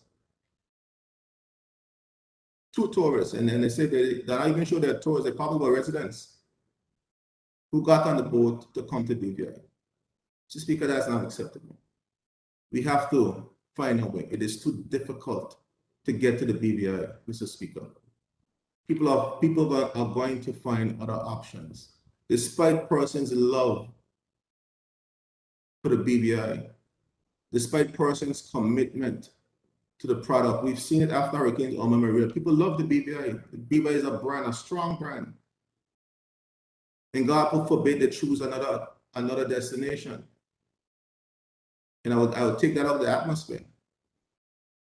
But the reality is that we have to cultivate what we have. We have to find a way to make it more conducive and easier for persons to get here, but get here safely. Get here safely in a way to protect not just them, but protect ourselves and our residents. And the portal as it is right now is not it. And I want to encourage those who are working to fix the issues to work fast to get those issues addressed. And again, I circle the wagon regarding the cleanliness of the country. We're not going to fix persons' culture, their perception, the way that persons behave, behavioral patterns overnight, within 2 weeks, by the 1st of October, Mr. Speaker. So as a government, as a people, we got to, as a government who has the purse strings at their disposal, we have to get the country looking presentable, Mr. Speaker. It's all of our responsibility. It makes no sense that you cut in the bush in the 9th district, in the 5th district, in the 6th district, and we're not even cutting the bush in the 7th district where you have a representative, the deputy premier. And you're cutting the bush in all the other districts. I see the 2nd district had to cut his own alone. And you leave all the others out. It doesn't make sense. And to brag about that is ludicrous. You don't just represent a district, you represent the territory. You're a member of the government of the Virgin Islands. So the presentation and cleanliness of the entire territory is all of our responsibility.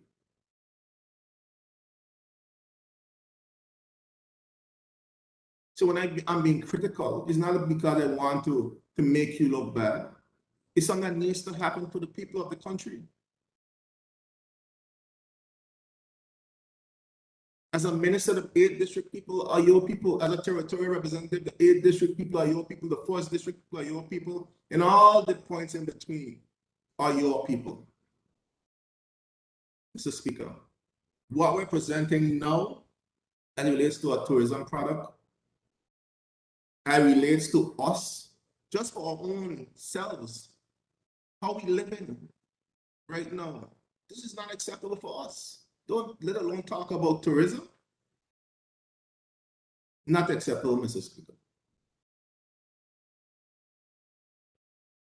And I'm calling on you, my colleague, the member for the 5th District. Let's light some fire on the way where it needs to go to get those things out, so we get the place cleaned up, so we get the bush cut, so we get some of our people employed and walking meaningfully, Mr. Speaker. Our people want to walk, they don't want to beg. Let's put them to walk. They will prefer to walk. I understand there's money that was allocated to get this done. Let's get it done. Not try to make my people think I'm doing my work. I don't work. Let's get it done, Mr. Speaker. The people that I represent deserve better. The people throughout this entire Virgin Islands deserve better. We need to get the situation addressed in under control, Mr. Speaker. And Speaker, I have a lot more to say, Mr. Speaker, but as I said, I have a date with the good people of the 8th District, a date which I intend to keep, Mr. Speaker, and I tend to be on time, Mr. Speaker. I want to again publicly thank those persons who continue to put their confidence and trust in me. Even the ones who don't vote for me, I represent you as well. I represent your needs, your concerns, your aspirations.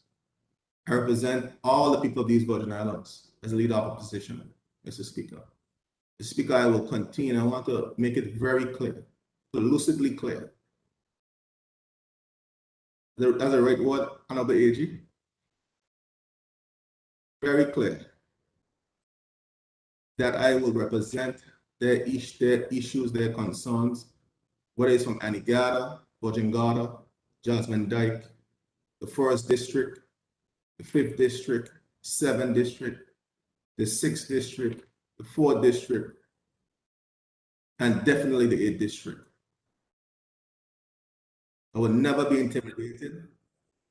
I will continue to do their work and work on their behalf. Mr. Speaker, I again thank the people of the 8th District for their confidence in me, Mr. Speaker. Speaker, before I leave, the member for the 4th in his presentation last week mentioned his plans to leave political office, Mr. Speaker. I want to publicly acknowledge the member for his 20 years of service to the people of the 4th District and the people of the Virgin Islands, 16 of which he served under the National Democratic Party banner. I want to publicly acknowledge him for his service. I want to, on behalf of the 4th people, let them know that as an organization, we are happy for his service and the service he's rendered to them and the wider Virgin Islands. And Mr. Speaker, I want to assure the people of the 4th District that we will continue to represent their interests. Now, in this Honorable House, I know the member will continue to represent their interests during his time and his tenure that he has left. And we will continue to represent their interests in this House and beyond, Mr. Speaker.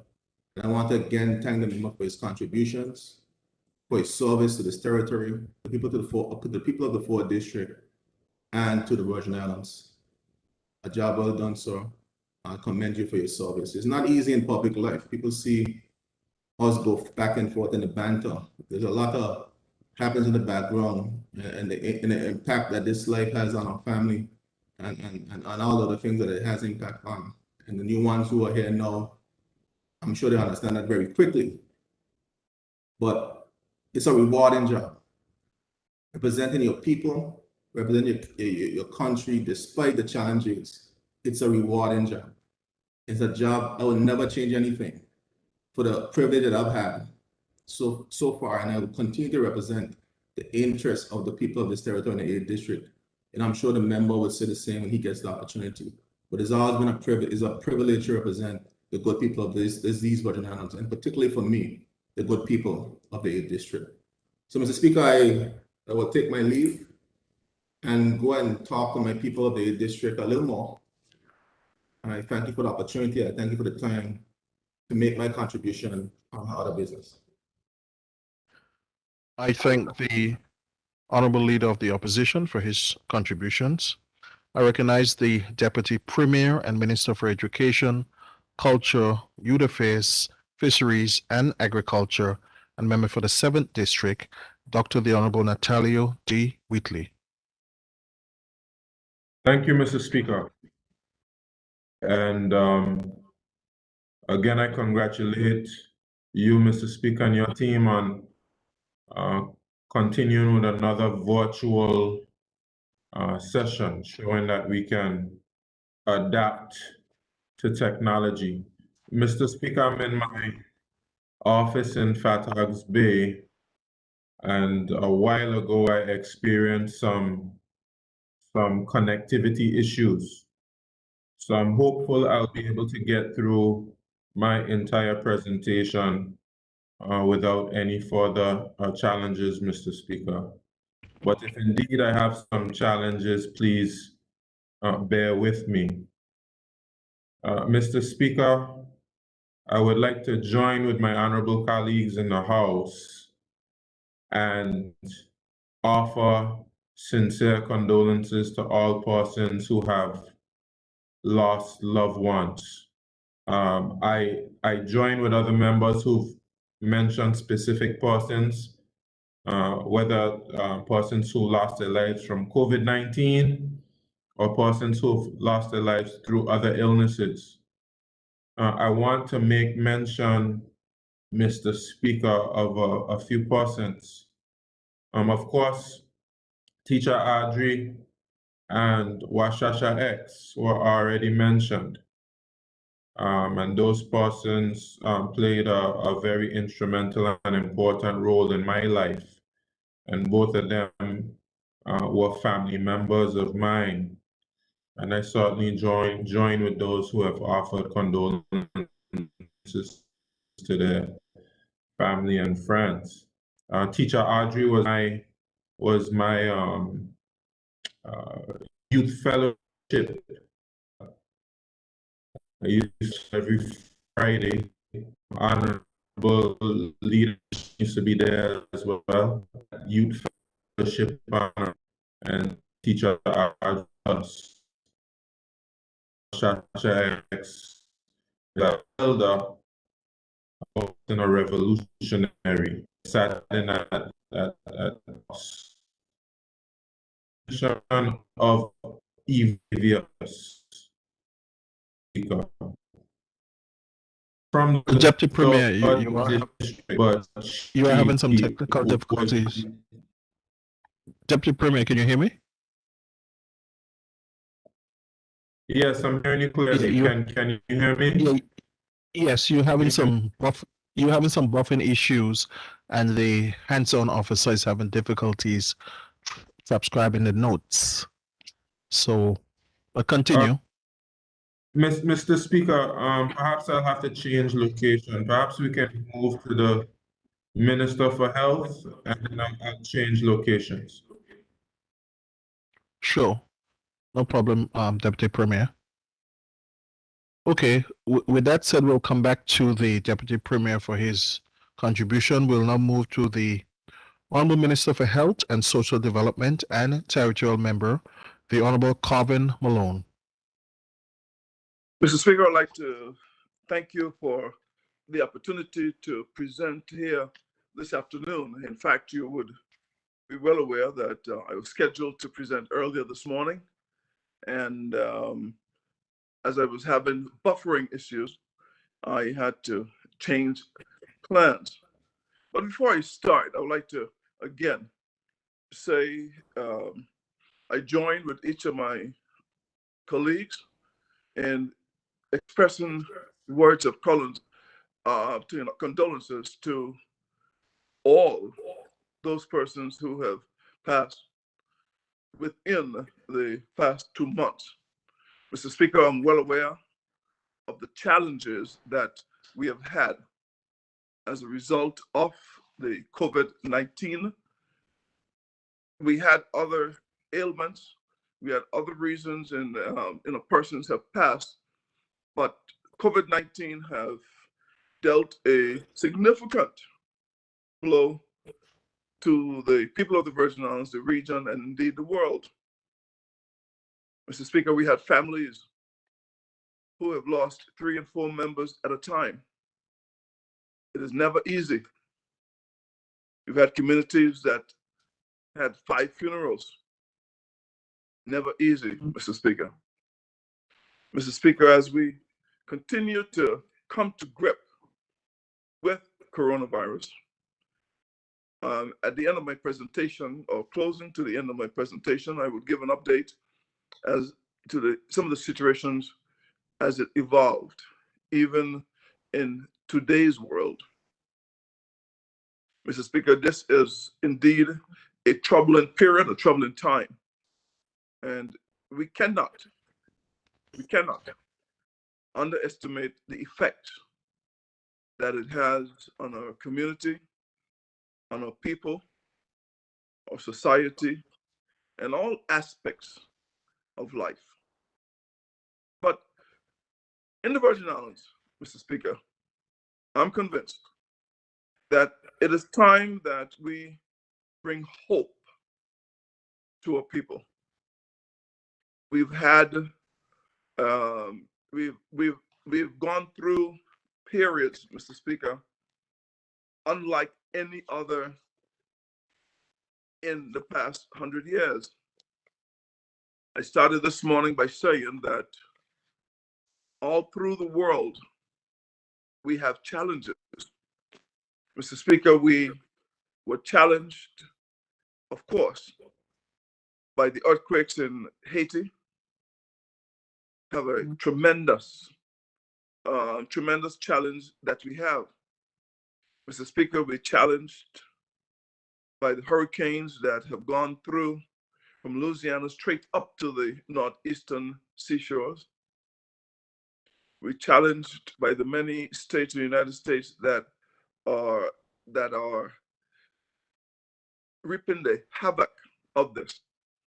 And I mentioned all of these because we are affected by them, Mr. Speaker. The shipping route, the cost of food, the cost of building supplies, the cost of getting transport from one area to another. They are all affected. So we are unavoidably linked to all of these areas. When we close down the shipping routes in the Gulf, if a hurricane were to pass through Florida and the shipments cannot move. We had one that was going towards Bermuda and then towards the United States. New York is flooded.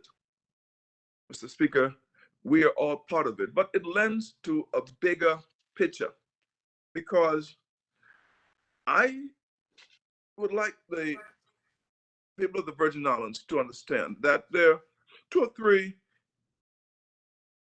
ways in which I will make my presentation today, because I had mentioned that this 11th sitting of the 3rd session began on the 12th of August. We are now 28 days into a single sitting. The 12th sitting have been put off about 4 times. And here we are at 6:30 on the 28th day, save for the fact that we had 7 days in which we sat, but we had to get prepared for them. Mr. Speaker, I present best when I liken it to certain circumstances, because, and I will refer to these from time to time.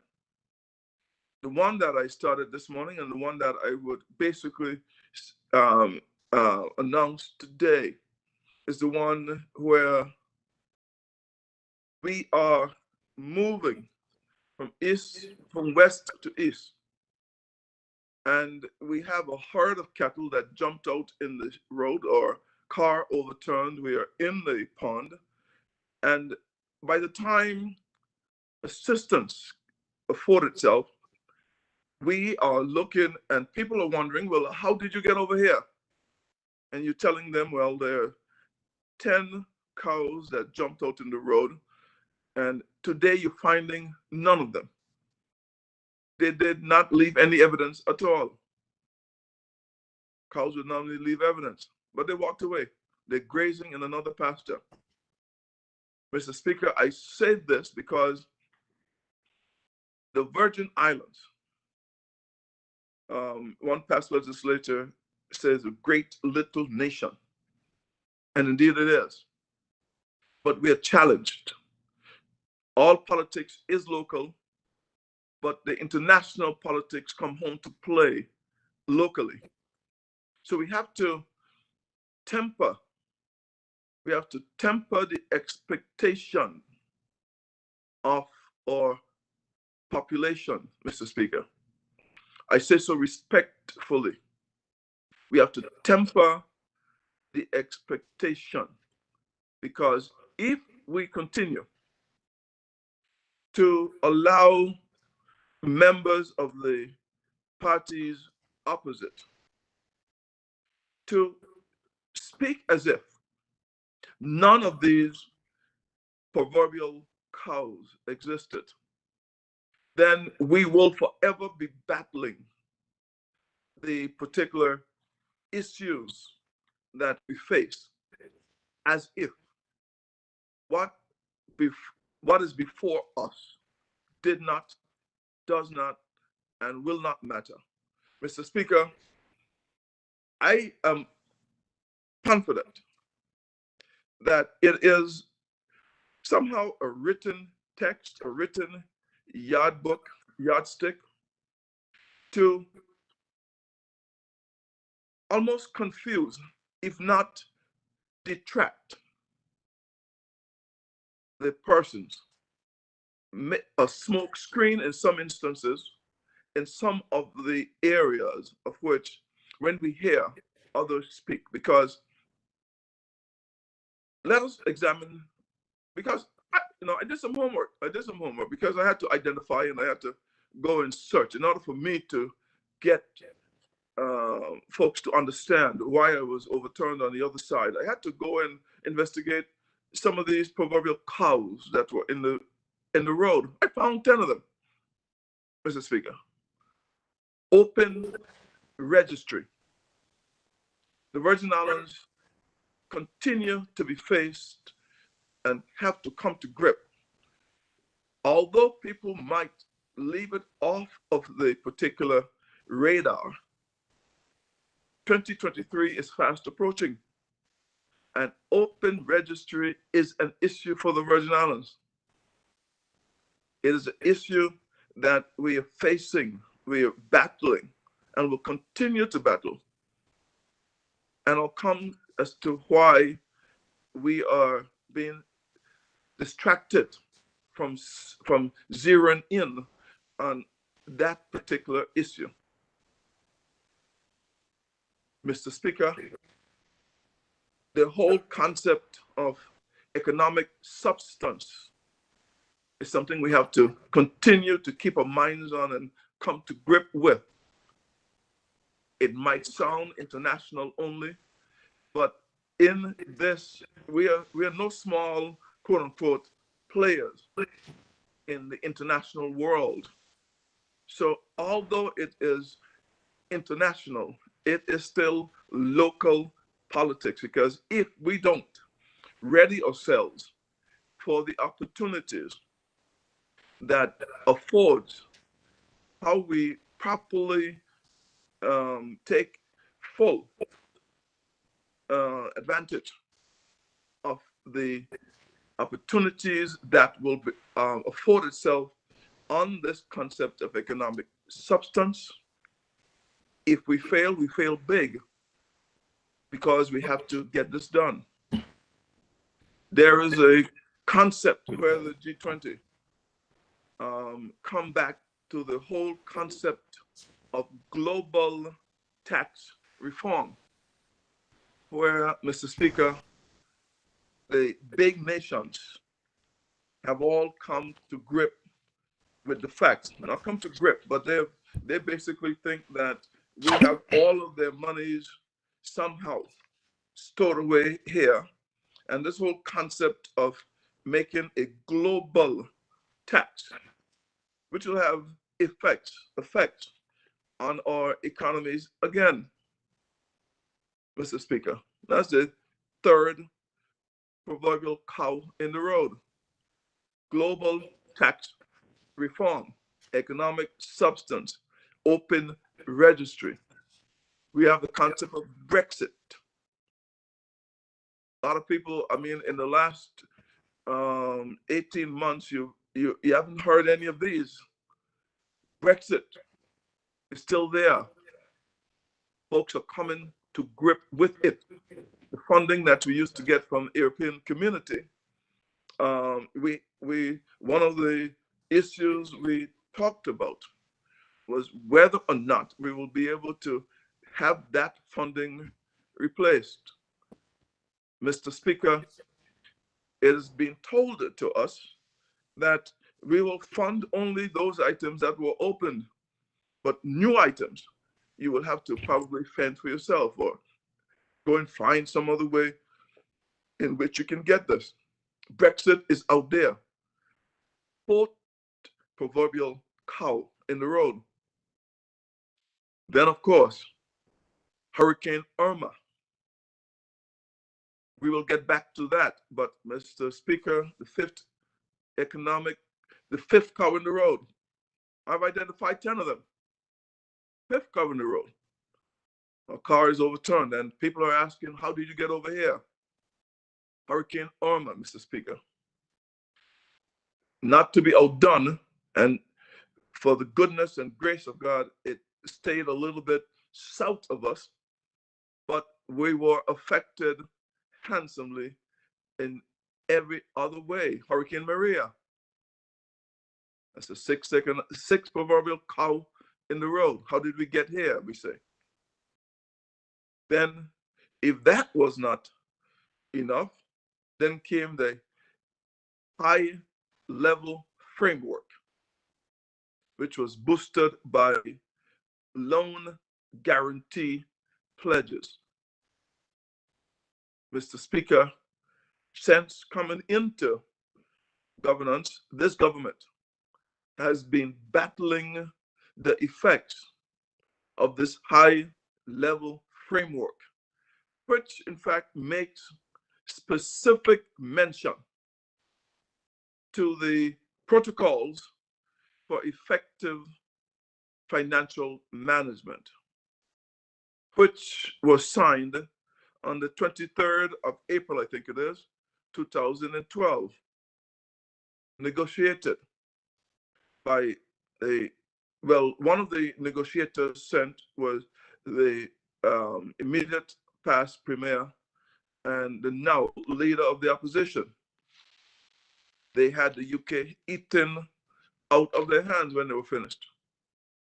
We're now trying to locate the hands so we can reverse some of what was signed, so that we can then get the ratios to have some kind of equity, Mr. Speaker, because we battled from the 26th of February and still ongoing, overturning cars as we go, jumping in the middle of the road, Mr. Speaker, because funding for recoveries from catastrophic events and pandemics through loan funds, given the ratio limitations that we have, no nation is surviving it. The United Kingdom has printed $5 to $7 trillion. United States Virgin Islands have been granted millions of dollars. Other non self-governing territories have been granted numerous millions of dollars from the administrating states. Mr. Speaker, we in the Virgin Islands have to go into our own means in getting most of this. And I won't privy to all of the comments because I traveled during the break to St. John's for the very last trip of the vaccine program, which I'll speak about later.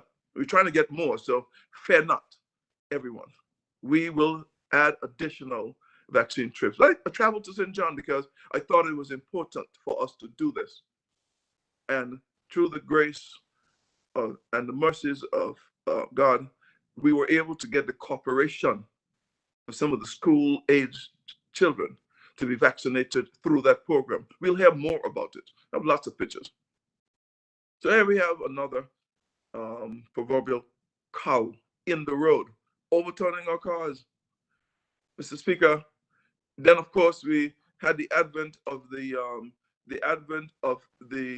RDA and this wide scope of works that was handed to him. They say that they had the British eaten out of their hands when they went up to the particular area. The very same persons that caused us to be almost where we are the ones who in order to identify them, we will have to take out our DNA kits. Mr. Speaker, I'll get to that. The ninth proverbial cow in the road, global pandemic. Mr. Speaker, we were scheduled, Premier and I were scheduled together with the Ministry of Finance and all of the other cohorts of persons, experts, scheduled to go to the United Kingdom to see if we can lift some of the burdens of this loan guarantee document, this high-level framework that was coming on us. We could not go because a novel coronavirus had been identified in Wuhan, China. This particular virus was later, in March of 2020, declared a global pandemic.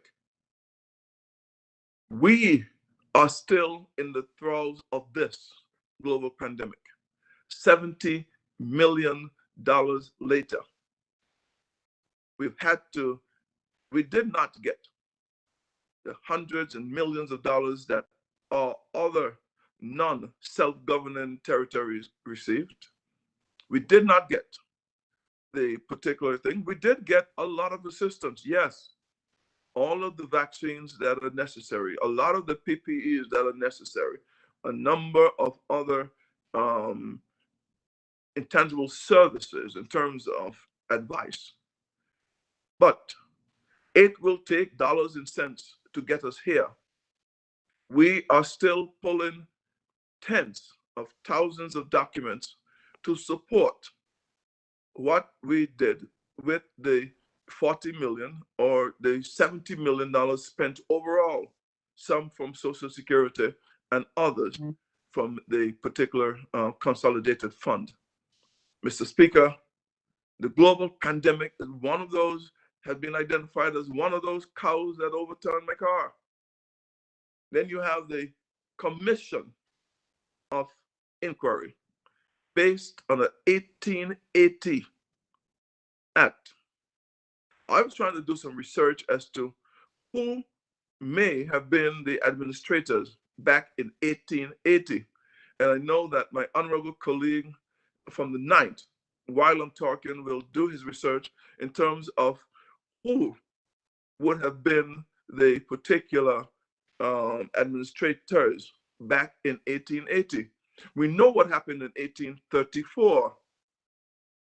And it was just, what, 50 years, short of 50 years later, that we have this Commission of Inquiry Act. Yes, it had a few amendments, 1957, 1963, in 1970 somewhat, non-substantive.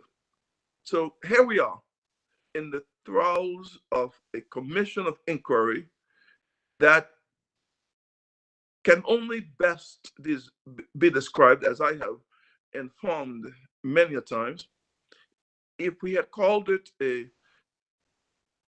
particular review of governance in the Virgin Islands for the past 70 years. Then we will then be best suited in terms of what it is. It is unfair. It is not right how it's being conducted. This 1880 Act must be reviewed.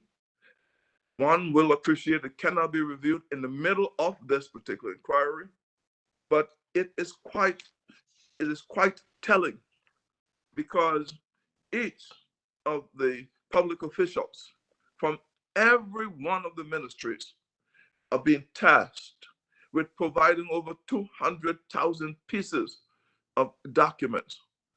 If a commission of inquiry is to be proper, it has to state exactly what is being inquired into. So I will tell of the 2 or 3,000 public officials that are engaged in the Virgin Islands, then these 200 will be out there looking for whatever it is that they need to look for. And we were not helped. And Mr. Speaker, I'm going here only because at the end of the day, we can talk about potholes all day. We can talk about some of the issues, and we must, because we must get them correct. But if we don't find these 10 cows, then nobody will believe me that when we say these cows jumped out in the road and this is why my car is over here.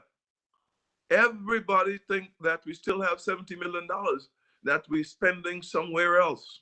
They still think that we can go and take loans of another 100 million without it being affecting in terms of our particular protocols for effective financial management.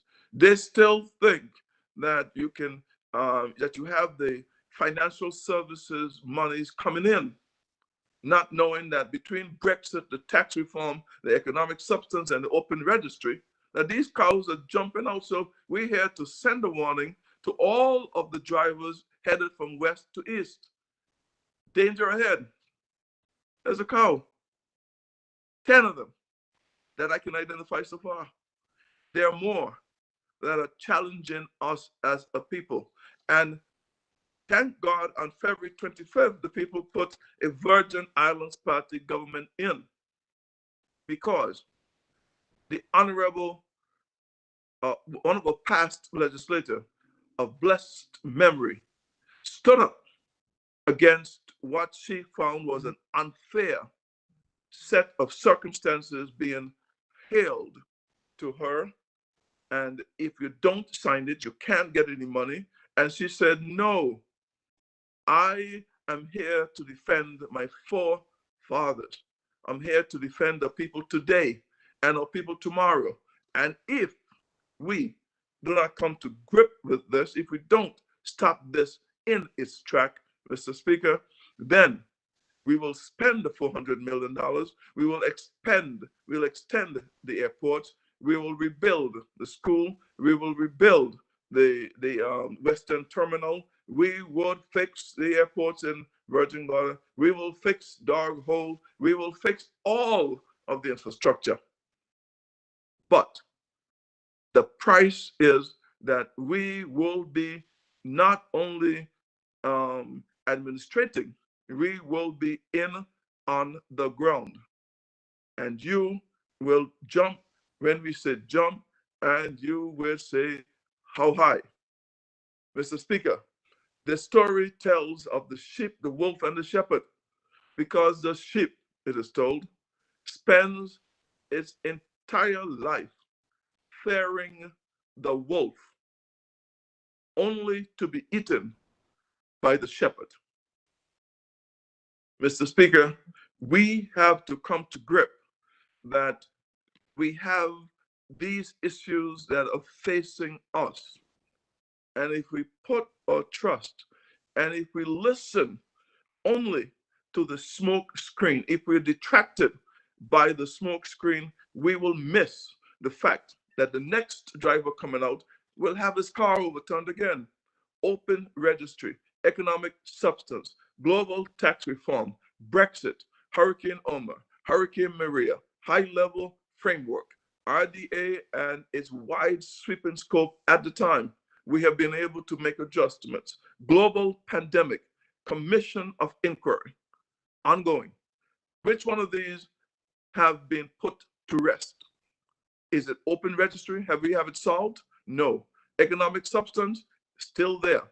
Global tax reform, a lot of people don't even know about it, but it is here and we have to deal with it. Brexit, even those who caused it, they're running away from it, and we are going to be affected by it. Hurricane Irma, Hurricane Maria, we are still doing our repairs. High-level framework, we're still under the thralls of it. The particular wide sweeping scope of the global pandemic, is it solved? No, we're still living in it. The commission of inquiry, let's go and let's deal with some of that. Mr. Speaker, there's some school of thoughts which says you don't remind people as to some of these things that people have done. But if you don't, because of people, once you get one thing solved, you have to bring out some DNA kits, because you see, folks who caused you to be here are the ones who will be leading the charge as to finding out. It is funny. They have you lost in the jungle. Have you lost in the jungle? They put you there and then leading a search party for you. This is what is going on. Leading a search party for you. So we look in terms of you have some articles that came out in the international press. One was headlined, "The British Virgin Islands at a crossroad as outgoing governor decries corruption." Now you hear the leader of the opposition today, and he's talking about how people are scared. People are scared to talk. I shudder, because it is the same language. Now listen, the immediate past governor went, and it is reported in an article, in an emotional Facebook video post to the BVI's 30,000 inhabitants, he accused the country's government of overseeing a plague of corruption, interfering in the criminal justice system, and attempting to silence anyone who raised concerns about the misuse of funds, including $30 million, pounds they had it, to help the islands fight against the coronavirus pandemic. He claimed that the BVI government has deliberately delayed legal reforms. Delayed legal reforms. Mr. Speaker, the Virgin Islands Party government back then had a legal reform committee, which was funded. When the government, the immediate past government, got in, it was defunded. The current, the past, the current, and future AGs will be affected by it, because we were well on a road to legal reforms. Office was had, individuals were engaged. We were well on our way to this, Mr. Speaker, because as I'm saying, if we don't identify these 10 cows in the road, you would not know how my cow get over here. Mr. Speaker, deliberately delayed legal reforms. And I might say this might well have been why he came. Might have been why he came in July of 2017. Delayed reforms and hindered local inquiries into a string of corruption allegations, including 5 million pounds, I guess that's the $7.2 million, spent on a non-existent airline, and nearly 1 million pounds, I guess this is the $1.5 million, on building a short wall around the school. Tens of millions spent on a hospital, and a cruise ship dock are in question, citing concerns about organized crime. He mentioned money spent seized on open seas within or close to the territory. Mr. Speaker, they went on to say that the BVI businesses, because we have to look at the big picture, because while we bicker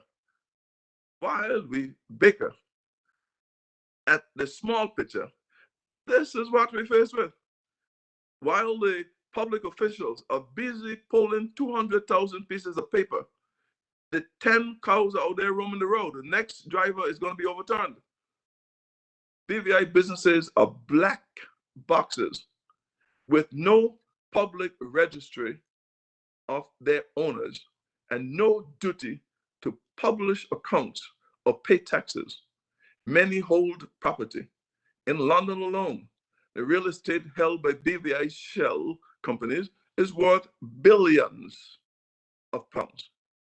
BVI is an overseas territory where the Queen remains head of state, and the Judicial Committee of the Privy Council in London is still the court of final appeal, following recent clashes over UK legislations designed to limit its activities as a tax haven. The number of incorporations has plummeted, and many on these islands are now calling for greater self-determination.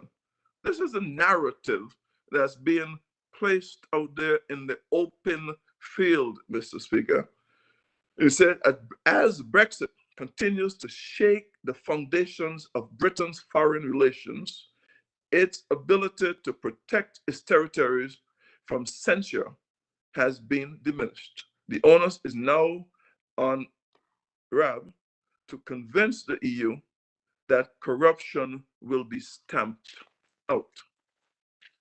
Mr. Speaker, we continue to face, and we have to come together, because while the parties opposite talk about unity, they will tat, and you can't tit, because as soon as they tat, they come out on public radio and say this is not a tit for tat game. But they don't stop. They continue. And this is what I'm saying. Honorable Speaker, honorable member, my honorable colleague called crab in a bucket. If it was only that, it would have been probably be able to deal with it. It's international warfare.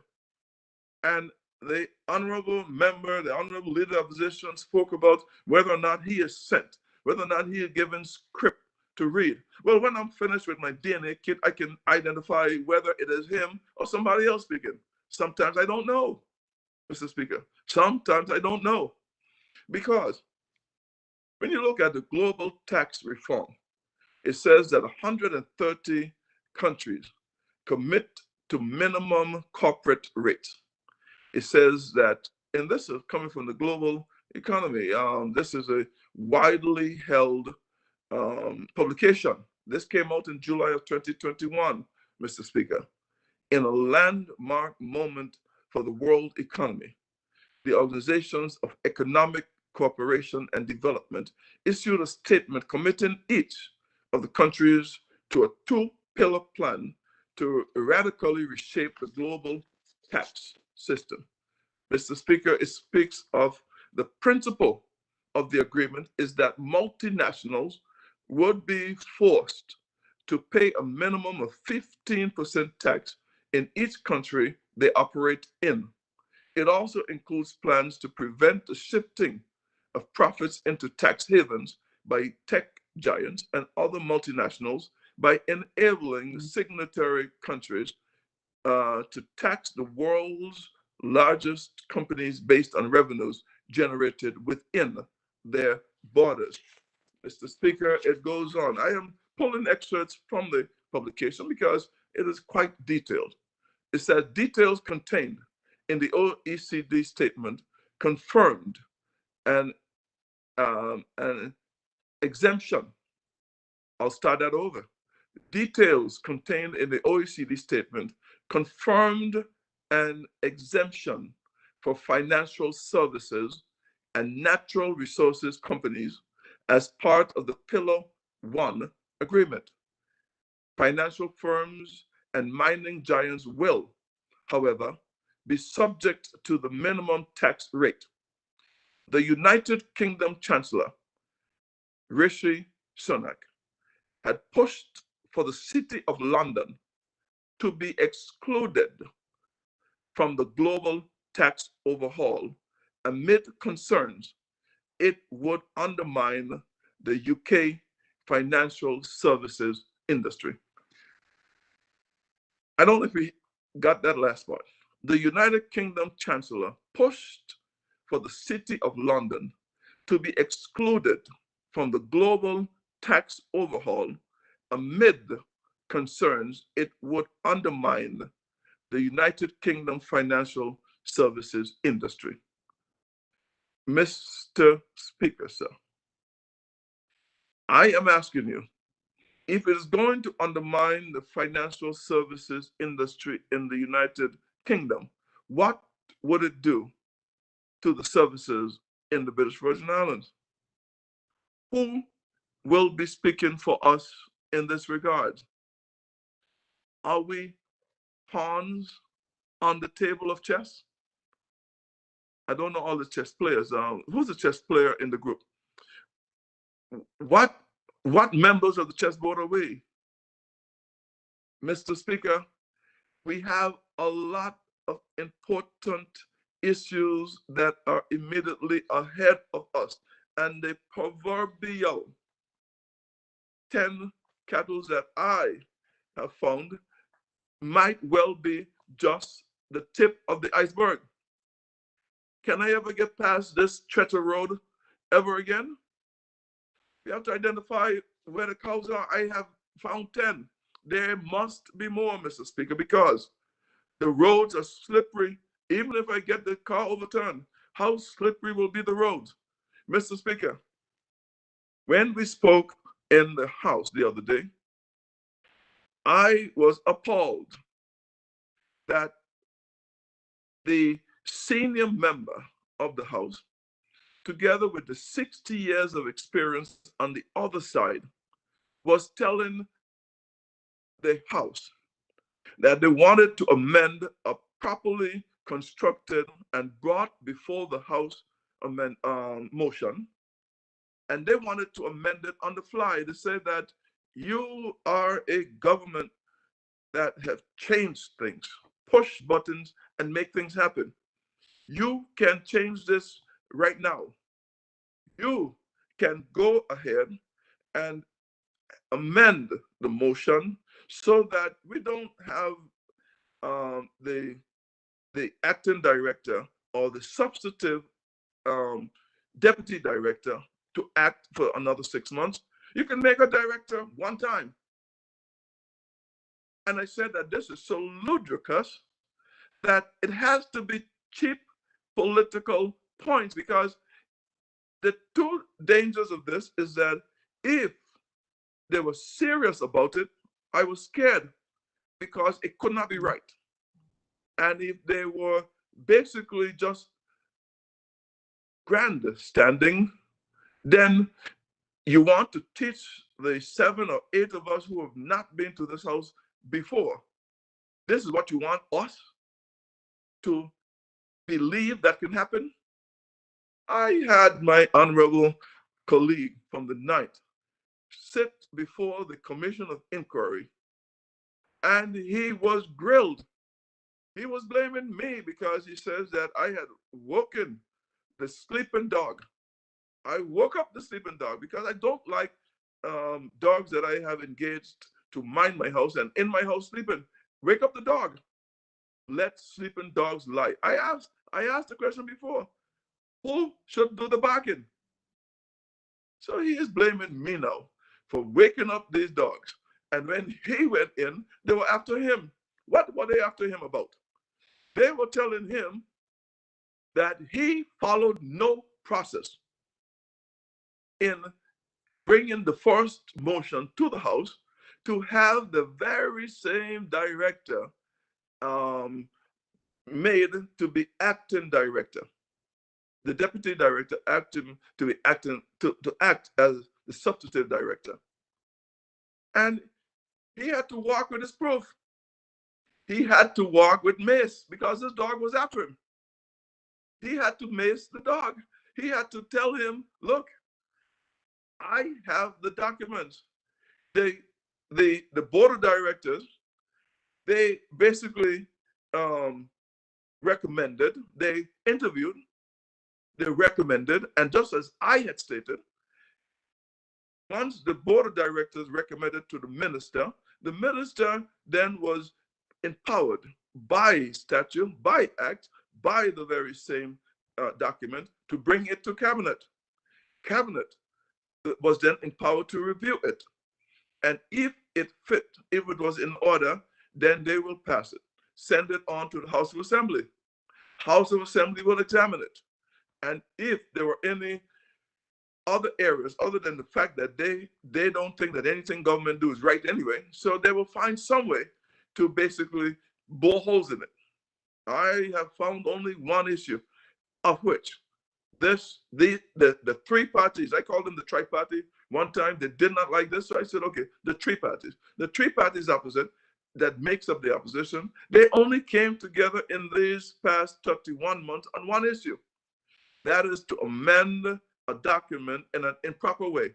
And then the leader of the opposition is going to tell me that I'm trying to silence him. I'm not trying to silence anyone. I'm saying that if you're going to teach me a lesson, then teach me the correct lesson. This is not the way to amend a particular motion. You cannot forget about the process. This is what the COI has just taught us.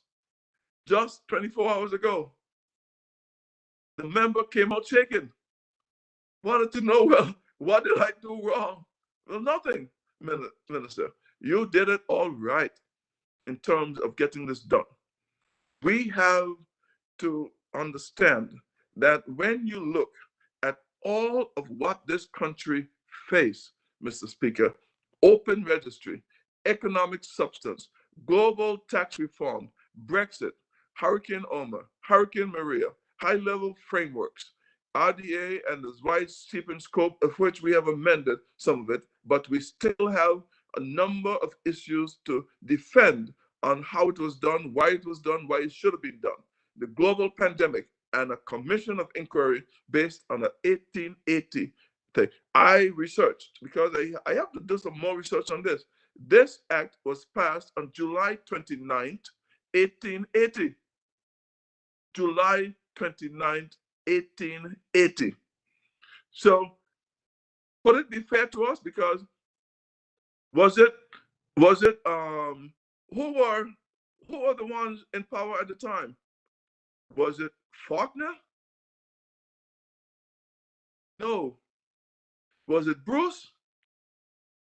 No. Was it Fonseca? No. Was it Penn? No. Was it any of those persons of whom we could not relate? The answer was no. Mr. Speaker, history, I'll have to go back because I want to know who all were in the administrative positions when this was passed, what positions they held, and whose interests they were looking at.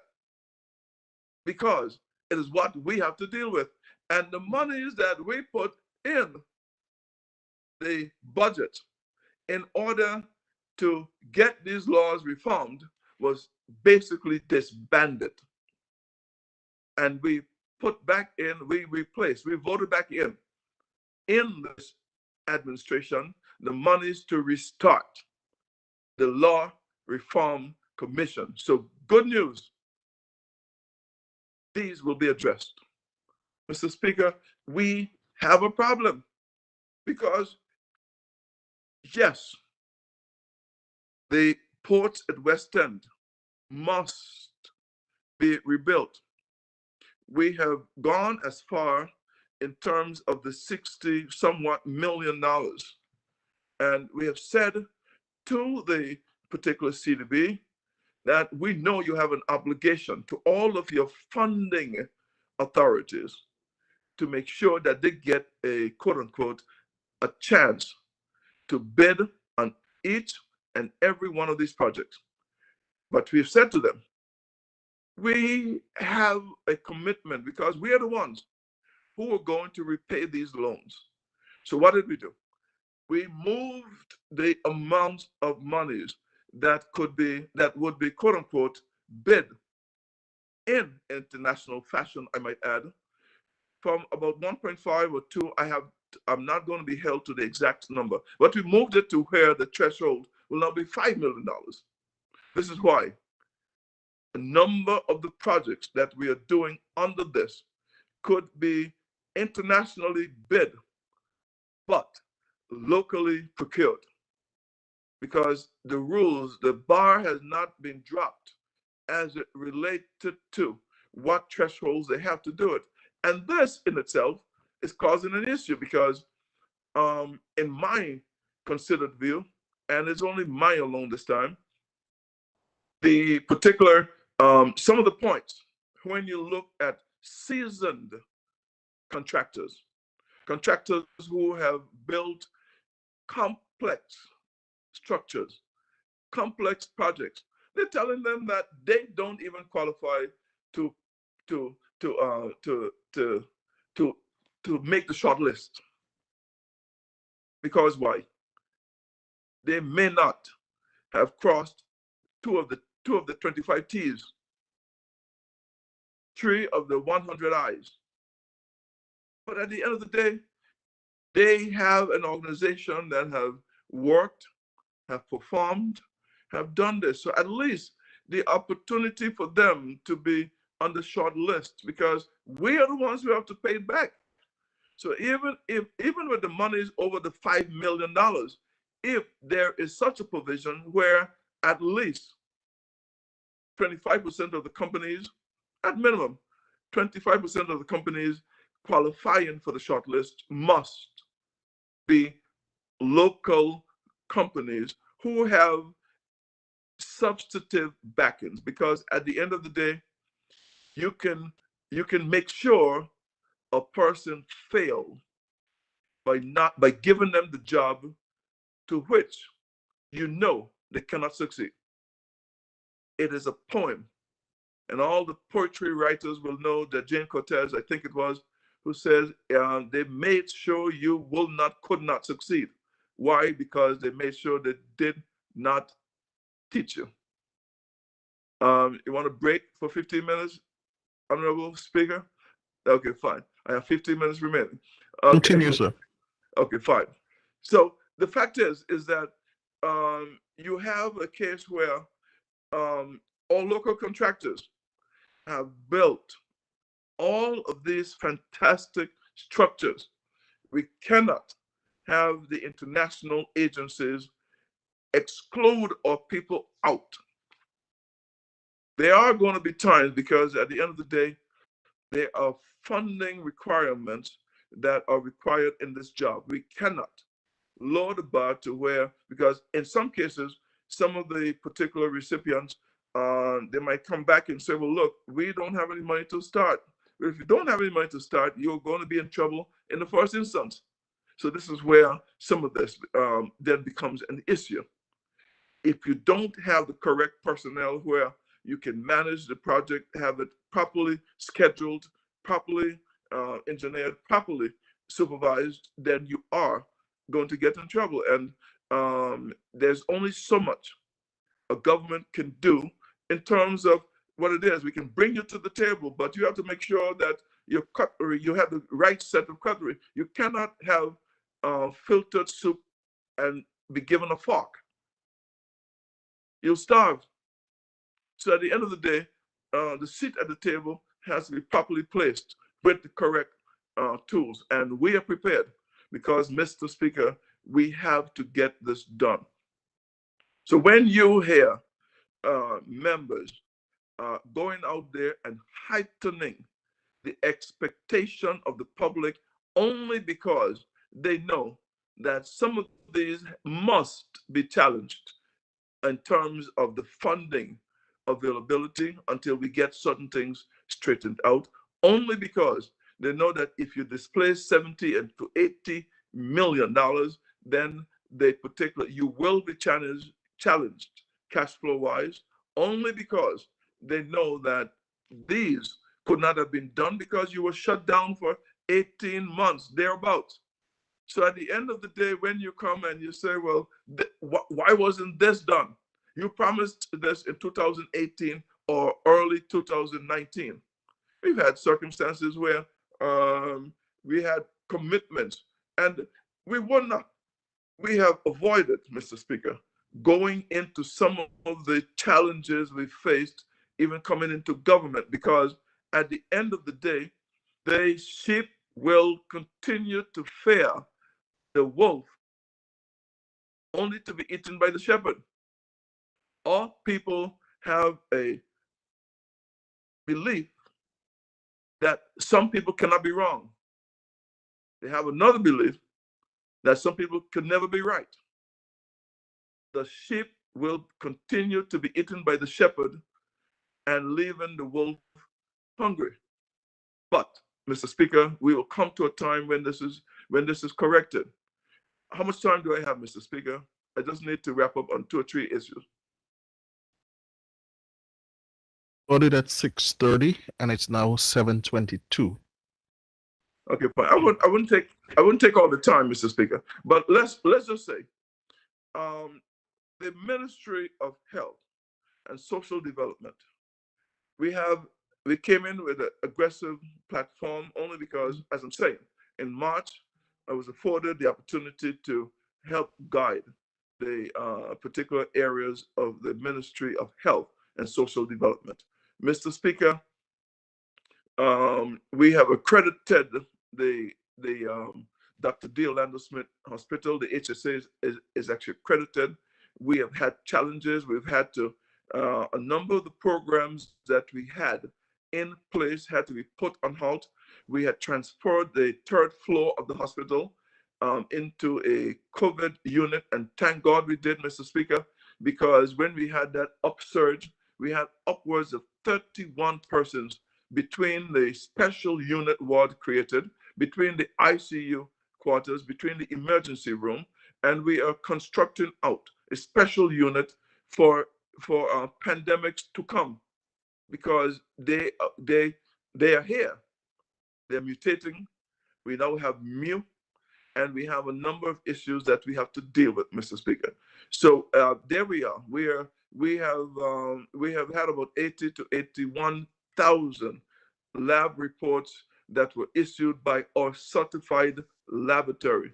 The staff and members of the HSA have gone above and beyond. Mr. Speaker, there is a global shortage of health professionals, and I'm talking about global. So I can't say global and say throughout the world. Global is throughout the world. There's a global issue when it comes to maintaining. The United States, they are continuing to offer thousands of dollars for people just to sign up. We don't care where you come from. Just sign. Here is some money, and here is a salary you cannot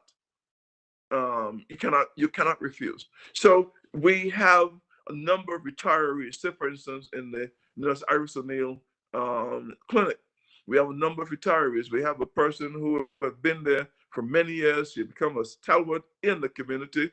And Mr. Speaker, on her retirement, we'll make sure that that the community recognize her efforts. We opened the particular Nurse Iris O'Neill, the new particular quarters up there. We've spent over $5-6 million. I am continually telling them that we cannot spend this kind of money and not have it fully operational.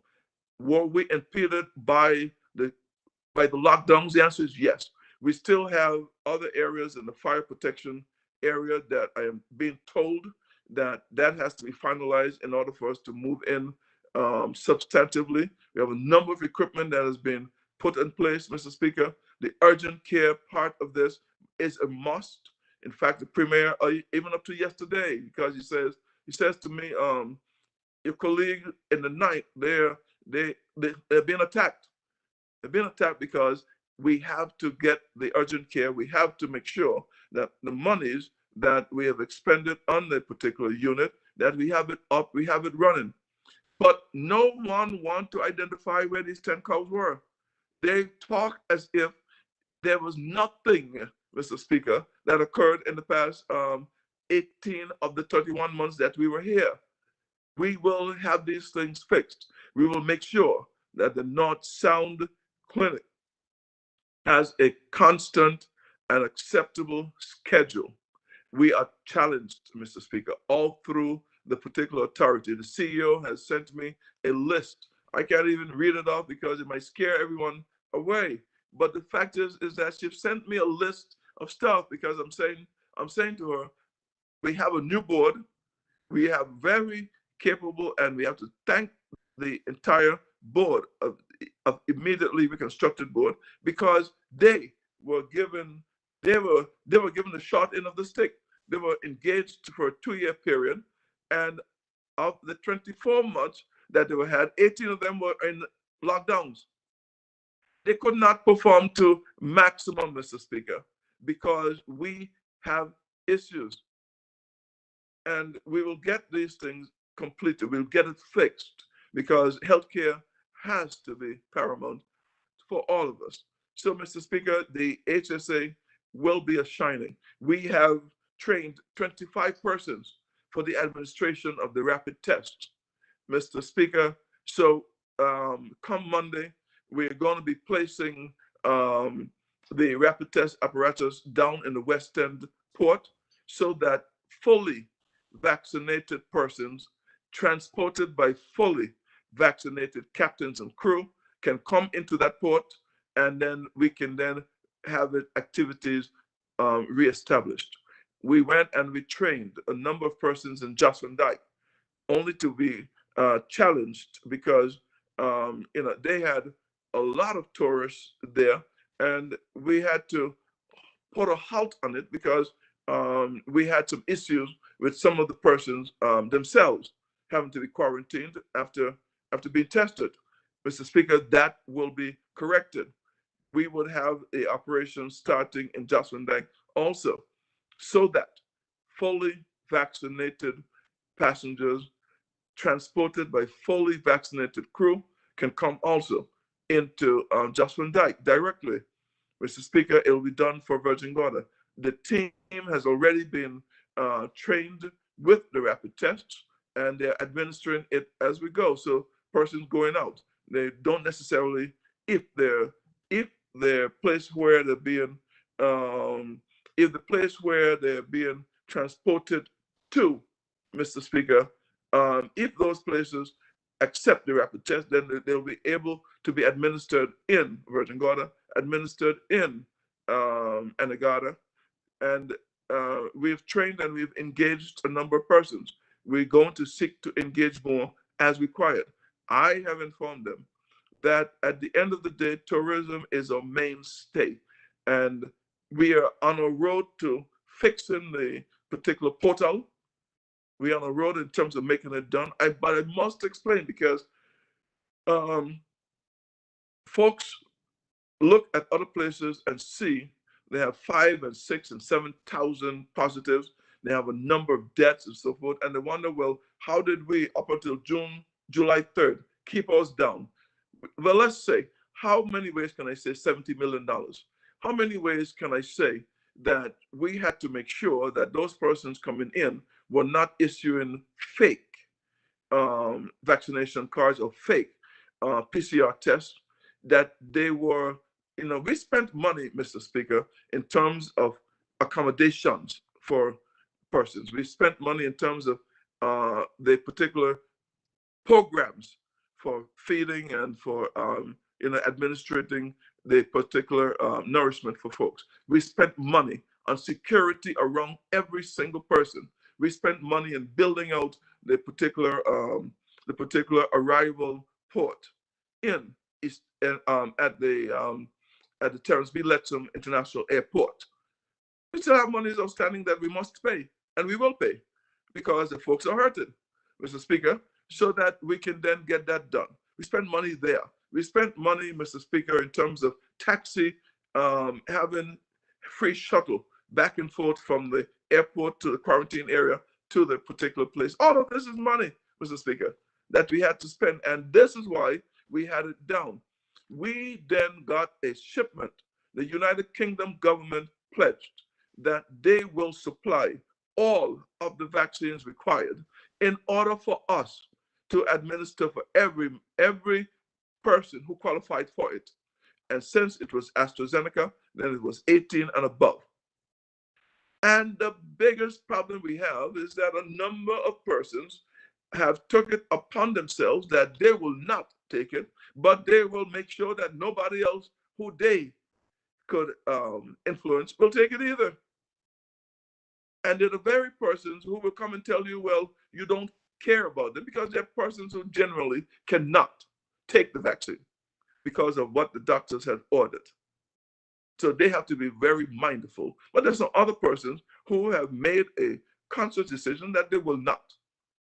And at the end of the day, we have our economy that we have to balance. We have to open. We have to do this, and so forth. We have, in the report that will come tomorrow, we have cases already beginning to develop in areas where we will wish it not to develop. But, Mr. Speaker, once we open, we have to live with this. The best protection against the coronavirus is vaccination. It will lower our particular hospitalizations. It will lower our the instance of where our morgues have to be used. It will lower the grief and pain that families have. Folks are taking this, they're getting infected, and then they're saying, if I knew, I would have taken it earlier. Too late at the time. So we admonish everyone to give yourself a fighting chance, Mr. Speaker. And as I'm saying, because my colleague correctly stated in terms of making sure that the correct cadre of professionals are placed on Jocelyn Dyke. So the doctor situation is a must in terms of what we have to face. But, Mr. Speaker, we're not only there alone. Come next week, we would be finished with the preparation at HM Prison in making sure that we have all of the protocols established. We are building a particular visitors area where the particular inmates would be protected, because there is going to be a particular barrier set so when the loved ones come, they can safely have conversations without the particular challenges, because we cannot afford for the virus to penetrate or wall up there at the particular HM prison. It is not going to be suitable for persons not to have visit their particular families. We are working around the clock and getting this done, and we're making sure that come next week, they have been asked to hurry up and then do it. We must congratulate our new superintendent of prison, Mr. Guy Hill. We were adamant that we have enough skills within our territory to get a person who is skilled, a person who is prepared. And this was not based on just the fact that he was, quote unquote, have a certificate of birth from the Virgin Islands. He has prepared himself. He is able, he's capable, and he'll be given all of the support in making sure that the prison is administered properly, that the reform that is required up at the prison is done. He has a well-planned out particular program. He's going to be supported in this. And, we already have 2 or 3 persons who, for the first 6 months or for the next 6 months, 9 months, will be able to look in terms of what reforms and the funding required so that we can get the proper reform at the prison will be put in place. It is being done, Mr. Speaker. And when you look in terms of what is going to be done at the transitional homes that we have, Mr. Speaker,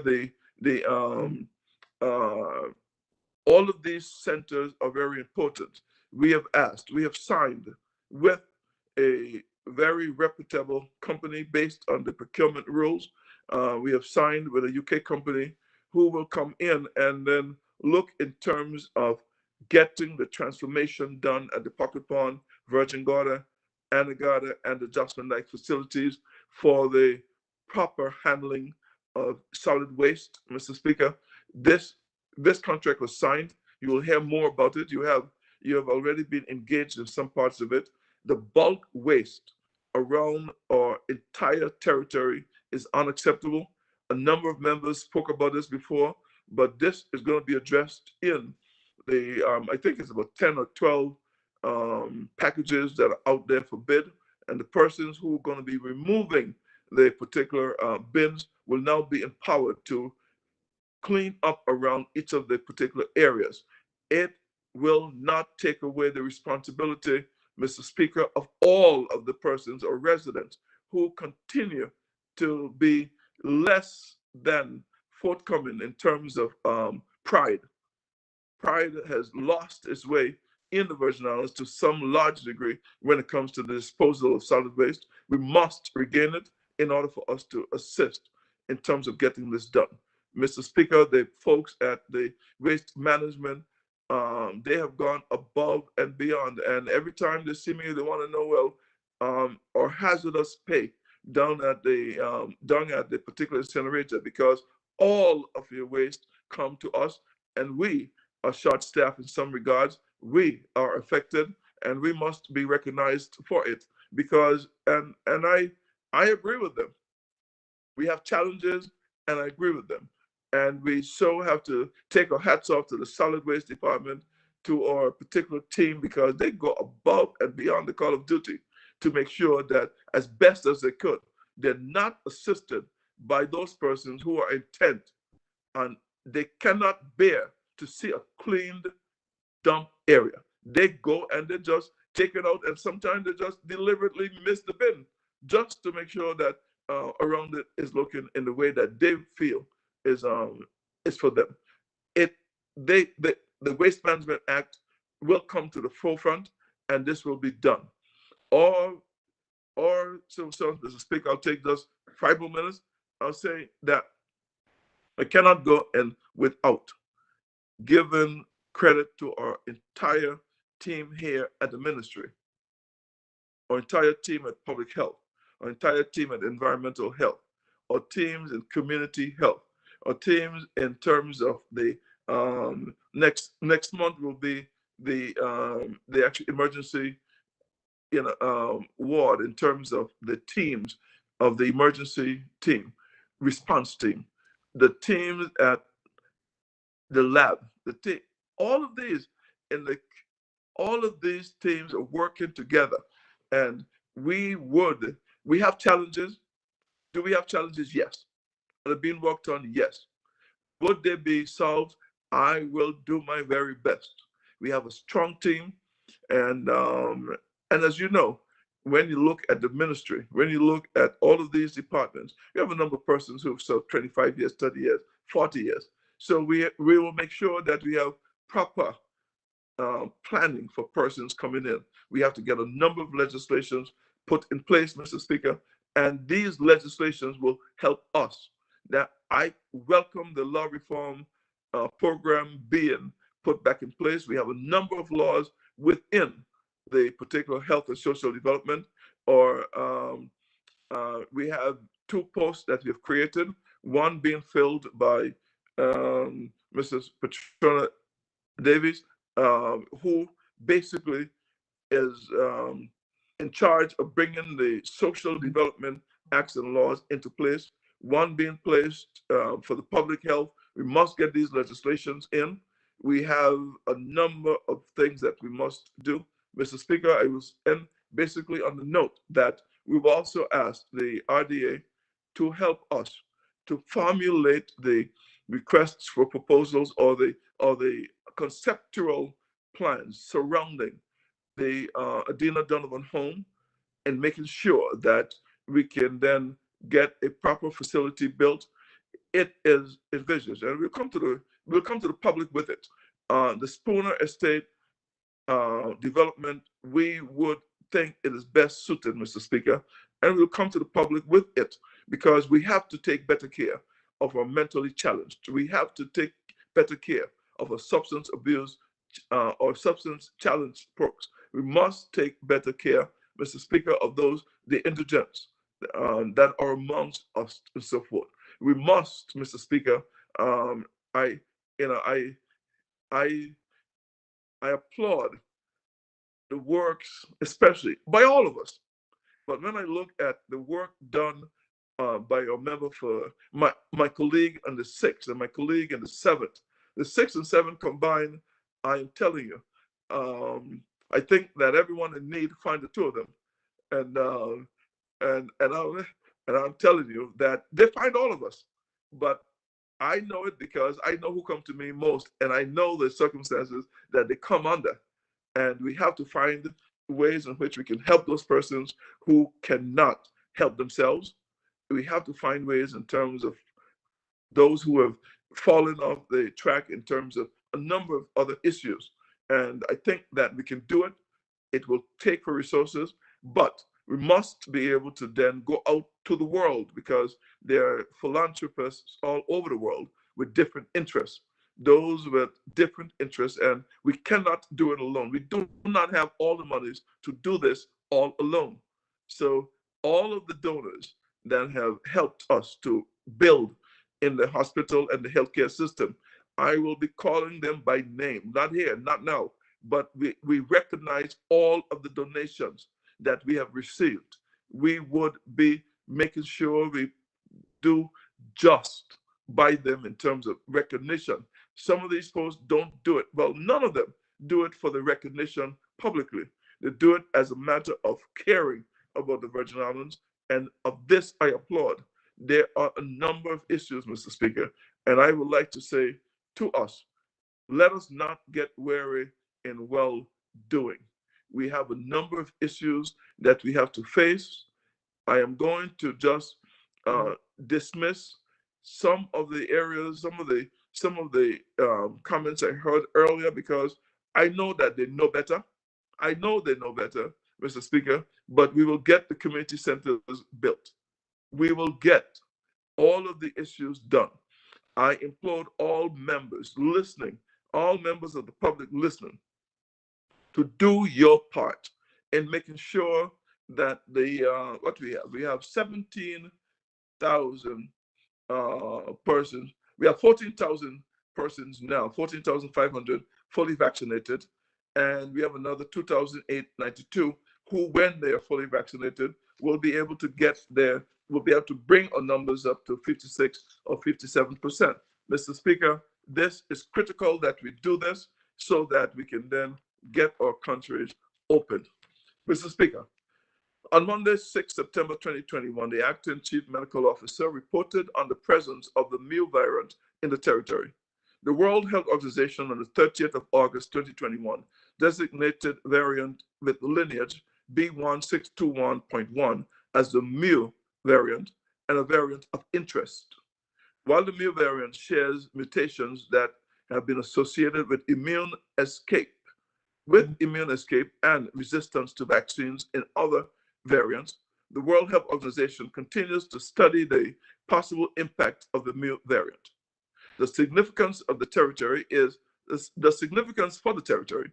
that we cannot become wary in well-doing. It is important for us to build on the momentum and current vaccination coverage to continue to enhance vaccination levels in the territory. Special emphasis is required, particularly with regards to persons who are vulnerable, persons who have chronic diseases, which may increase the severity and impact of the coronavirus infection if they were to become infected. The United Kingdom government continues to make vaccines available to the British Virgin Islands, and the government of the Virgin Islands continue to make vaccines available to the citizens at no cost. Residents are therefore encouraged to avail themselves of the opportunity to become fully vaccinated against COVID-19. Secondly, it is important that we all continue to promote and take responsibility to adhere to the public health measures already in place for our safety. These are the basis of our mitigation and control of COVID-19 in the territory, on top of which all other measures are layered. The Ministry of Health will continue to work closely with the police, the public health unit, the environmental health unit, and the social distancing task force to promote and enforce these measures. For the week of 11 July to 28 August 2021, 2,258 businesses were inspected.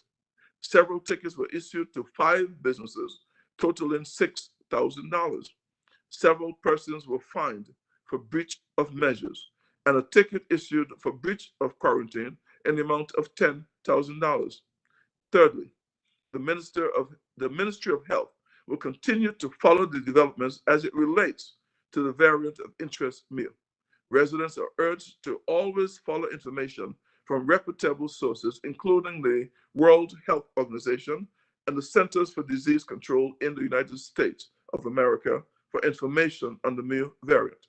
In conclusion, the British Virgin Islands continues to balance lives and livelihoods as we continue to navigate the COVID-19 pandemic. Schools have been recently opened, and Cabinet is in active discussions about the resumption of cruise industry in as safe a manner as possible. I therefore ask residents to continue to be vigilant and stay safe. Mr. Speaker, and finally, before I go again, we today completed our last trip to St. John's, United States Virgin Islands, because of a program which the Premier had started with the Governor, Brian. And today I meet with Deputy Governor Roach in St. John on our final of this leg. Deputy Governor Roach have actually committed to bring in the concept of being able to further access the actual Pfizer vaccines for school-aged children. We will be exploring this to make sure that this can happen, because we must make every possible chance of getting this done. In addition, the United Kingdom government have said that we would look in terms of, as quick as possible, getting the Moderna vaccine accessible here in the Virgin Islands, and we are making foot to make sure that this is done. We, if possible, will get both the Pfizer and the Moderna accessible right here on the territory. But in the interim, we'll find ways in which we can get or the persons who cannot qualify for the AstraZeneca to be able to have access to Pfizer and access to any others that we will work on. So this is why, Mr. Speaker, I was absent for a little bit, but I had to take the trip down to St. John's to make sure that we can then have show our expression. We have a number of hard-working persons who are responsible for this. You will hear more about these persons who were behind the scenes and making this happen. Because it is one thing to say you want this done, but you will never know the volume of work that has to be put in place in order for this to be done. So I want to thank all those involved, from those who were actually able to negotiate from the U.S. Virgin Islands side and to make it happen from our side, and to all of the parents who voluntarily had their children and or their particular school-aged persons vaccinated. I say thank you for doing your part and making sure that this happens. Thank you very much, Mr. Speaker. I thank the I thank the Minister for Health and Social Development for his contribution. Honorable members, we're going to take a 15-minute recess. So we will return at 8:15. That's 8:15 sharp.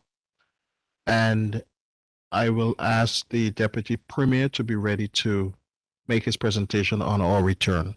This Honorable House is now in recess.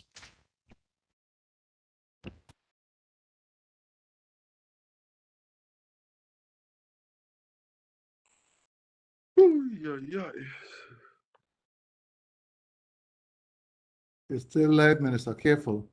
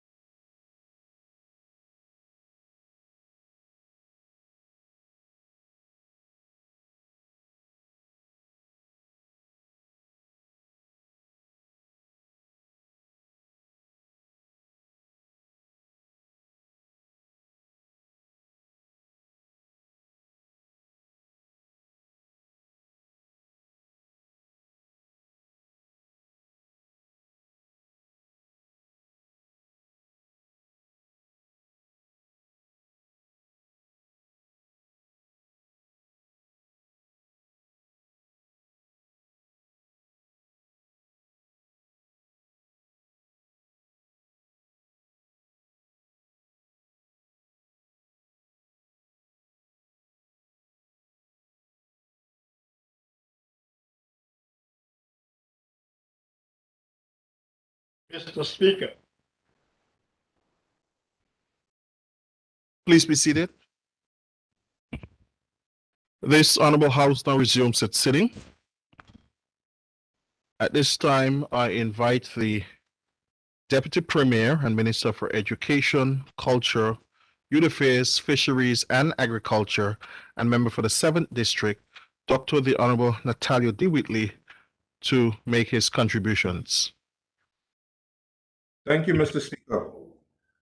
And I hope that everyone is hearing me well now. I've been hearing the proceedings well. And hopefully we will not have any difficulties with the technology.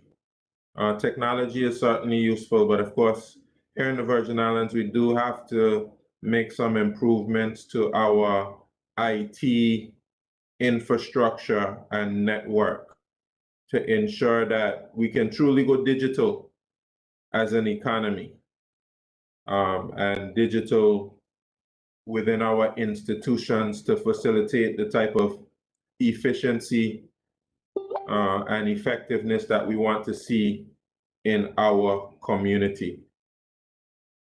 Mr. Speaker, I'll just go quickly over what I was saying before, just because, of course, it wasn't being heard properly.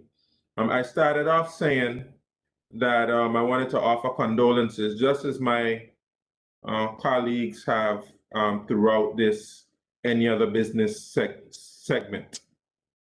I want to offer condolences to those persons who've lost their loved ones to COVID-19.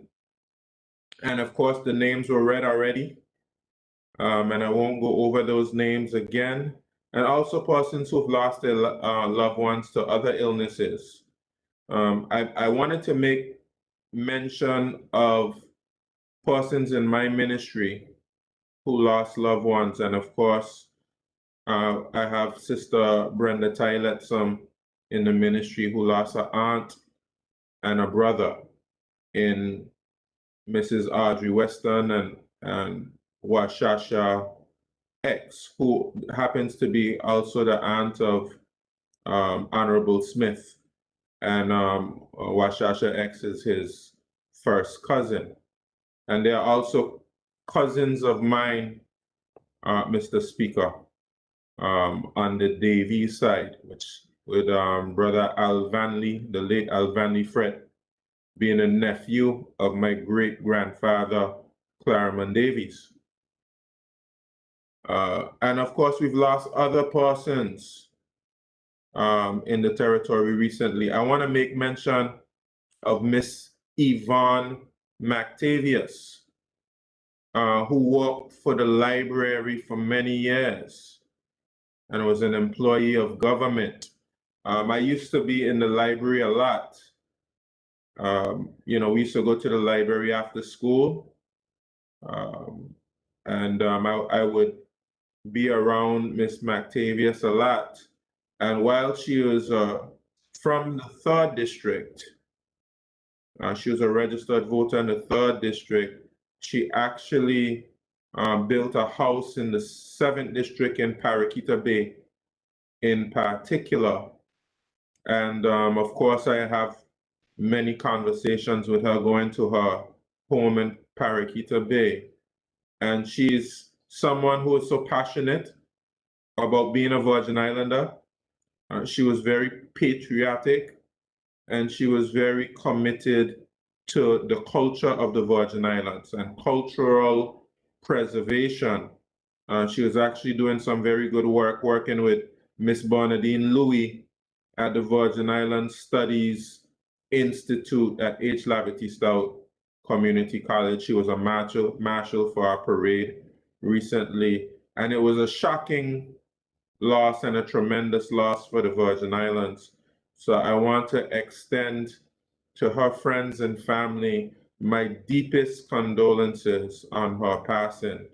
To her daughters, who I know well, I taught one of her daughters at H. Lavity Stout Community College, and all her other family members.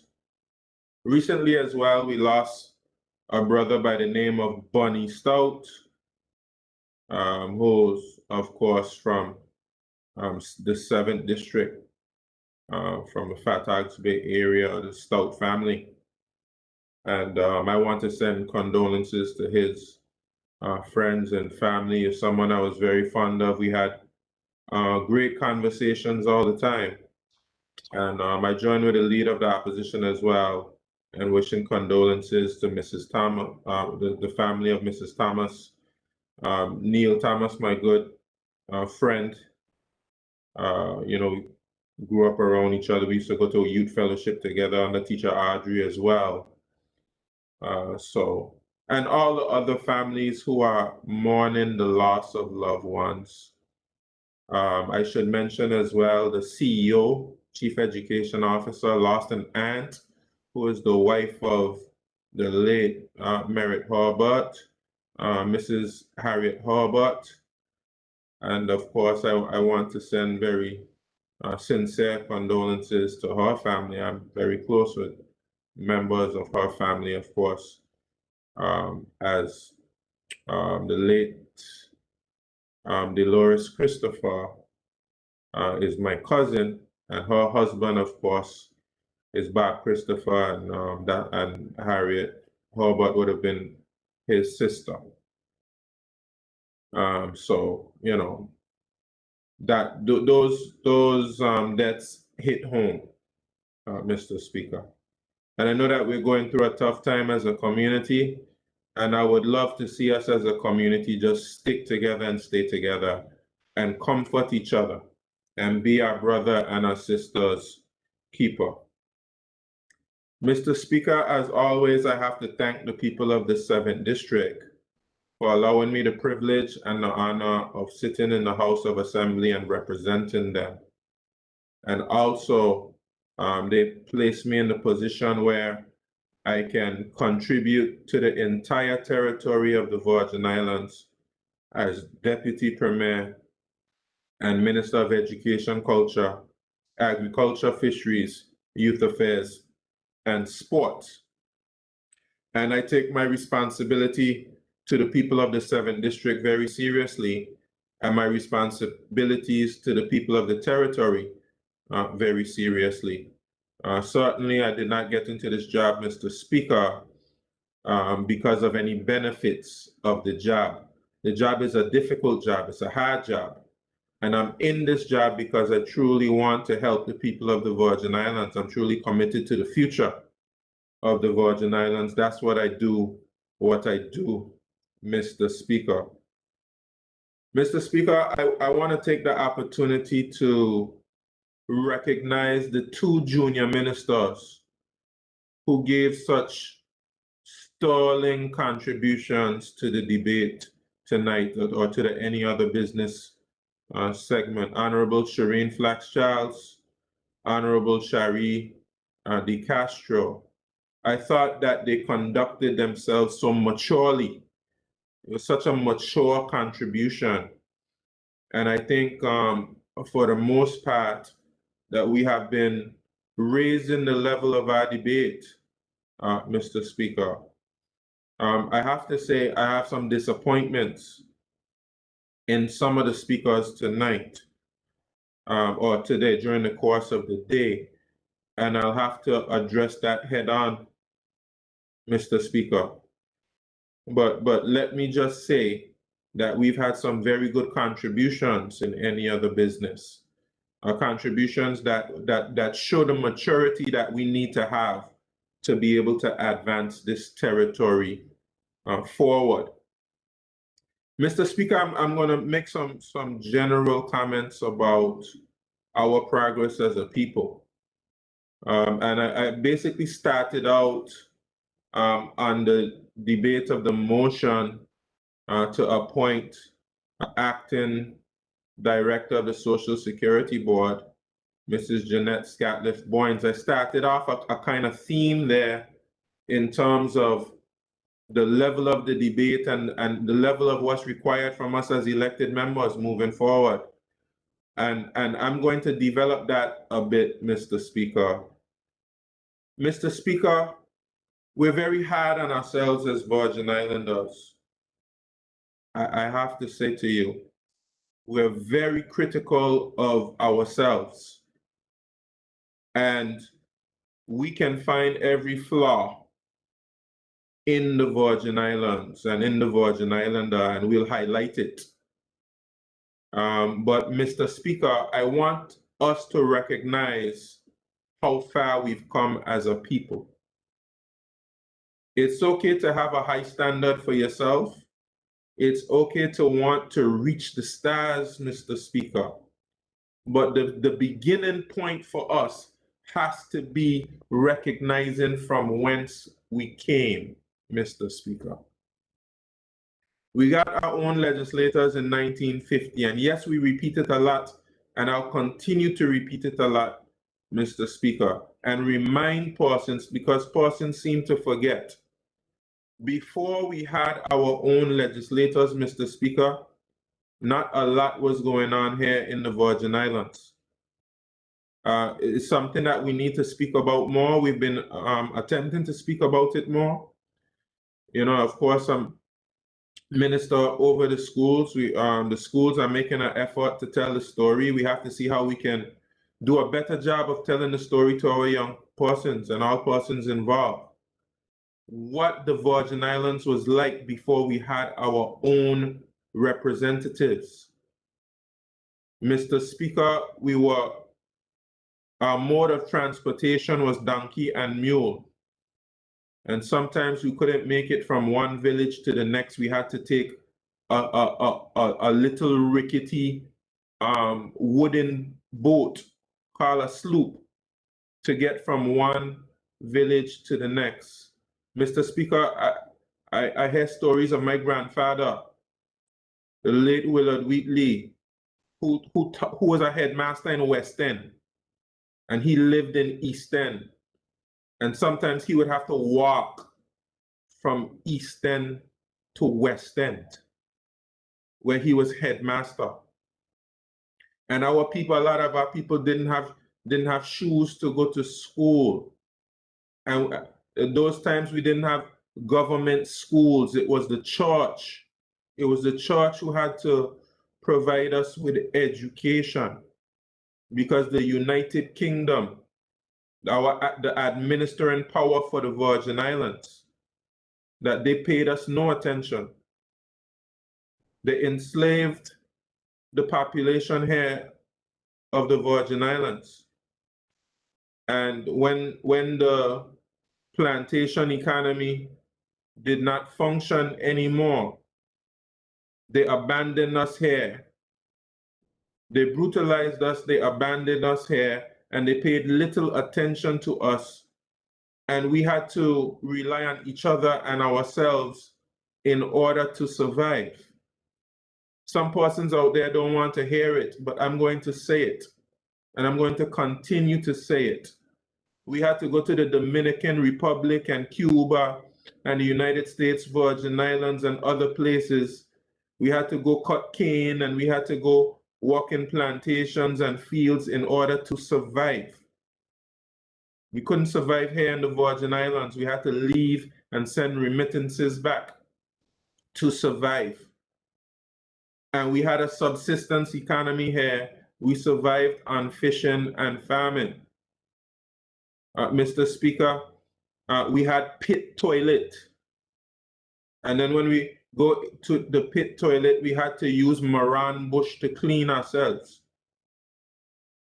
Mr. Speaker, we were impoverished. We remember those times with nostalgia and gladness, because we are such a creative people and a loving people. All we needed was each other. All we needed was to love each other. And we had our spirituality, and we had our family. And even though we didn't have much there, we had our recreational activities. Would be swimming in the sea. And we would have our games where we playing with our runners, and we play the different games that we used to play. We had a slingshot that we make from the branches, from the trees. And we had a loving existence among ourselves, but things were hard in the Virgin Islands. And things started to improve for us when we got our own representatives. Let's never forget that. Some persons have sold us the lie that what we have here, other persons gave it to us. We were the number one factor, our own autonomy, our own agency, our own ability to take actions in our own interests. That was the number one factor in the advancement and progression of the Virgin Islands. And you see it from 1950 move forward. Things just start to happen. All of these schools that exist in the Virgin Islands did not build themselves. All of these homes we have here, all of these businesses we have here, these roads, they did not build themselves. All of these institutions, we're talking about the Social Security Board, we're talking about the Adina Donovan Home, we're talking about hospitals, this and that. These did not build themselves. And of course, from 1950 to present, we saw quite a bit of development. We don't have to be so hard on ourselves. Take a moment to look at what you have achieved as Virgin Islanders. You should be congratulated. You should feel proud of yourself. Nobody should come from anywhere and look down their noses at you as Virgin Islanders. You can hold your head up high. You can walk with your back straight. You can feel a sense of dignity and pride based on what we have accomplished together. And it's nothing but VIP or United Party or Democratic Party. We all did it together as Virgin Islanders. And many different persons played roles in it. Different families played roles. And we must celebrate them. That's why we come in with Heroes and For Parents Day. So we can remember those persons, our people, who lifted us up out of the dirt and out of the mud and into the dignified position that we hold today. And I want to say I'm proud to be a Virgin Islander. And I'm proud of all of our accomplishments. And nobody's going to make me feel bad about being a Virgin Islander. And the legacy that my foreparents left, I'm going to build upon. I'm going to build upon that legacy. I'm going to do my part to improve the Virgin Islands and not see it regress and not see our progress recede. Mr. Speaker, while we highlight all of the areas which are inadequate and need to be addressed, Mr. Speaker, we have made progress. We made progress throughout every single year since 1950 till now. That includes the last administrations, which is the National Democratic Party administrations, the administrations before that. We made progress. Okay, we may disagree on some things, but our overall trajectory, Mr. Speaker, has been positive. And this administration, Mr. Speaker, has made progress. We've done good things, Mr. Speaker. We're trying to improve our strategy to communicate all of the good things we have done. We have done good things in this administration, Mr. Speaker. Let's take a look at sports for a moment, Mr. Speaker. And I agree with mostly everything that the Honorable At-Large Member Honorable Smith has said. Those things need to be highlighted, Mr. Speaker. We can go further. We can do more. There's more to do, but guess what? We're going to continue working for you. But while we highlight some of the areas which are weak, Mr. Speaker, let us not forget some of the accomplishments that we've been able to have. Mr. Speaker, I just went to Tokyo, and I must speak a little bit about this Tokyo thing in terms of how some members of the public have characterized it. But I'll take a few moments first. I went to Tokyo, Mr. Speaker, on the invitation of the Olympic Committee and the president, Mr. Ephraim Penn, which the leader of the opposition knows well because that's his father. The president, Mr. Ephraim Penn, and the Olympic Committee invited me to take the trip to Tokyo. And the reason why they invited me to take that trip, they said, Mr. Minister, this Olympics, we have the opportunity to do something very special. Little BVI, with its population of 30,000 persons, will have the opportunity to win the first Olympic medal in the history of the Virgin Islands. This is a fantastic accomplishment. And the Olympic Committee and myself, I agreed completely that it was only fitting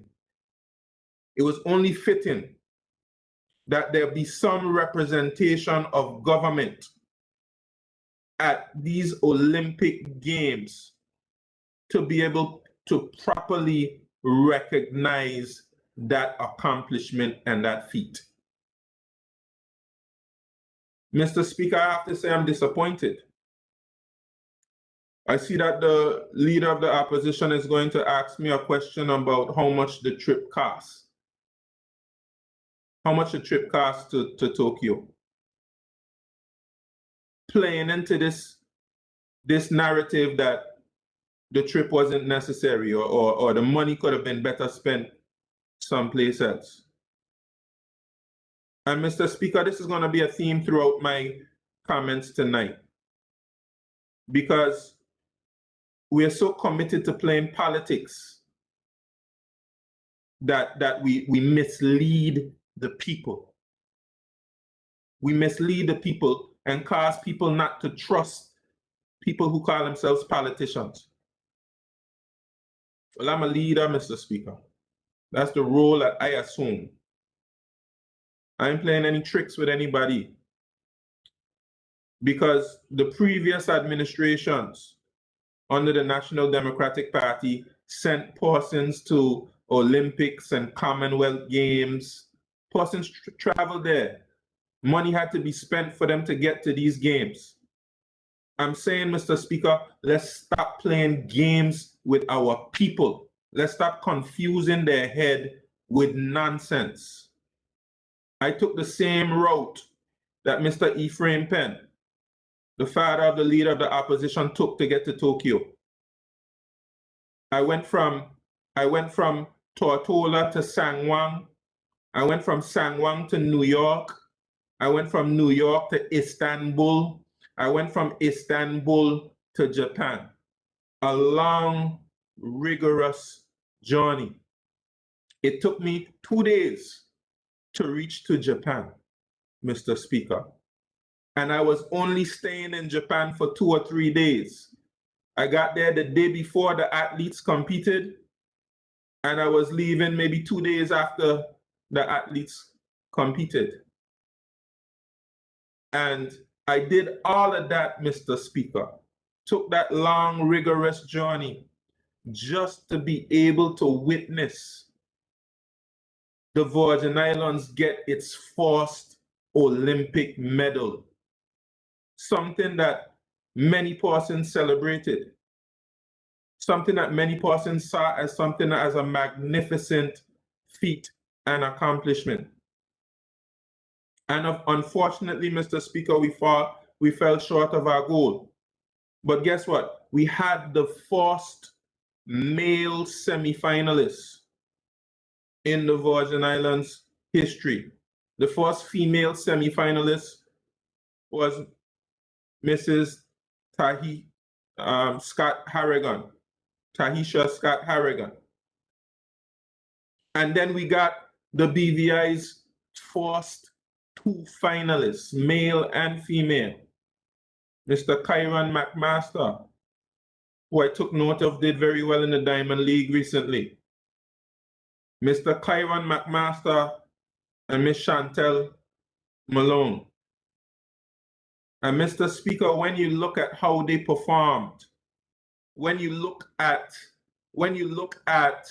the nations they were performing against, Mr. Speaker, let's just take Kyron for instance. Kyron in the Olympics got 4th place. Let's just look at who finished ahead of Kyron McMaster. You had brother from Brazil, Samba. Now Brazil has over 200 million people. Brazil has one of the biggest GDPs in the world. They're part of the BRICS nations. Brazil heavyweights. The Virgin Islands can fit into Brazil many times over. Little 30,000 people populated Virgin Islands and in the Diamond League, Kyron narrowly finished 2nd behind Samba. That's an accomplishment, Mr. Speaker, that we can be proud of. Okay, we have Benjamin from the United States of America.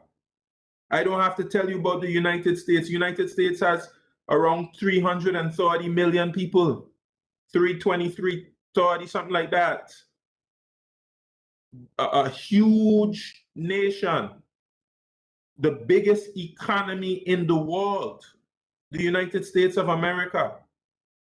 And Kyron McMaster is pushing those guys to every time they run with Kyron McMaster, they have to break a world record not to lose. 330 million people, the biggest economy in the world. Little 30,000 populated Virgin Islands, 30,000 people pushing them. Then you have Warholm from Norway. Warholm from Norway.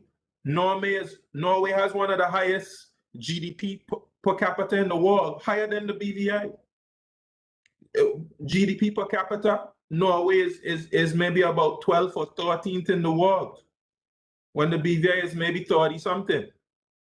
Okay, Norway has a billion dollars, several $billion economy. I think about $360 billion economy. Norway has over 5 million people. They have the money to put towards their athletes so that they can get all the treatment that they need, all the training that they need.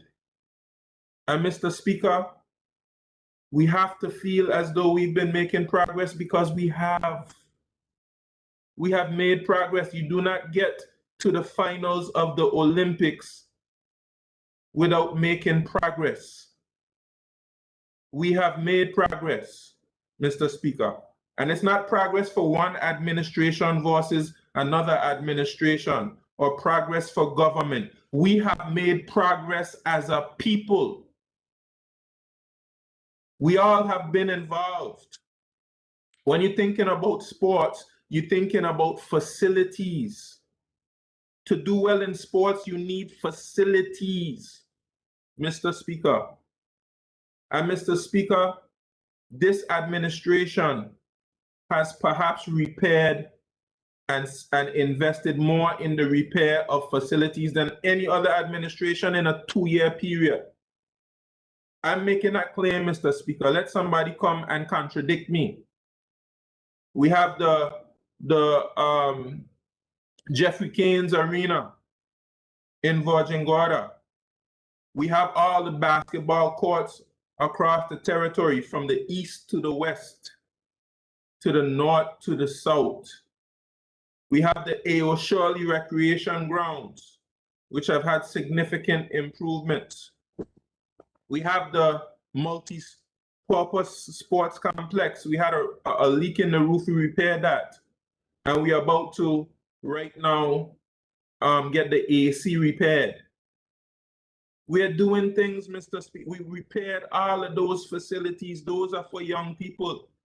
You can't look at all of the money that we invested in the repair of the facilities and suggest that we've done nothing. We've made some progress, Mr. Speaker. It doesn't mean that we don't have weak areas, but let's recognize the progress we have made. We have our coaches. To do well, you need coaching. You need coaching to do well. We just passed September 6th, Dag Samuels, anniversary of Dag Samuels' unfortunate passing in the hurricane. God rest his soul. You think he had something to do with Kyron's success? Yes, he did. Persons like Dean Greenaway and Ray O'Neill, and just about every sport you could think about. I was speaking with the Honorable at-large member, and we were speaking about basketball, and he was telling me how Black Boy Jennings, Lorenzo Jennings, how he taught all of the people there in the East basketball. Our people, we've made progress together. Coaching, softball, cricket, every sport you could think about, there's some person you could point to and say that person spent their own time, their own energy, their own money to make sure that some young person learned the game. And we out there with our softball leagues. Don't underestimate these softball leagues and these basketball leagues. Don't underestimate those practices when you go out there in the evening. Those things are creating great athletes. And the programs that we have in the high school and the primary school, when we have those persons like Grandfather and those guys, and Steve Augustine and Stephanie Russ Penn and all of these people walking with these athletes and all of these track clubs, we are making progress, Mr. Speaker. How many young people we sent to college? We are making progress. And we have to affirm that every chance we get, Mr. Speaker. We're not going backwards. We're moving forwards. And then all of the challenges that we have persons who will be able to point out these challenges. We're not going to take it personally when persons point out the challenges. We're not going to get thin-skinned and sensitive. Because, Mr. Speaker, there's something I've realized about politics. Some persons see politics as the art of throwing blame and avoiding blame. Some people see politics as the art of throwing blame and avoiding blame. But I haven't come to throw blame, and I haven't come to avoid blame. I'm taking responsibility, and like what the Honorable at-large member, the Junior Minister for Tourism said, I'm going to do my part. And when I need to be pulled up, I have some members on my side who are going to pull me up. And you're going to have persons in the public who are going to pull you up. And then you're going to have opposition members who are going to pull you up. That's fine, Mr. Speaker. I don't have a problem with that. Because my goal, my responsibility is to do my part to push it forward. That's what it is I have come here to do. That's why I'm in this position today, to push it forward. Mr. Speaker, let's take a look at education. Education seems to be a political football right now. Education is a political football. Education is an easy target. Everybody want to jump up and talk about education right now, Mr. Speaker. But in the area of education, we have made progress. Don't let anybody tell you differently. We have made progress. Mr. Speaker, when we first came in as an administration, one of the first things we did is spend nearly $4 million refurbishing what we call the L. Adarty, the L-shaped building. And we renamed it to the L. Adarty Turnbull Building, honoring our people. Miss L. Adarty Turnbull for her contributions to the field of education. This government, this administration sees it fit to honor our people, and we will continue to honor them.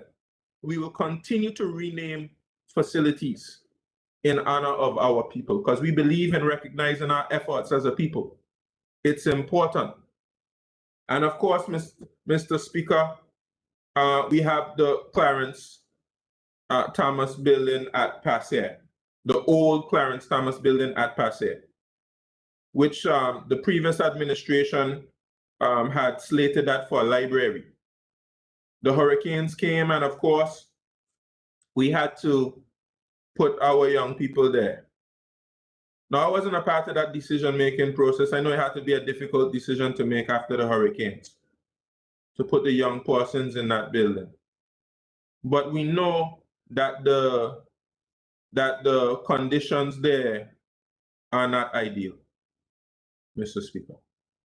The conditions are not ideal. And we tried our best, Mr. Speaker, to make it more comfortable in there. If I recall, we spend, it's either $100,000 or $200,000 to make it more comfortable, to fix the ventilation, to put drop ceilings in there, to do a lot of work on that building. The building needed a lot of work, and we put some money into it, Mr. Speaker, to try to put our people in a more comfortable position. But I went to the Premier, Mr. Speaker, and I told the Premier, look, the teachers can't take it anymore. We have to get them out of the building. And the Premier has made he's gone and he's found the funding. He's found the money to get those young people and those teachers out of the Clarence Thomas Building. That's progress. And we started designing the junior school on the Elmo Stout High School campus. That's progress. We've gotten the designs completed for the Jas Van Dyke Primary School. That's progress. And I'm going to get to the member for the 2nd District in a little while, because he has a little technique that I have to speak about, which is he finds a way to pour cold water on any type of progress. Any kind of progress you make, he finds a way to pour some cold water on it. I'm going to get to him in a minute, because some of the techniques that I see, particularly the two young opposition members making, is things that's just taking us backwards. Just taking us backwards. Any accomplishment the government make is because he agitated for it. So he's the one responsible for the progress. He agitated, he asked a question, so he's the one to be congratulated for it, but he won't give any credit to the government that executed it, even though he was a part of our administration for about 8 years who didn't do any of those things. So he couldn't agitate to his own colleagues. He couldn't agitate to his own colleagues and get it done. But he's agitating during this administration and getting lots of things done, but still don't want to give credit because of what? Politics. We're going to get back to that. I'm going to get back to that in a moment, Mr. Speaker. Education. We have the Eslin Henley Richer Learning Center, designs approved, ready to go to procurement, Mr. Speaker. We have several schools where we did major contracts, like Alexandrina Maduro Primary School, and Ivan Dawson Primary School and Leonora Delville Primary School and Vojnan School of Technical Studies. Major work was completed. Brigado Flats, Mr. Speaker. Brigado Flats buildings 2 and 3 and the administration building through Caribbean Development Bank, loan. We were able to get those buildings completed, and now the children are in those buildings. That represents progress, and we cannot forget, because it's not just about taking credit as an administration for political purposes. Let us recognize those persons who partner with us. Give them the share of credit, they deserve it. Unite BVI, Flow, Building 1, those persons who contributed to getting solar panels and Brigado Flats so it can be solar powered, Mr. Speaker. Those things represent progress, and I can go on and on and on in education, the things we've done, the marine training program, the solar training program that we've done. We're going to do an agriculture and a fishing training program at the college.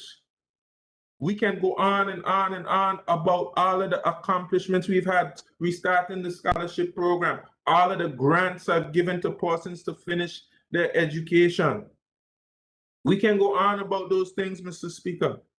But the reality is, in every area we've made progress. In youth affairs, we're going to representative for the 9th District.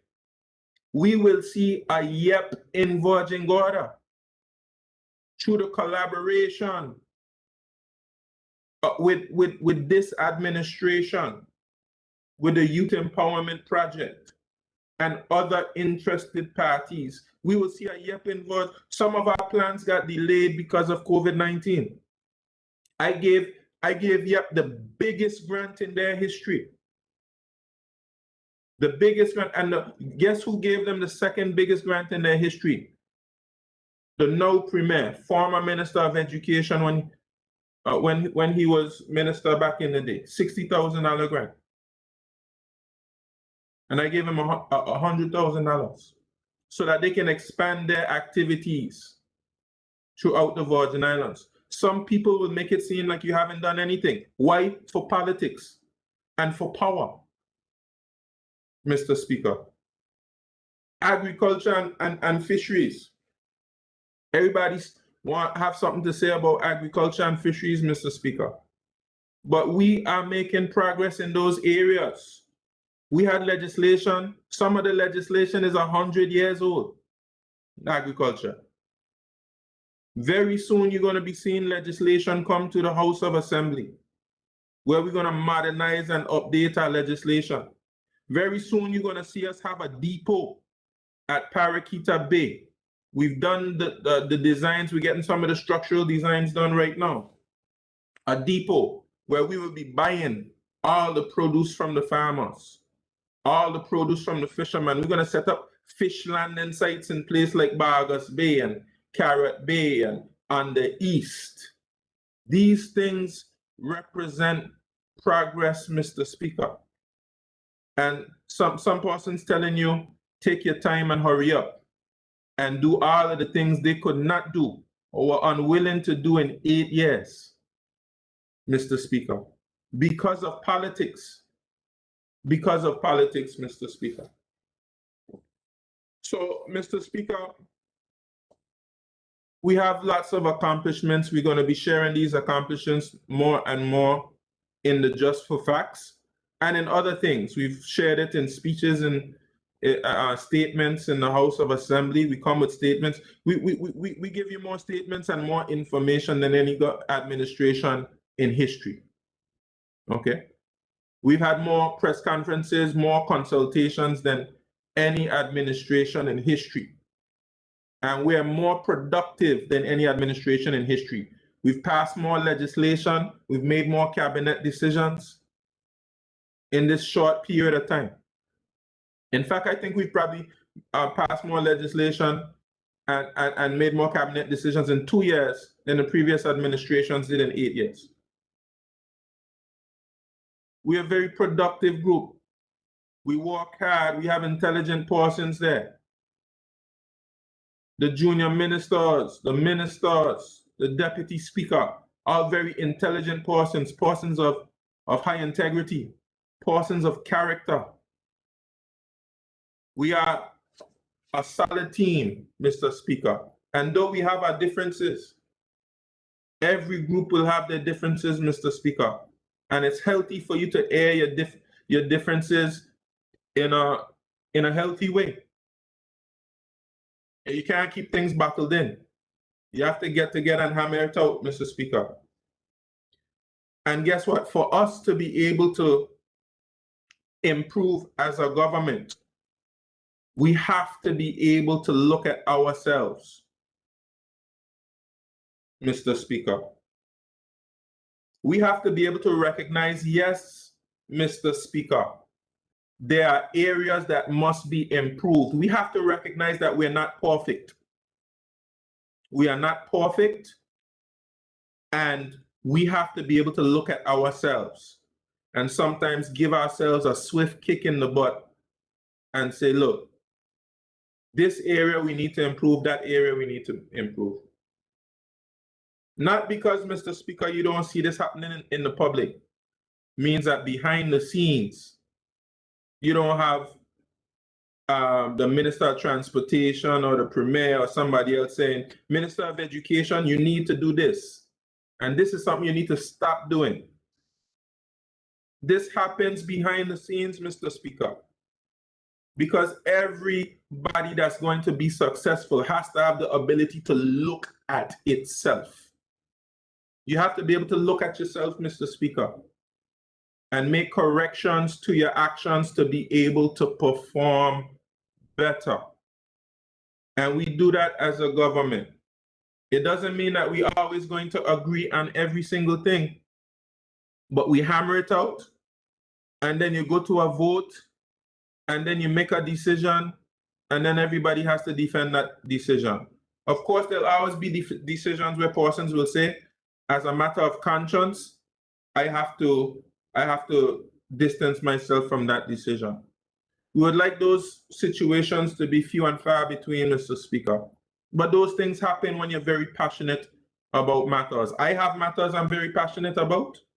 Every member here has matters they're very passionate about.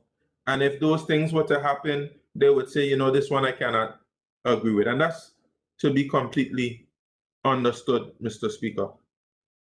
We all have a role to play in moving the Virgin Islands forward. The opposition has a role, Mr. Speaker. Let me speak a little bit about the opposition. They have a role to play in pushing the BVI forward. Mr. Speaker, let me deal with the two older members of the opposition, more senior members. They have taken a position that I support. They have taken a position that I support. The position that they have taken, Mr. Speaker, is I've been in this House of Assembly for 20 plus years. What I want to do at this particular stage is see how we can advance our institutions and how we can make progress, regardless of what might be politically expedient. So you'll have the senior members who, you know, they may not be afraid to take a contrary position to the rest of the opposition. They're not afraid to support an initiative by the government if that initiative makes sense and is moving things forward. They've taken the position of statesmen, Mr. Speaker. I appreciate that.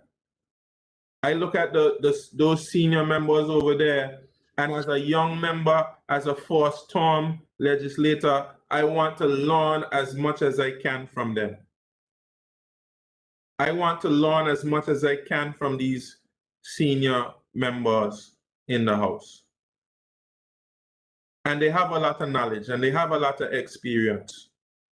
Well, I got to know what to take and what to leave. Sometimes they come with something, I say, okay, that's something for me to leave. Let me leave that right there. But as much as I have the opportunity, I'm going to seek to learn from them. Because of course, they have a great deal of institutional knowledge. And I appreciate being able to support initiatives that they think will push the BVI forward, because guess what? They're thinking about legacy right now. They've won enough elections. It's not just about winning elections now. And I appreciate that. Mr. Speaker, I think the two younger members of the opposition could learn from them. You don't have to wait before you're in the House 20 years to take the position of a statesman. You don't have to wait to do that. You can be a statesman right now.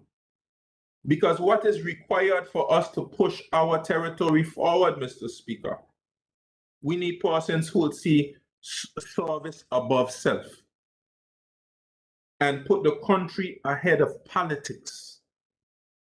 That's what we need to push this country forward, Mr. Speaker. Some of the things that I heard from those two members today, I'm disappointed in. I'm mightily disappointed in, Mr. Speaker. And I've been disappointed in the trend that I've seen from them, especially recently.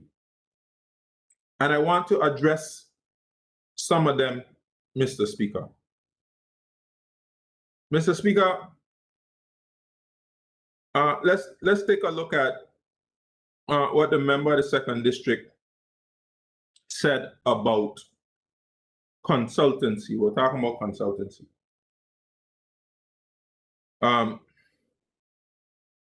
Mr. Speaker, he came out strong against the, we calling them ministerial political advisors, but I prefer to call them policy advisors, because that's what it's all about. It's about strengthening the formulation of policy, the implementation of policy, the communication of policy. That's what I choose to see that. And those persons, that position, policy advisors, is a part of our consultancy vote. And I made a point, Mr. Speaker.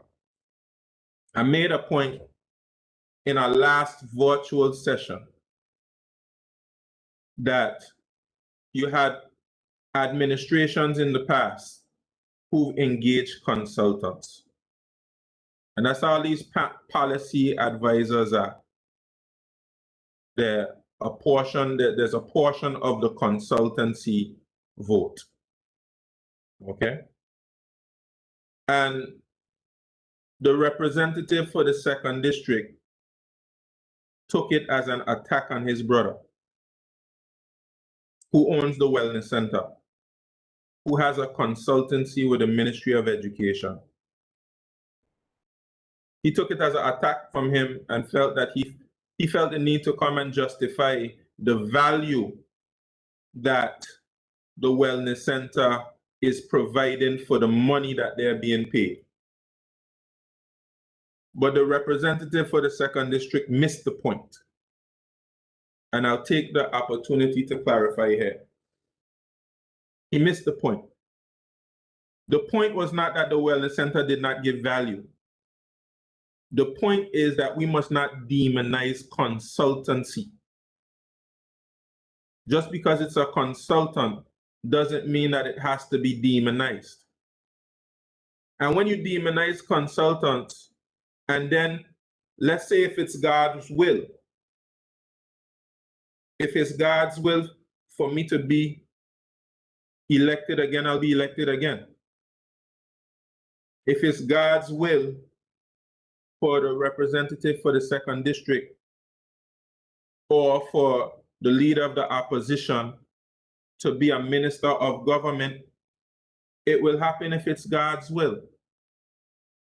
Let's say they're fortunate enough in their tenure as politicians at some point in their tenure to become a minister of government. And they will have to engage consultants. then you confuse the people. The people feel cheated. They feel fooled. The people feel, well, you're just another politician. When you're in the opposition, you say what you have to say to get into power, and then you do the exact same thing. We cannot do those things to people, Mr. Speaker. You come to the House of Assembly today and you're able to read the contract from your brother, and your brother provides value. But you don't recognize anybody else who provides value for their consultancy. If they associated with the Virgin Islands Party, they're demons. They're demons. They don't give value for money. They just are some crony collecting money for the next election. Mr. Speaker, I was listening to the leader of the opposition's address when he was saying that the decision to rescind these policy advisors. And one thing he said, out of all of the nonsense I heard him speak in that speech, the thing that hurt my soul the most, hurt me to my core, is when he said at one part of the speech, these VIP supporters have added little value, little to no value to the management of this territory. Oh man, it hurt. It cut me deep. I don't know who's advising my cousin. Lord, I don't know who have a grip on him. Release him. I'm going to say a special prayer for my cousin tonight. Release him from a grip. I don't know who holding the puppet strings. That is not my cousin. That's not him. Release him from that grip. Leader of the opposition, the Honorable Smurf. Lord have mercy, man. Why we have to be like so to each other? VIP supporters add nothing just because they VIP? That adds to this whole perception that persons have that the National Democratic Party is an elitist group. They feel them as the smartest. They feel like they add the most value. Nobody else bring any value. No value to the management of the territory. Can you imagine that? That's hurtful. I think that he should rescind that comment. Rescind, advisor, rescind that comment. Because of politics? Oh, you don't even know who the advisors are. You already say that they add in nothing, that they don't bring any value. Come on. Come on. Because, representative for the second, because that's your brother, he's the only one who could bring value. Of course, I know he brings value. You think I would have engaged him in a consultancy if I didn't know that he brought value? If I didn't think that the service was needed? Why you think I engage him in a consultancy? Because the service is needed. But it's not just for your brother, member for the second district, through the speaker. Other persons bring value too. And the consultants are needed. You go and you educate people in the community about it. Those last administrations under the National Democratic Party, they had consultants. Come on, man. You are part of administration that engaged consultants. If it be God will that you be a part of an administration, again, a government administration, you will have to engage consultants. And stop confusing people. My consultancy different from your consultancy. My consultancy good and your consultancy bad. Come on, man. You're confusing people. That type of leadership cannot take us forward. That kind of leadership, I don't know who's going to follow behind that kind of leadership. But that kind of leadership is not leading us anywhere. Mr. Speaker, I hear them saying, this money that you're spending on liars in the COI, you could have taken that money and do something better with it. if you happen to become a leader, a minister of government, or even the premier, you telling me the country under attack and you just want to lay down? You just want to lay down? That's what I'm getting from you. Don't put up a fight?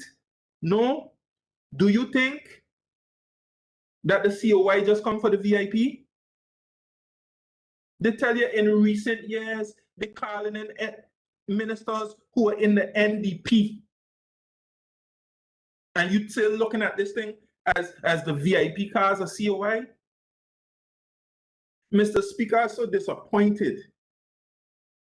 I thought that when we had COVID, Mr. Speaker, and when we had the COI, that's the perfect opportunity for government and opposition to come together. We don't just have to come together when it comes to financial services, Mr. Speaker. We could come together on other things too. The COI is the perfect opportunity for us to come together and fight for the country together. COVID, perfect opportunity for us to come together. But you're there promoting that it's our fault that we have the COI. We the ones to blame. And if the COI take over the BVI, it's our fault. We don't put any responsibility on the United Kingdom at all. We don't think they're being heavy-handed at all. We don't have a bad word to say about the United Kingdom. Because we so love to criticize ourselves. Some of these people, like they would, if they had the opportunity, they would have crawled back onto the plantation.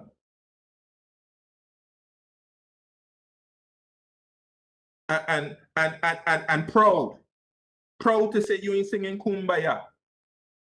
Kumbaya is what get us here, brother. Through the speaker. Kumbaya, working together with your people is what get us here. Don't sell out your people, but you ain't singing Kumbaya. You ain't getting together with your people. You running to the master and saying, "Boss, I with you." I don't know what the other man there saying, but I with you.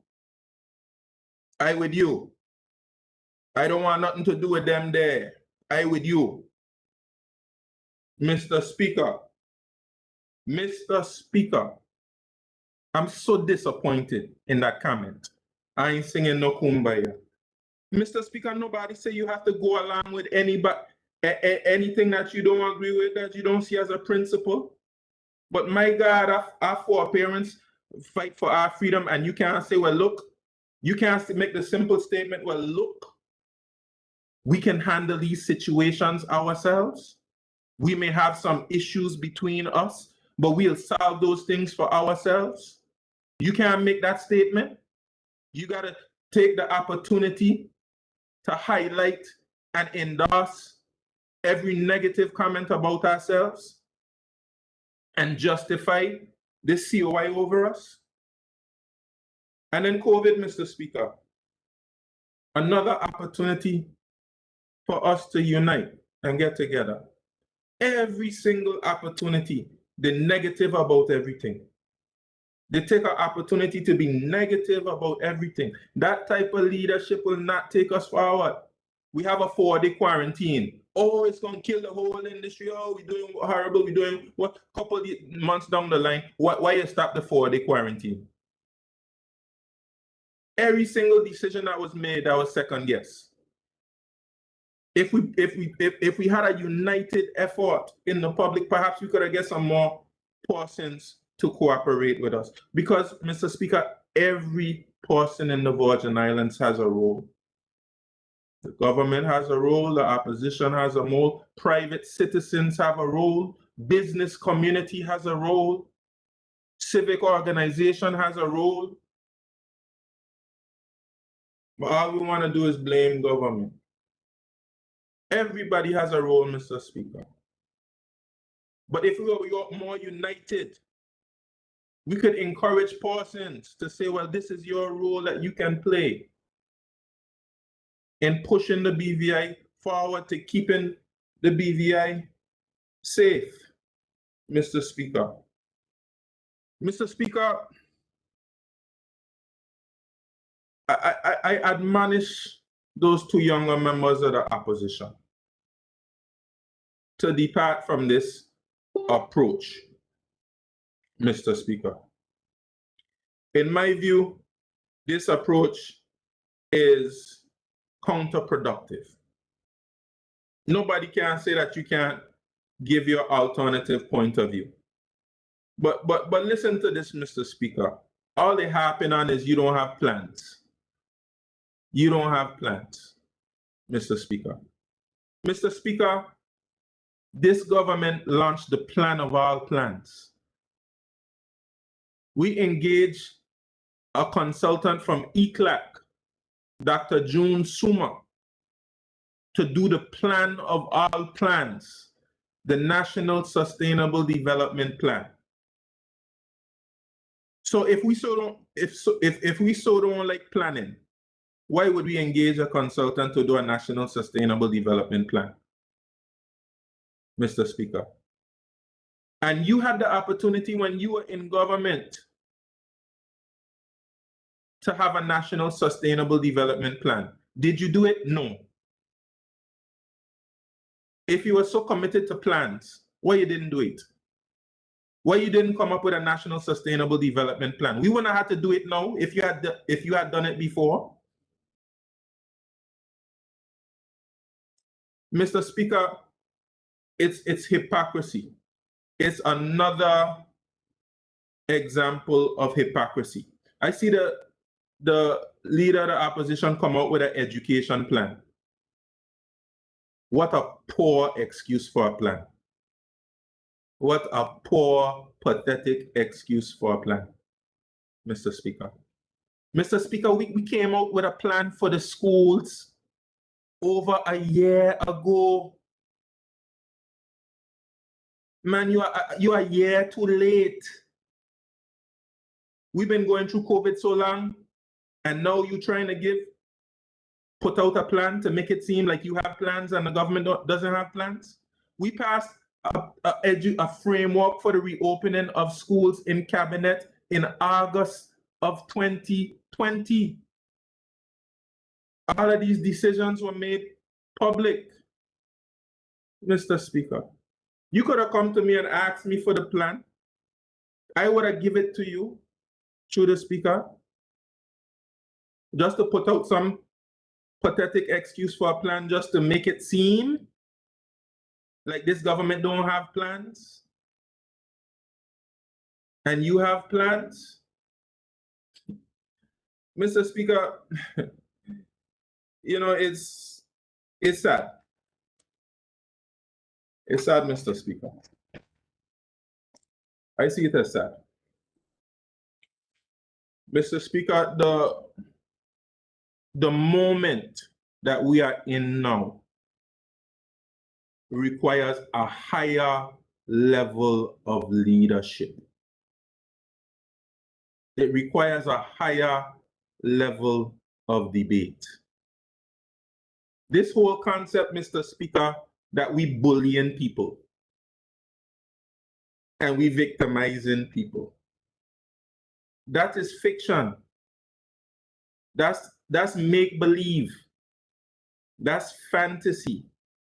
That's ridiculous. Mr. Speaker, I saw it as pathetic, to use some example of some brother who walked with us for some time in 2019. This whole idea that he would try and take off your clothes, I still can't understand it, Mr. Speaker. In fact, when I hear the story, it does make me uncomfortable. And I wonder why this thing is still being repeated all the time. If that experience had such an impact on the honorable member, he might need to go to the same wellness center and sit down and have a conversation. Because I can't understand why this thing must have traumatized the honorable member. I don't understand why every second honorable member bringing up this thing. That thing happened all the way in 2019. And you trying to use that in 2021 and as example that you being bullied and victimized and you ain't afraid of nobody and you big and bad from Palmtown? Man, come on, man. People could see right through that nonsense, Mr. Speaker. That is ridiculous example to use to try to say that the government is bullying people. And then to say that somebody say something beneath a comment on Facebook. And this is an example of how the government is bullying people in the Virgin Islands. Somebody make a comment below your comment. And this is a big justification for bullying and victimization.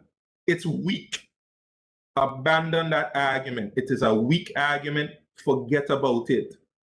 Let's focus on substantive issues. This whole concept that the government is bullying and victimizing somebody, it's fiction. It doesn't exist. Let's have an argument on the substance of issues, Mr. Speaker. Mr. Speaker, I don't think I'll say too much more, Mr. Speaker. I'll have to say I'm frustrated. I have to say I'm frustrated.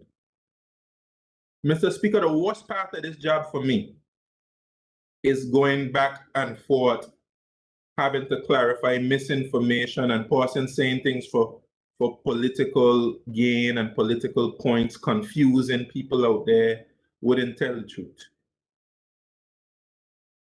That part is not. And then we have the whole issue, Mr. Speaker, about this memorandum. All type of misinformation, Mr. Speaker, has been shared about this memorandum. And they're going to have to bring to me what they think I said about this memorandum when I was acting premier, Mr. Speaker. Because some of those things I certainly know I did not say. The truth of the matter is, Mr. Speaker, Cabinet made a decision for all persons, whether you're coming through the airport or whether you're coming through cruise, not to be tested.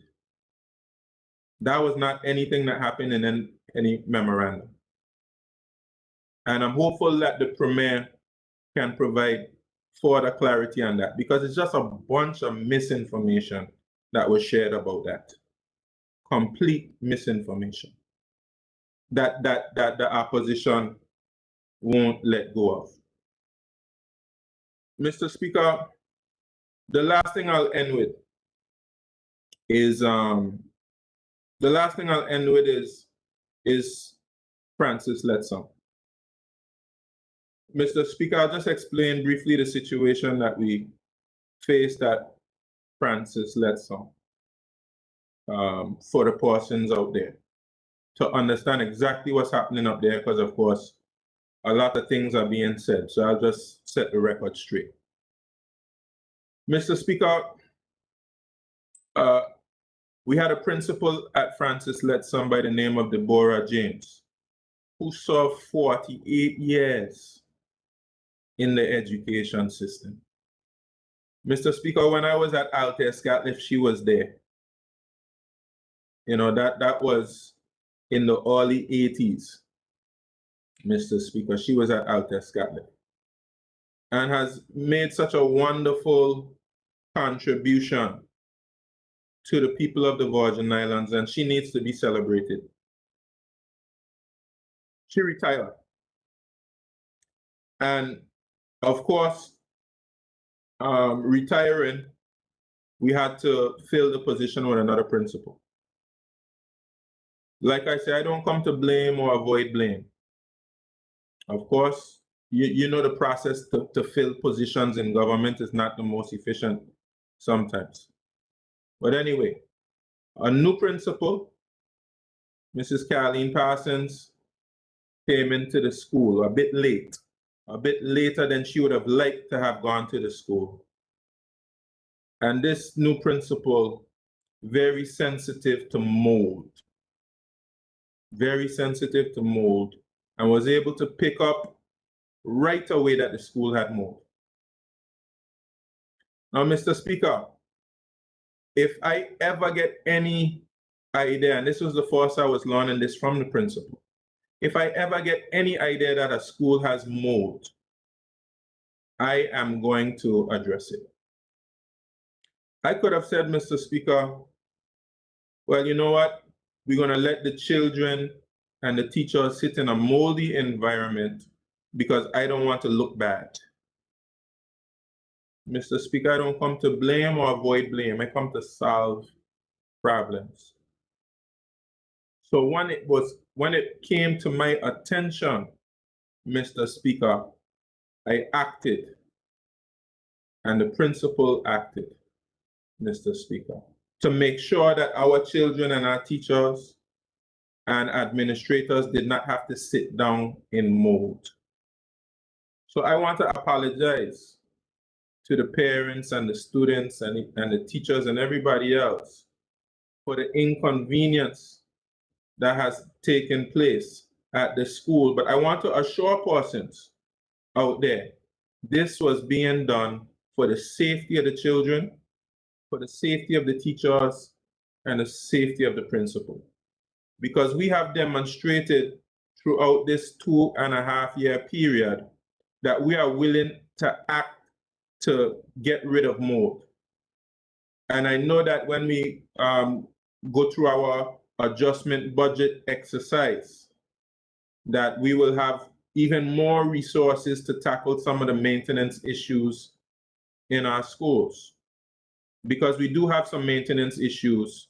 And Mr. Speaker, just earlier this week, I decided to get directly involved, and I had a meeting with the maintenance team. And there's some areas that need to be improved, and I'm going to make sure that they improve, Mr. Speaker. That's my pledge to the people there. There are some issues, because I don't come to avoid blame and I don't come to blame. I take responsibility, and these issues will be fixed. And that's why this administration is very productive. Because when you blame and avoid blame, you don't solve problems. So we're going to solve that problem. That's something we're going to fix. And I have to praise, Mr. Speaker. I have to praise the churches in the community, because the principal sent out a note saying that we're going to have online. And the parents got stressed out about that.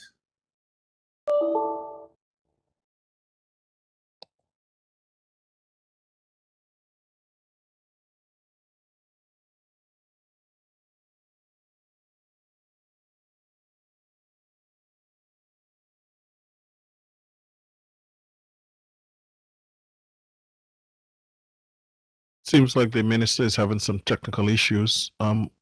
Deputy Premier, can you hear us?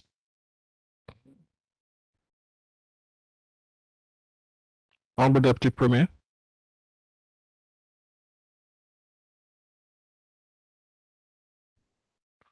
It seems like his internet is gone. He has 10 minutes left in on his time.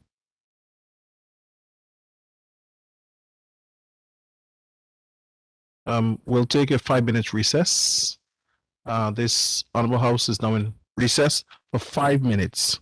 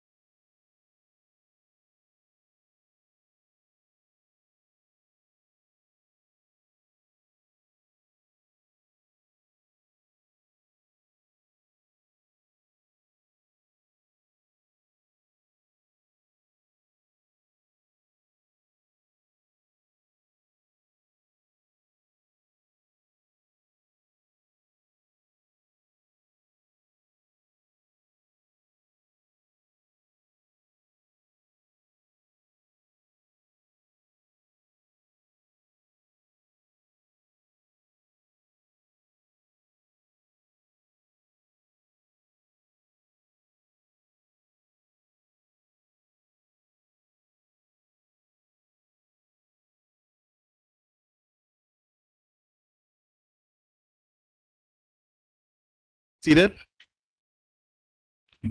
This honorable house is now back in session. I am told that we have the Deputy Premier back with us. Honorable Deputy Premier, you have 10 minutes left in your time. You may continue. Mr. Speaker, apologize for that. I had a bit of technical difficulties, but I'm back, Mr. Speaker. Mr. Speaker, I was speaking about the situation at Francis Lettsome.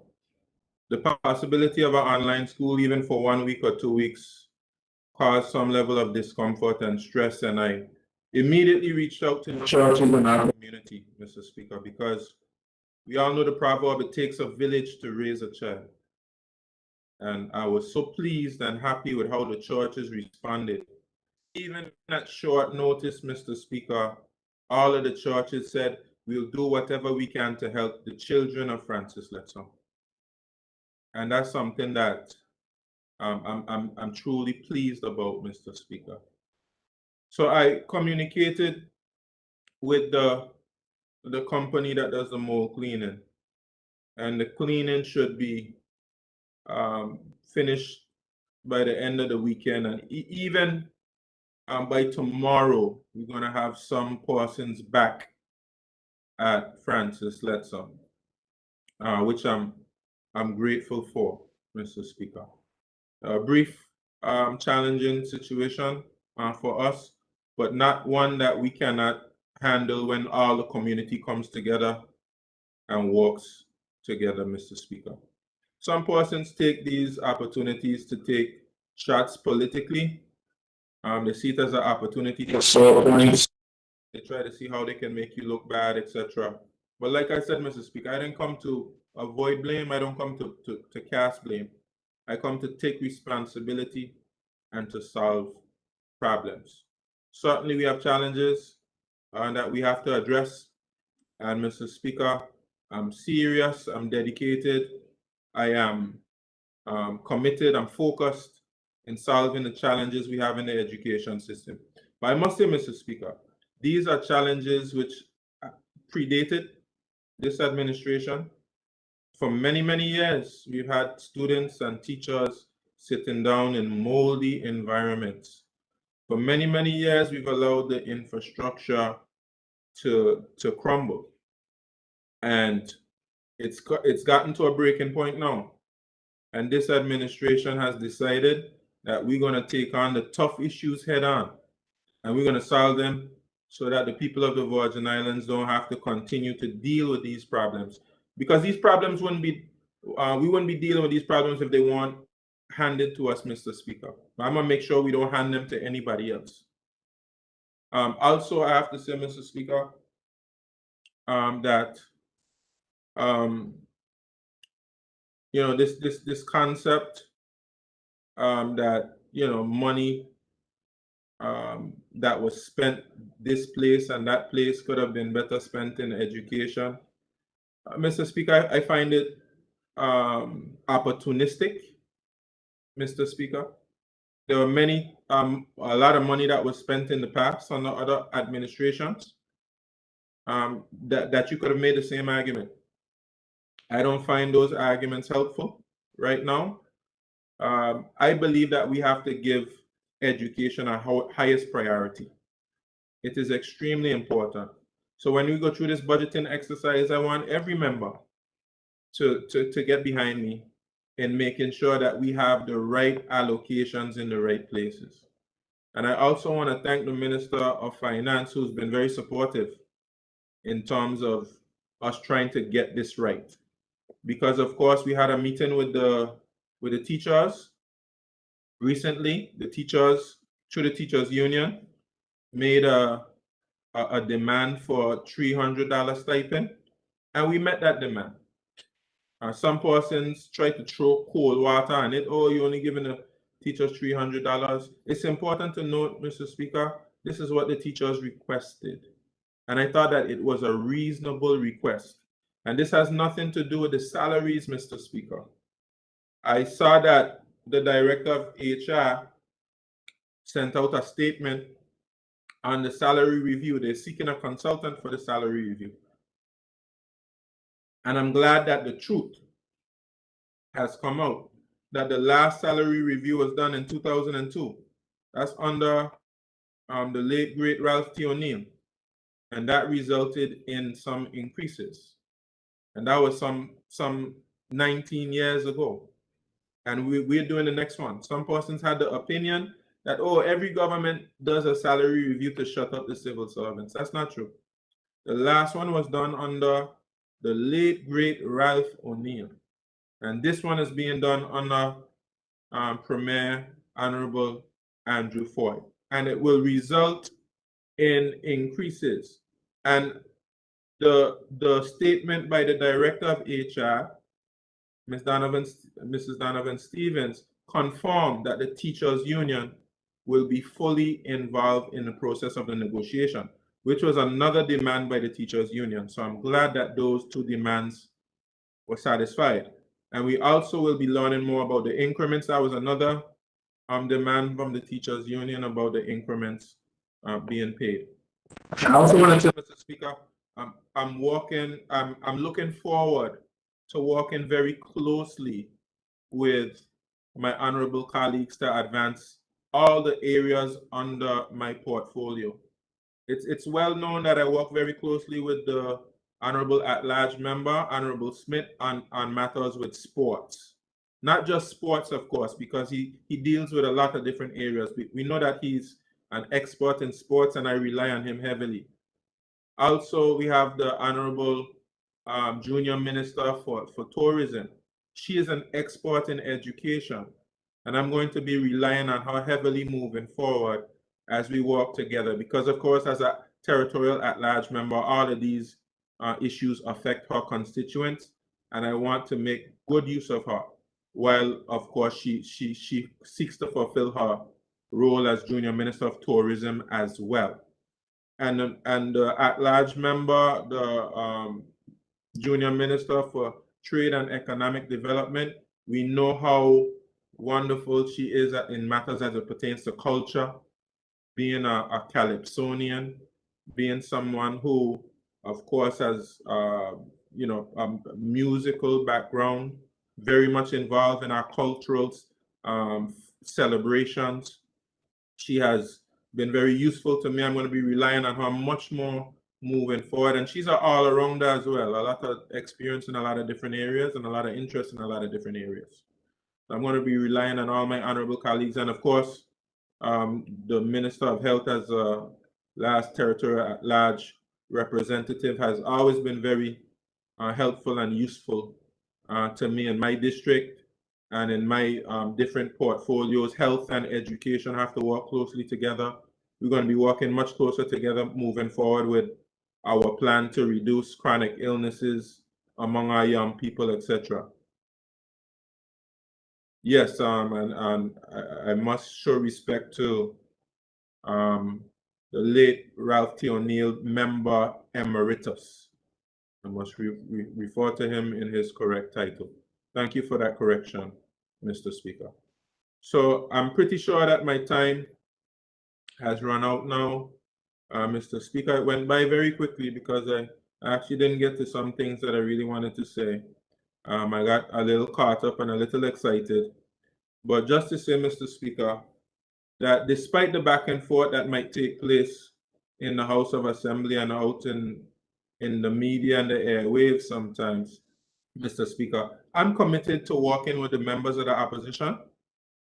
I'm committed to working with members of the public, our private citizens, our business community. I'm committed to working with our public servants.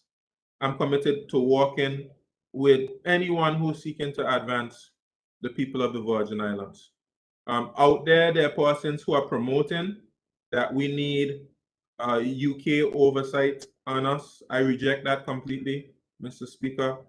We must do what we need to do as a people to make progress and to establish the checks and balances necessary for us to be able to govern ourselves.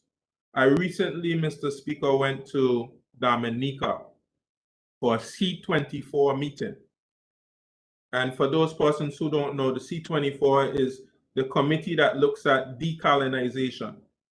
Because way back in 1960, the United Nations made a resolution that colonialism would be a thing of the past. And every year, Mr. Speaker, we have to report to the United Nations Committee of 24 our progress towards decolonization. We don't have to go independent, Mr. Speaker. We have more than one option. We can become integrated into the United Kingdom. We can also get associated statehood, freedom of association, Mr. Speaker. So, but this status that we have presently is a temporary status. It is not a status that can be expected to exist for perpetuity. We must have discussions about our future as a people, Mr. Speaker. And the COI, while we did not want a COI, especially at this time when we have the COVID-19 pandemic, the COI is here, and it provides us an opportunity now to refocus on what we need to do to take control of our destiny and take control of the conversation about what we want the Virgin Islands to be and the Virgin Islands to look like for coming generations. We do not want the Virgin Islands to continue to be under the yoke of colonialism for the rest of our days. So we have to have some conversations, Mr. Speaker, about how we want to move forward as a people. And to be able to do that, we're going to need mature leadership. And we're also going to need a public that's engaged in the process, Mr. Speaker. A public who seeks to educate themselves, who seeks to take issues seriously, and engage in discussions about where we want to be. I'm told that my time has expired, Mr. Speaker. I thank you for your indulgence. And I certainly look forward to more debates and discussions as we seek to progress the people of the Virgin Islands forward. Thank you, Mr. Speaker. We thank the Deputy Premier and the member for the 7th District for his contribution. The last speaker is the Premier and Minister of Finance, the Leader of Government's Business in the House, and the member for the 1st District, the Honorable Andrew A. Foy.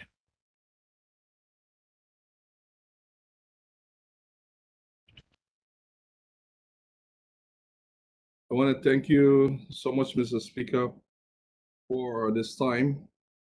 I know that the night is fast spent, and Mr. Speaker, it's not my intention to keep us much longer, as I know some of my members' eyes will pop open when they hear that.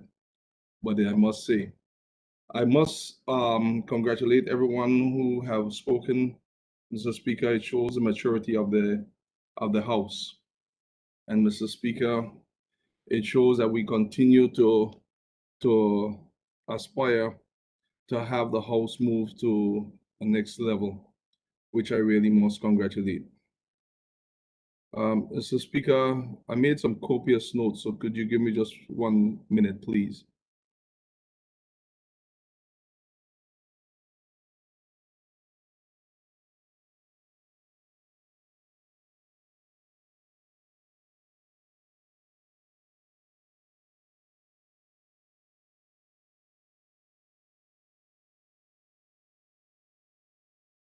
Thank you, Mr. Speaker. Mr. Speaker, before I go into the notes, I would just like to go and say that my deepest sympathy to all who have lost loved ones. We have heard that from many members for the day, but it's so important, whether it's by COVID or otherwise. And even one of our known historians, Ms. Yvonne McTavius, another one of our cultural icons, have gone. And I also want to recognize her out of the 3rd District, but also from all districts where we have lost our loved ones within near or far.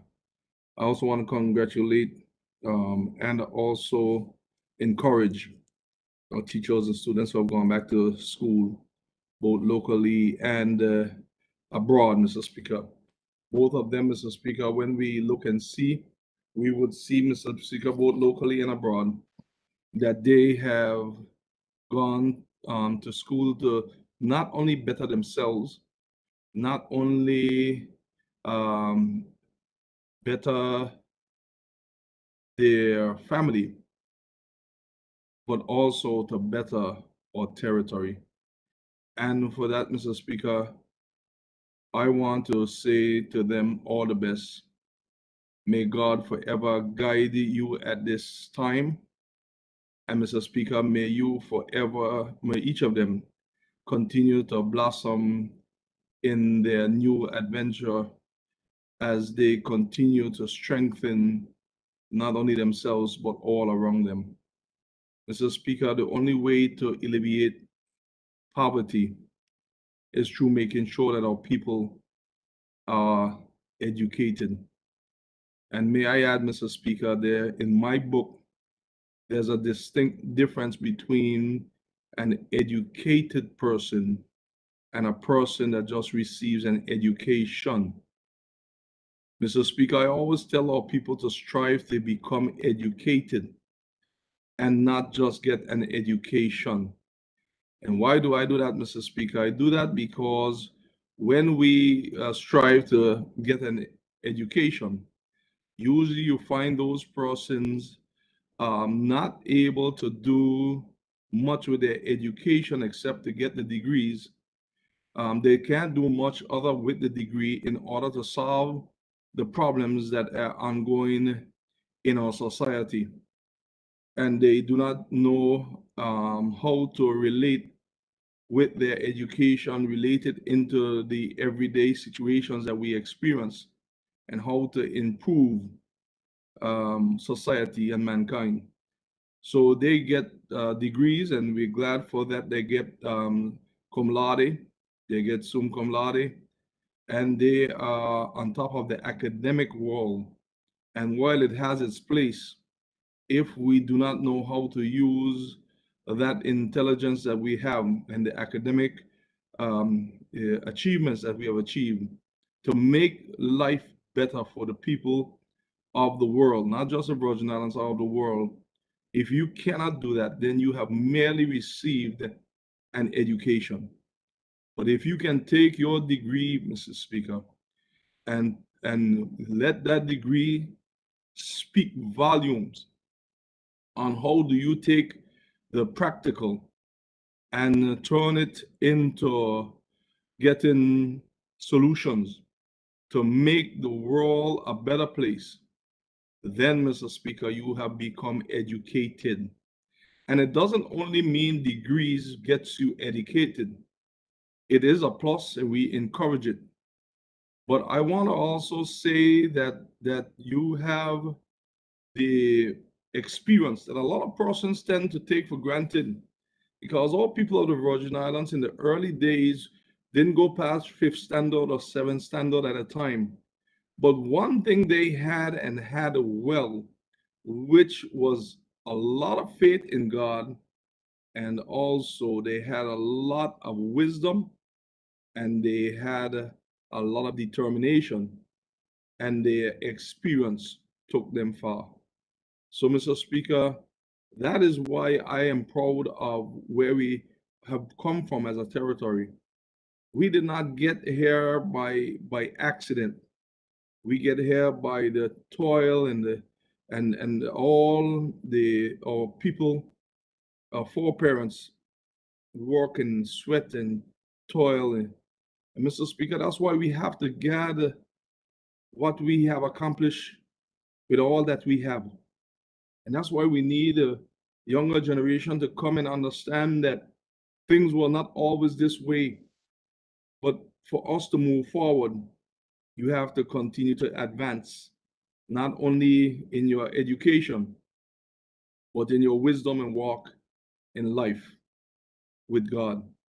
So I just want to encourage our people to become educated and not merely just get an education. Mr. Speaker, I start my deliberation in that vein because it is so important.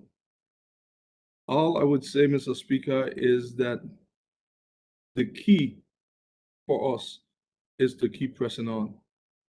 Mr. Speaker, I'd like to take a little time to clear the air with one or two things for the people of the Virgin Islands in terms of just to let them to know that we work with all districts in a time where we have come in the wake of two of the worst hurricane ever to hit the Virgin Islands, two Category 5 on September 6th, and the other one just a few days after, now known as Irma Maria. We combine them, Irma and Maria, but known as Irma Maria. We saw when Irma hit on September 6th, 4 years ago, we were saying that there's no way we could, persons were saying that there was no way we could rebound from this.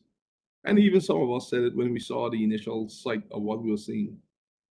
But all a strong Virgin Island spirit, resilience that's in our DNA, saw us continue to rebound. Yes, we got some help from outside and help here and there, but we helped ourselves when we used what was in our hand.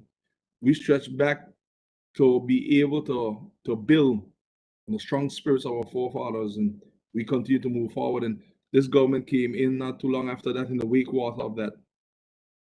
And before we got settled good, in came COVID-19. And Mr. Speaker, just about now the rest is history. But history that continues to be recorded because COVID-19 is not over. And we tend to have persons continue to try to tell the public that after about $70 million and more to try to keep the public safe, do not mind the government using COVID-19 as an excuse. Forget about it. But Mr. Speaker, it takes a lot to keep us safe. And I want to dispel something that I heard one of the opposition members said that the country is broke. Far from. But Mr. Speaker, to say that all the revenue makers are where we would like them to be, no. But just like your private account or your private finances, if you see that your income it dips a little bit, before you go into a deficit, you make adjustments. And we have made adjustments just like we did last year. It's not the first time. And just like we had to do in 2017. So let no one fool you that adjusted budgets, one in which shows signs of being broke. It shows signs of being cautious because you know that COVID-19 is still present and we're in the middle of the hurricane season. And God forbid we pray not, but we also in the middle of earthquake belt and zone, along with any other unforeseen disaster.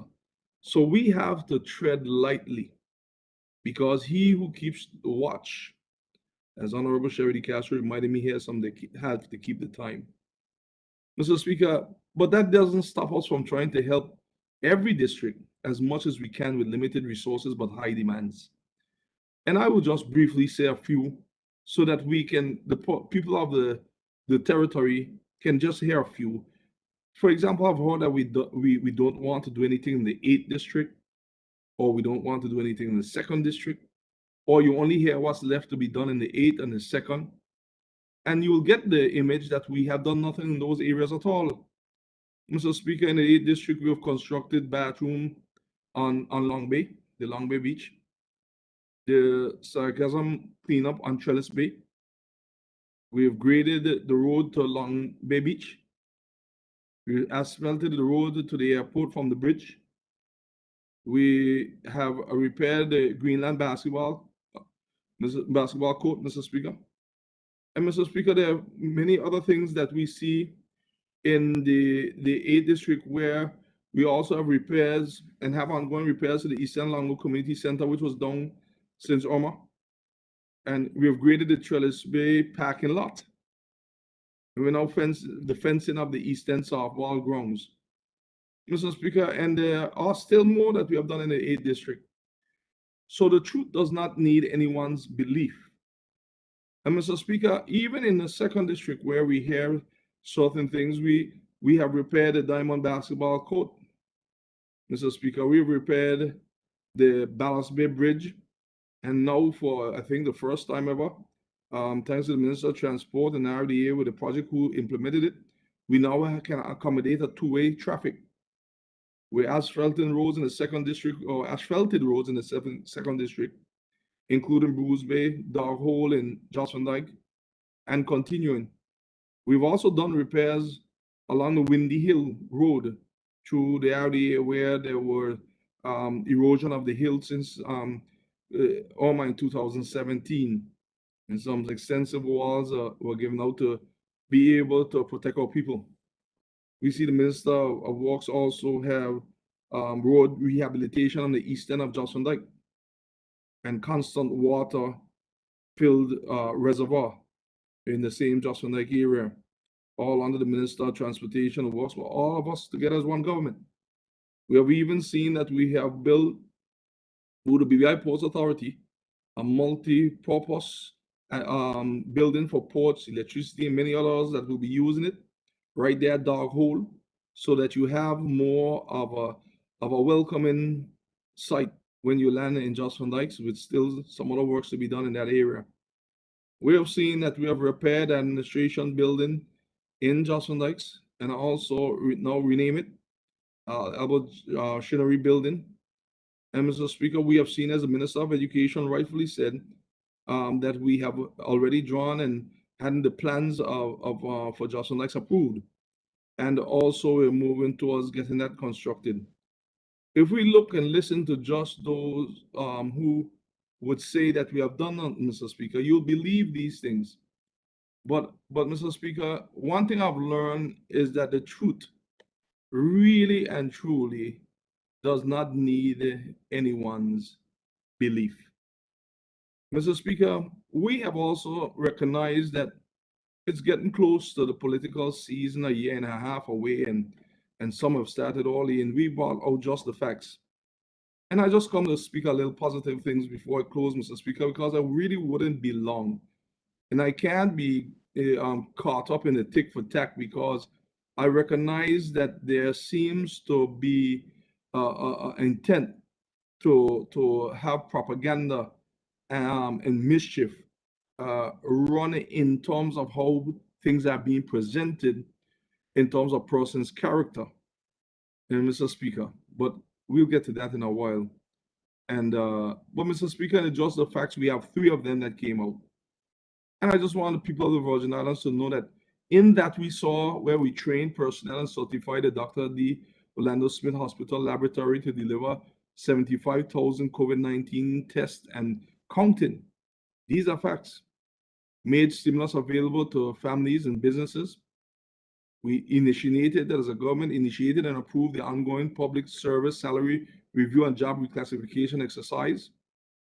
Commenced payment of outstanding increments owed to public officers. Repaired many sporting facilities. Commissioned ongoing National Sustainable Development Plan.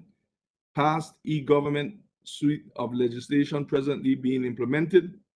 Although there are those who said that they worked on it for years, but somehow never got it even to cabinet and not even to the House of Assembly to be passed. Renovated the El Authority Turnbull building at Elmo Stout High School campus. Implemented online work permit programs. Renovated the Brigada Flax Educational Center Secondary Division in Virgin Gorda. Restarted, this is so important, restarted the Scholarship Abroad program, and restarted the East End Long Look Sewage project.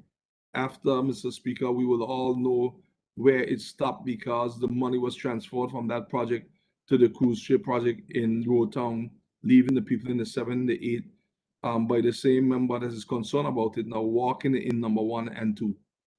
We also see, Mr. Speaker, that we had social home constructed and delivered in Fat Hawks Bay, funded Gold C certification for businesses in the tourism sector, completed design for new Esselin Henley Richard Learning Center at new inclusive location.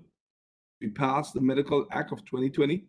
We passed Virgin Islands Investment Act 2021. Construction of Dog Hole Terminal, as I said before, on Johnson Dyke by BVI Ports Authority. We, again, I repeat this one, we repaired and reopened, well, I would say this one here, we repaired construction of the Dog Hole Terminal, but we repaired and reopened John E. George Administration Building in North Sound. And we repaired the Jeffrey Keynes Arena on Virgin Gorda. And Mr. Speaker, on the other, just the fact that came out just last week, we saw that we reminded persons that we also, as a government, waived stamp duty for all belongers purchasing property. This has been such a great stimulus for our people, and we have been told by National Bank that it has helped them with their program of the 100% financing, and so many persons have been able to take advantage of this. Where I must congratulate the National Bank of the Virgin Islands for their efforts, and these two programs initiatives. Married to Get Married was able to help our people who wanted to own property or homes for the first time and didn't even have the money for the down payment, so they could go and get 100% financing without having to worry about even paying stamp duty or paying a deposit at the bank. Those are things of great significance to our people, especially our young aged adolescents coming back from college. We also repaired the Theodore Faulkner administration building on Anegada, constructed and fenced an outdoor basketball court in Bellevue, negotiated the safe resumption of cruise ship calls to the BVI, repaired reservoir in North Sound, Virgin Gorda, accredited Dr. D. Orlando Smith Hospital, and we repaired the administration building on Jocelyn Dykes, as I stated before, and rename it to Albert H. Chinnery Administration Building. Mr. Speaker, I start my deliberation tonight by speaking of just a few things that this government has accomplished that, for various reasons, Mr. Speaker, have been put in the backlight by persons who want to only look for the things where we still have to improve upon, where there are still some issues, where there'll always be. Today, we probably was able to sign with the CCTV infrastructure to be able to repair and replace those CCTV cameras that were lost before Irma. We signed that today with Flo and the acting commissioner of police, Commissioner Vanterpool, a female that originally hailed from Virgin Gorda, strong lady inside of our police force, and I'm so proud to see one of our own, a woman so high up in the ranking of the police force. It does our heart proud. It shows that women are taking back their rightful place in society. And Mr. Speaker, I'm glad that the cameras are going back up, because one of the areas that I said when we signed today, and it was just over $411,000 that government put into helping improve our law enforcement, helping to improve our surveillance, helping to improve national security. And one of the areas that I mentioned that is good other than crime, or helping detect crime, with the signing of that CCTV initiative with Flo and with the police and the DG's office, I must add, is that it extends the benefit for us to deter unwanted dumping of waste. We have recognized that all people, for the most part, I'll say about 95% of us, do what we have to do, but that 5% sometimes cost the 95% their reputation. And I'll take example in District 1, we cleaned up by the garbage pan by what we call the towers, Raleigh Well, and we clean that up twice from bulk waste, stoves, beds, and every time we're finished, and we look and we send a message out telling persons, if you can drive an old stove or refrigerator next to a garbage pan, one of those garbage bins, and leave them there, then you can drive it straight to Coxie and put it in the dump. That's irresponsible. So we discourage that. But when they leave them there, it becomes a problem of all elected officials. Why aren't they keeping their districts cleaner? But each of us have to take the personal responsibility to keep the Virgin Islands clean. Yes, government has certain responsibility, but each of us have to take that responsibility, but on more seriously. But having the CCTV systems will deter unwanted dumping of waste, and also encourage environmentally friendly green spaces. And where possible, it creates a linkage to neighborhood community watch programs, because it allows us to detect crime much sooner, and it helps identify crime trends and provide recorded evidence to the law enforcement agencies. So it brings a layer of reassurance to the public that the community is one more step safer than before. And it maintains public order and prevent unwarranted behavior. It helps significantly with that. So we signed that project today to do that. And Mr. Speaker, I just want to say that for the record, the price was $411,445.49 was the local government's section to put in this to match with some money from CDB. Mr. Speaker, it's important so that our public would know some of these things, so that the public would be able to have a clear understanding that the government of the Virgin Islands is not sitting on its laurels. As a matter of fact, it's been one of the most challenging times in the history of this country to be leading at this time. But Mr. Speaker, I just want to round up with something very simple, because I didn't come too long to speak tonight. And I want to stay on the positive side and just be able to address certain issues and let the public know that there are a lot of positive that has been done. But we do have challenges, and we are going to work them out together. So, Mr. Speaker, I just want to say that I have absolutely no, and I want to make sure I expound on that, Mr. Speaker. I have absolutely no, in terms of what I've heard today, I have absolutely no issue with the members in the opposition alleging, based on feelings, what they think or believe may or may not have happened with the fishing and farming industry, because we heard a lot about that today. And the honorable leader of the opposition has been trying to mold himself into the image as the self-appointed protector of free speech. Every time he speaks, he goes at length to point out the importance of tolerating, accepting, and supporting diversity of thought and diversity of opinion. I'm not sure if I need to remind him that what he has rightfully spoken about is a two-way street. There are different views to how problems and issues are perceived.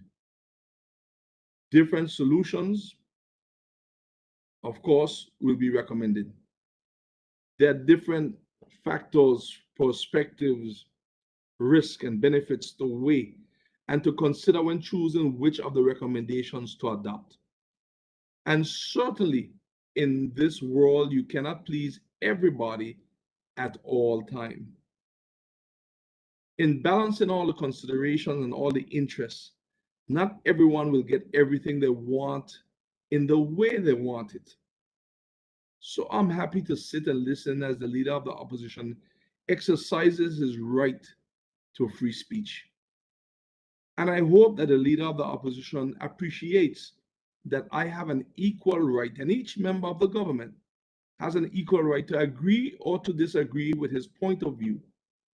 And he should not become enraged if I form the opinion from time to time that his contributions fall short of the mark of what it should be for someone who is as seasoned in the ministerial and parliamentary affairs as he is, and for someone who has set his eyes on being the next premier of the Virgin Islands. Mr. Speaker, may I say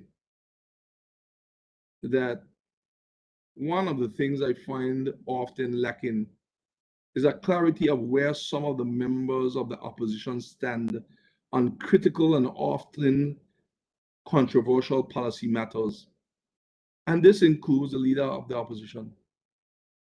And before I go further into that issue, I would say the same inconsistency in position can be seen with the same issue of free speech that the leader of the opposition wants to be the hero of, while pontificating on the sanctity of free speech and the rights of elected members to come to this house and to speak freely, and even to speak freely outside, without attack whether real, imagined, or exaggerated, the same member attacks the Honorable Minister of Health for exercising his right and his duty to speak, and to speak freely, to express his own views, and to communicate with the public.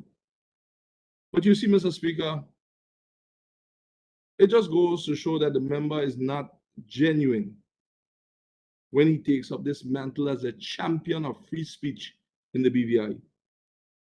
It is about saying the salacious things,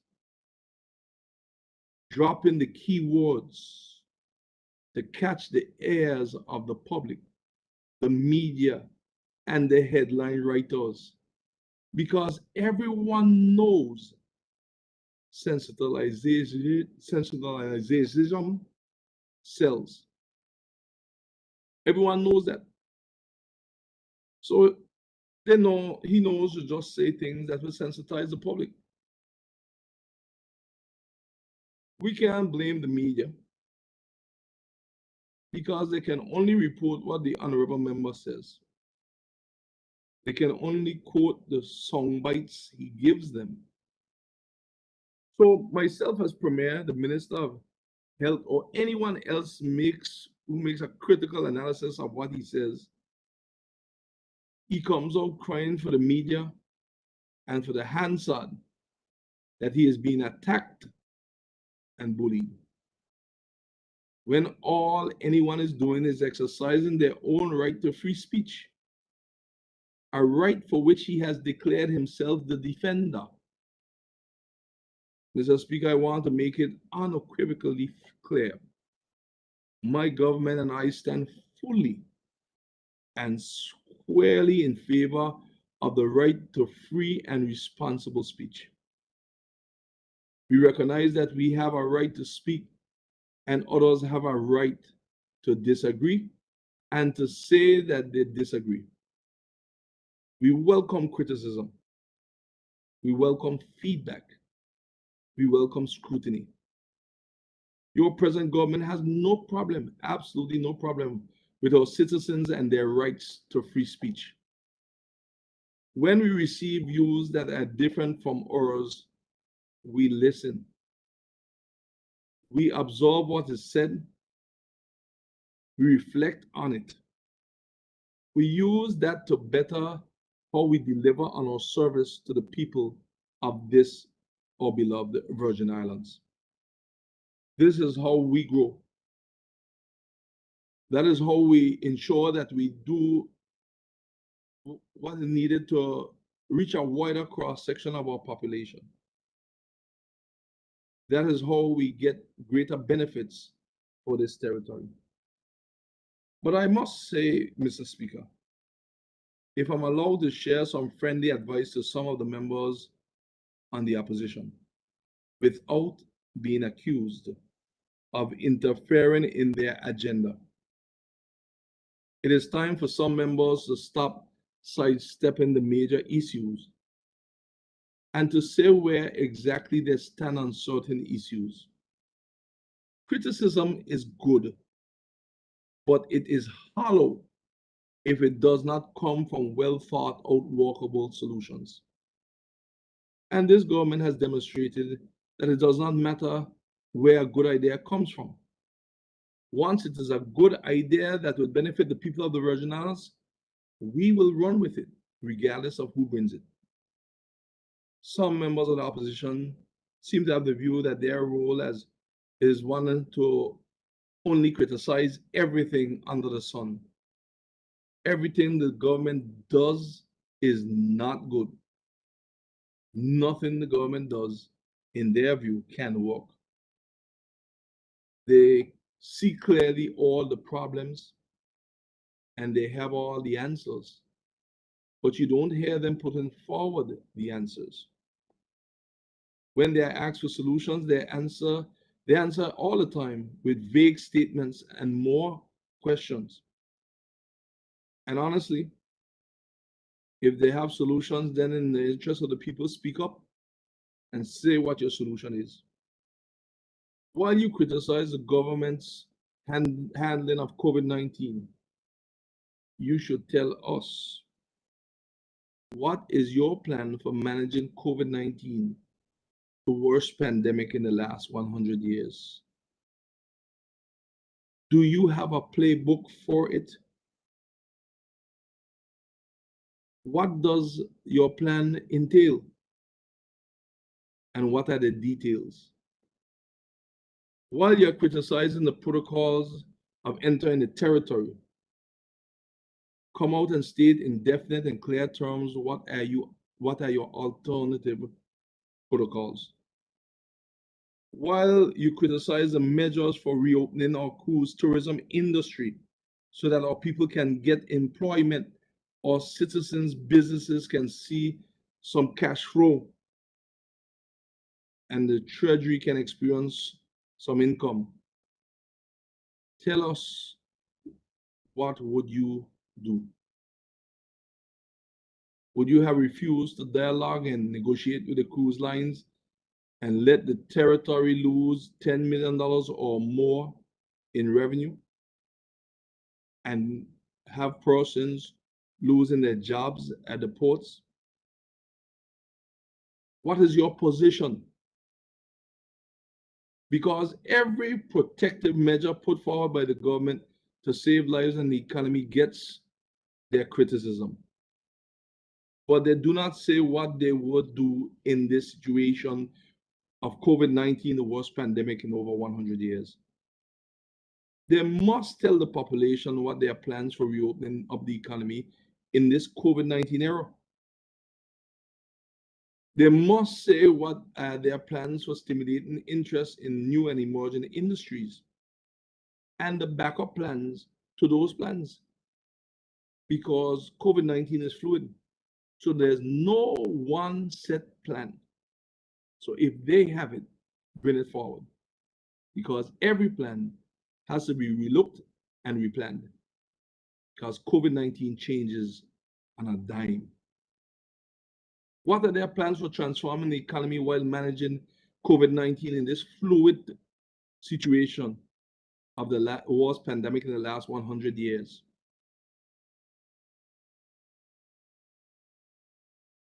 And may I ask, when will these plans come forward? And there are other important policy issues for them to come forward and make clear statements so the public will know where they stand and what they would do. And if they're good plans, give them, we will use them. We will use them to help the people of the Virgin Islands, because if they're good plans, they're good plans. Mr. Speaker, for the purpose of this discussion that we are engaged in here today, I will use the fishing industry as an example. I listened attentively to the member of the 2nd District today.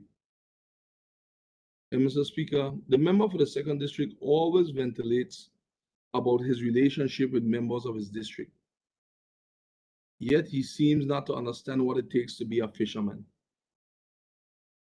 I've tried not to highlight his discrepancies, but it seems unavoidable. You would expect that someone in his previous financial profession would first ask what it costs to engage in the fishing profession. The member never asked what it costs to own, operate, or repair a fishing vessel, what it costs to procure and repair the various assets needed to make catch, such as nets, lines, hooks, poles, and bait, what it costs to procure, maintain, repair, and replace engines and engine parts. Or is it that the member just hangs around them but really has no regard for the fishing industry, or does not think much of it? Mr. Speaker, it is irresponsible to speak of the fishing industry in a vacuum and make unfounded comparisons. What's more is that for this government recognizes the invaluable input of the fishing industry in a time where the cost of food has been rising as a result of COVID-19, which is driving supply shortages, logistics delays, and cost increases. Mr. Speaker, as a precaution, this government aimed to stimulate the fishing and farming industry as a precaution and buffer to potential food shortages. Food security is a major concern in a world that has experienced and which is likely to continue to face shocks to the global supply chains. Anyone who understands disaster economics, which the member obviously does not, would understand that should shortages, delays, and price hikes persist, we would no doubt have to rely on local production, which his past government has ignored. Let us not forget that it was his government that completely ignored fishing and farming during their tenure. We cannot forget that it was his government who had no real desire to bolster these two industries despite the importance to national security. Yet here he stands, Mr. Speaker, emboldened by the fact that he now sits comfortably on the opposition benches. Where was his voice when his government sat back and did nothing for these two important local industries? I can tell you, it was smothered within a heart of complacency and an unwillingness to challenge his colleagues when it mattered most. As a matter of fact, if he had urged his government then, perhaps those industries would not have needed the level of support provided during the pandemic because they would have been firing on all cylinders.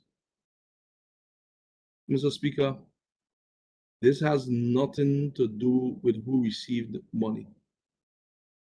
Your government, this government, stimulated fishing and farming because of the potential contribution to our survival as a means of national security and food security in the middle of the worst pandemic in the last 100 years.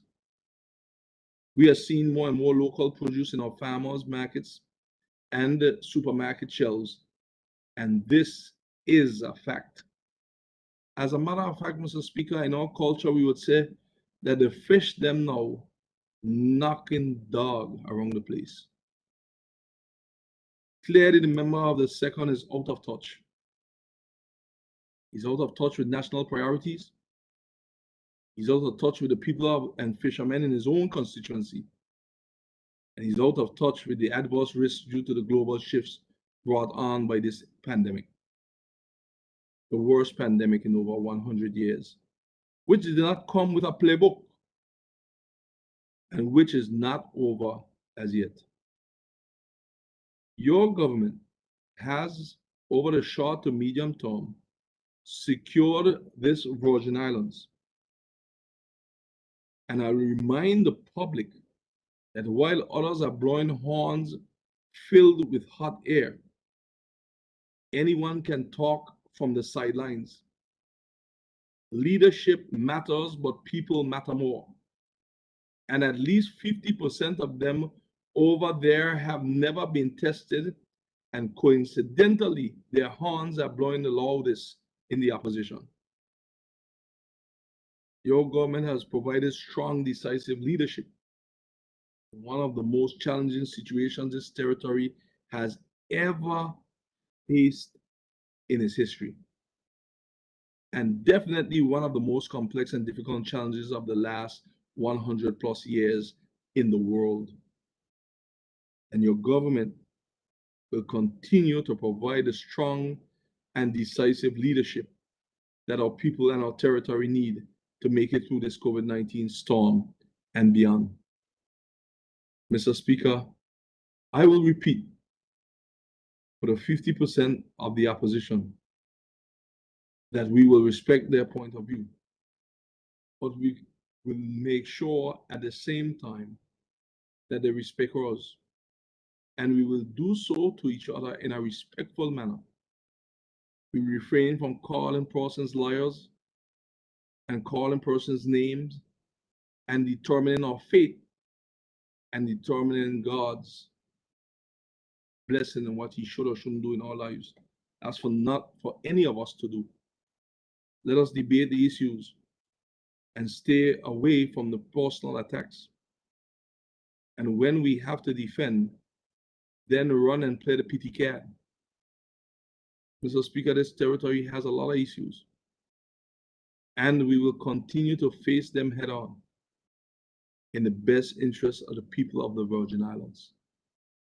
Mr. Speaker, I have no other need to have spoken tonight other than to say those few words. Long live the people of these beautiful Virgin Islands. And Mr. Speaker, long live the Virgin Islands. So beautiful and how radiant are its people and its lands. And I pay homage to the legacy of our foreparents. Mr. Speaker, with those few words, I say thank you and good evening. I thank the Honorable Premier and member for the First District for his contributions. I call upon the clerk.